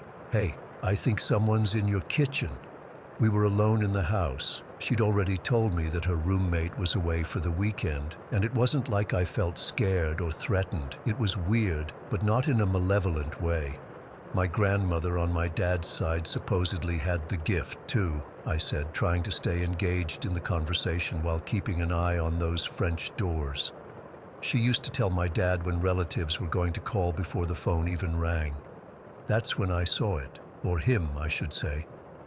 In the reflection, I saw a man poke his head around the doorframe from the kitchen. Just for a second, then he pulled back. I froze mid-sentence, my wine glass halfway to my lips. "What's wrong?" Sophia asked, noticing my expression. I shook my head. Nothing, just lost my train of thought. We kept talking, moving on to stories about family members who'd passed away. Sophia was telling me about her grandfather, how he'd been this larger-than-life character who could fix anything around the house. The man appeared again. This time, he leaned further around the doorframe, like he was trying to hear what we were saying. He seemed tall, I'd guess around 6 feet, with very short hair, maybe even bald. He was wearing what looked like a button-up shirt, though in the reflection, it was hard to make out details clearly. The strangest part was that I didn't feel afraid. If anything, the presence felt curious, like a kid eavesdropping on the adult's conversation. There was something almost playful about the way he'd peek out, then duck back when I looked directly at the reflection. This happened 4 or 5 more times over the next hour. Each time he'd appear for a few seconds, listening to our conversation, then disappear back into the kitchen. Sometimes I'd hear more noises. A cabinet closing, the sound of something being set down on the counter. At one point, Sophia got up to refill our wine glasses, and I tensed up, wondering what would happen when she went into the kitchen, but she went to a small bar cart in the corner of the living room instead. When she came back, she must have noticed something was off. "You seem distracted," she said, handing me my glass. "Is everything okay?" I nodded, not wanting to freak her out. "Yeah, sorry, just tired from work this week." But I couldn't stop watching those French doors. The man appeared one last time, just before we called it a night. This time he seemed to look directly at me through the reflection, and I swear I saw him smile slightly before he disappeared. I didn't sleep well that night, not because I was scared, but because I couldn't stop thinking about what I'd seen. Was it my imagination, a trick of the light, or had I really seen something paranormal? I didn't mention it to Sophia. We'd only been dating a short time, and I didn't want her to think I was crazy. So I kept it to myself, though every time we hung out at her place after that, I found myself glancing at those French doors, half expecting to see the man again. About 3 weeks later, we were back at her place on a Sunday afternoon. We were looking through old photo albums, her idea, as she wanted to show me pictures from her childhood. That's when I saw him. There, in a faded photograph from what looked like the 80s, was the man I'd seen in the kitchen. Same height, same nearly bald head, same button-up shirt style. He was standing in front of the very same house we were sitting in, his arm around a younger woman who I assumed was Sophia's mom. My blood ran cold. I must have made some kind of noise because Sophia looked at me with concern. "What is it?" she asked. "Who's that?" I pointed to the man in the photo, trying to keep my voice steady. "Oh, that's my grandpa Frank," she said casually. "The one I was telling you about before, who could fix anything. He died when I was 15. Heart attack, completely out of the blue." She turned the page, moving on, but I couldn't. I was staring at the ghost of a man I'd seen with my own eyes, a man who'd been dead for years. Later that same day, we were sitting in her kitchen, the very one where I'd seen her grandfather, when Sophia mentioned that if her sister had lived, she would be 35 now. "I didn't know you had a sister," I said, surprised. "She died when she was just a few days old," Sophia explained. "Some kind of complication. It was before I was born, so I never knew her. But my mom says my grandpa took it really hard. He was there when it happened. I don't know what made me do it. Maybe it was the casual way she talked about her grandfather, or maybe I just couldn't keep it in anymore. But I decided to tell her." "Sophia," I said slowly, "I need to tell you something, and it's going to sound crazy." She looked at me expectantly, and I took a deep breath. "That night a few weeks ago, when we were talking about supernatural stuff on your couch, I saw a man in your kitchen, multiple times." Her eyes widened. "What do you mean you saw a man? There was nobody here but us." "I know, that's what I'm trying to tell you. I saw him in the reflection of those French doors. He kept peeking around the doorframe, like this." I stood up and reenacted what I'd seen, the way the man had leaned around the doorframe, ducking back when noticed, then appearing again. I showed her exactly how he'd moved, how he'd seemed to be listening intently to our conversation. Sophia's face went pale. She sat down hard in her chair. That's exactly what my grandpa used to do," she whispered. "He was so nosy. Whenever I had friends over, he'd eavesdrop from the kitchen, pretending to be getting a snack or something. He did that exact same movement, peeking around like that. A chill ran down my spine. The man I saw looked exactly like the man in that photo, your grandfather."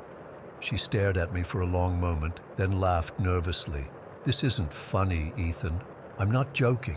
I swear to you I saw him several times, and I heard noises too, like someone moving dishes in the sink, footsteps. I thought maybe it was your roommate at first, but then I remembered she was away." Sophia was quiet for a long time. Then she said, "My family, we're all like that, nosy, always wanting to know everyone's business. My mom says it's in our DNA." She paused. "Guess it continues even after death, huh?" We both laughed, but it was the nervous kind of laughter that's trying to cover up fear. "Why didn't you say anything that night?" she asked. "What was I supposed to say? Hey, I think your dead grandfather is spying on us from the kitchen. We'd only been dating a few weeks. I didn't want you to think I was crazy." She nodded slowly. "You're not the first person who's seen him, actually. My mom swears she's seen him sitting in his favorite chair sometimes, and my little cousin once asked who the bald man in the kitchen was when nobody else was home. Since that day, I've been back to Sophia's house many times. I haven't seen her grandfather again, though sometimes I hear those same sounds, cutlery moving, footsteps when no one else is there. The weirdest part is that I'm not scared. If anything, I feel like he's checking me out, making sure I'm good enough for his granddaughter." It's kind of sweet in a completely terrifying way. Last week, Sophia put a new photo on her mantle, the one of her grandfather that I'd seen in the album. Sometimes when I'm alone in the living room, I swear his eyes follow me, not in a threatening way, but in that same curious, slightly nosy way I felt that first night. I've never believed in ghosts before. I'm still not sure what to believe, but I know what I saw and what I continue to feel in that house. And somehow, knowing that her grandfather is still around, still keeping an eye on things, it doesn't freak me out as much as it probably should. I just wish I knew what he thinks of me. Story 22.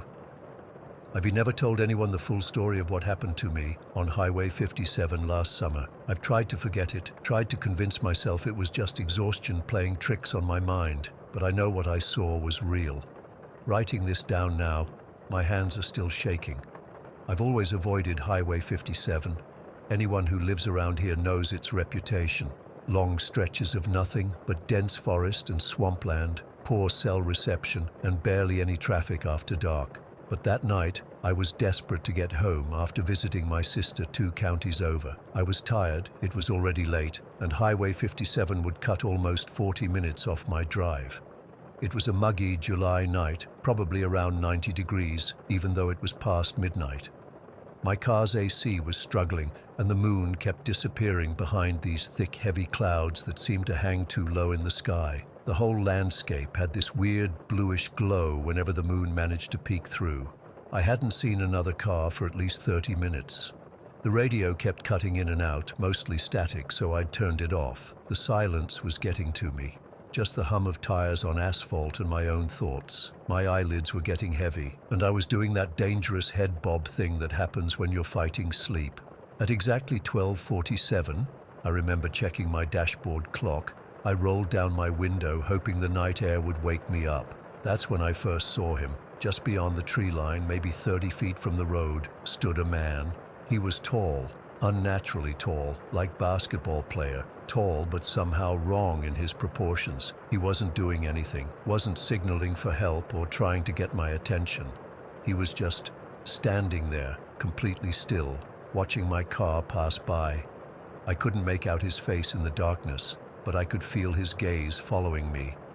My first thought was that he was some drifter or maybe a hunter, though who hunts at midnight in the middle of summer? I told myself not to be paranoid. People can stand wherever they want, right? But something about him made my skin crawl. The way he was so perfectly motionless. I pressed my foot a little harder on the accelerator. About 5 minutes later, I saw him again. The same man. I'm certain it was him. Same height, same stillness. Only this time he was much closer to the road, maybe just 10 feet from the shoulder. There's no way he could have moved that far that quickly on foot. It was impossible, unless there were 2 identical men standing along this empty highway at midnight. Neither option made sense. My heart was hammering in my chest as I sped past him. I kept my eyes fixed on the road ahead, but I couldn't help glancing in my rearview mirror. That's when my stomach dropped. He was standing directly in the middle of the road behind my car, just standing there, motionless, in the exact spot I had just driven through seconds before. I slammed my foot on the gas pedal. My tires screeched as I accelerated to 80, 90 miles per hour. My hands were shaking so badly I could barely keep the steering wheel straight. I kept checking my mirror, expecting to see him somehow gaining on me, but the road behind me was empty again. I was hyperventilating, trying to make sense of what I'd just seen. It wasn't possible. People don't just appear and disappear like that. I tried to calm myself down, telling myself I was just tired, that my mind was playing tricks on me. But I knew what I saw.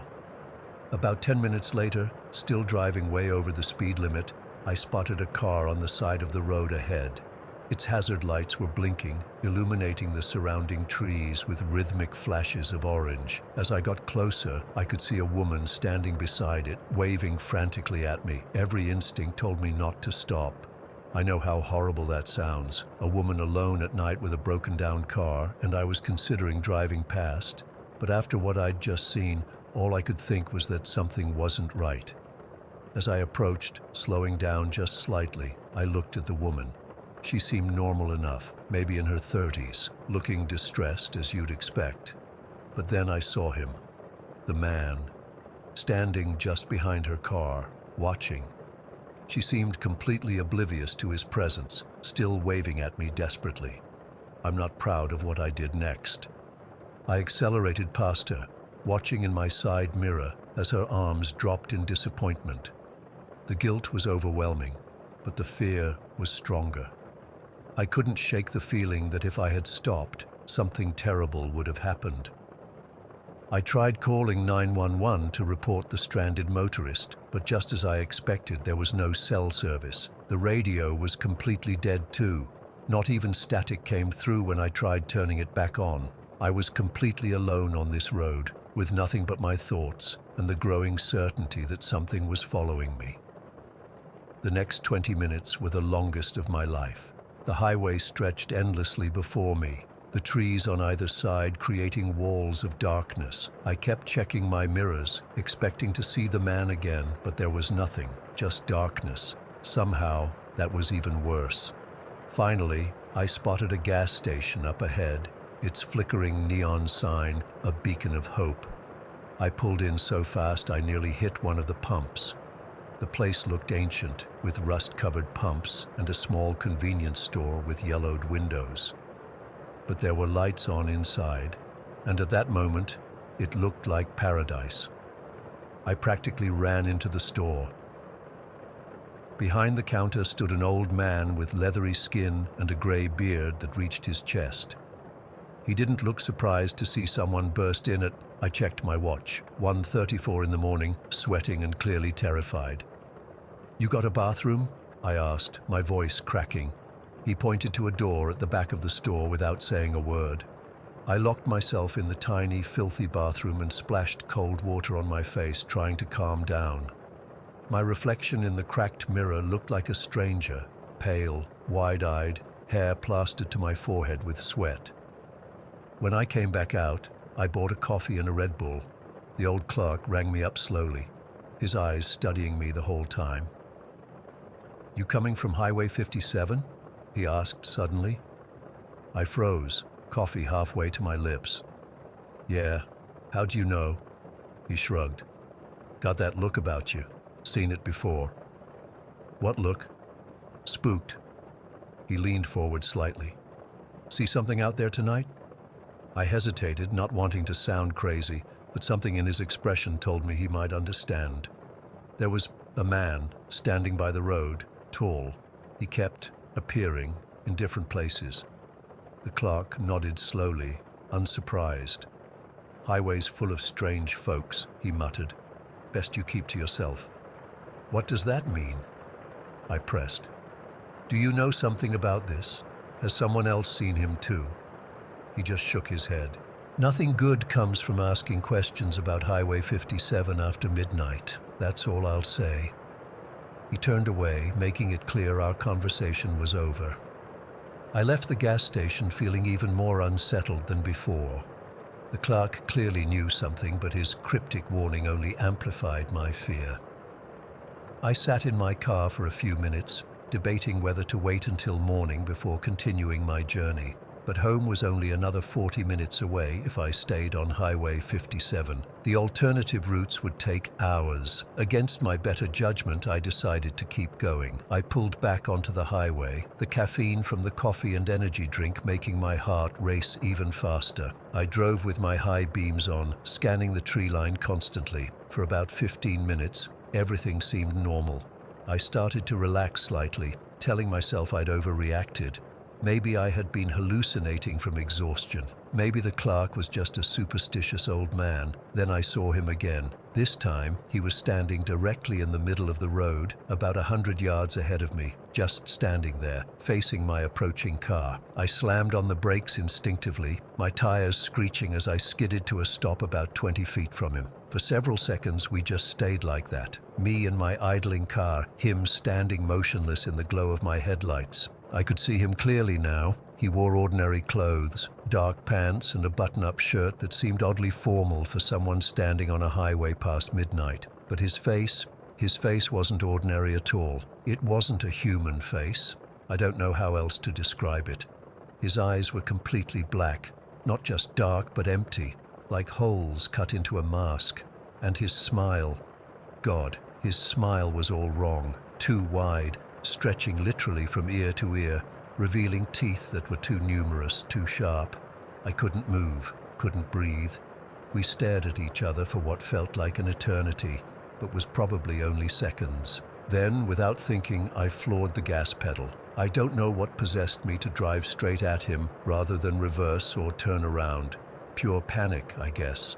My car barreled toward him at full speed. I closed my eyes at the last second, bracing for impact, but there was nothing. No thud, no resistance. I opened my eyes to find the road ahead empty. I checked my mirrors frantically, but he was gone. I didn't stop driving until I reached my apartment building.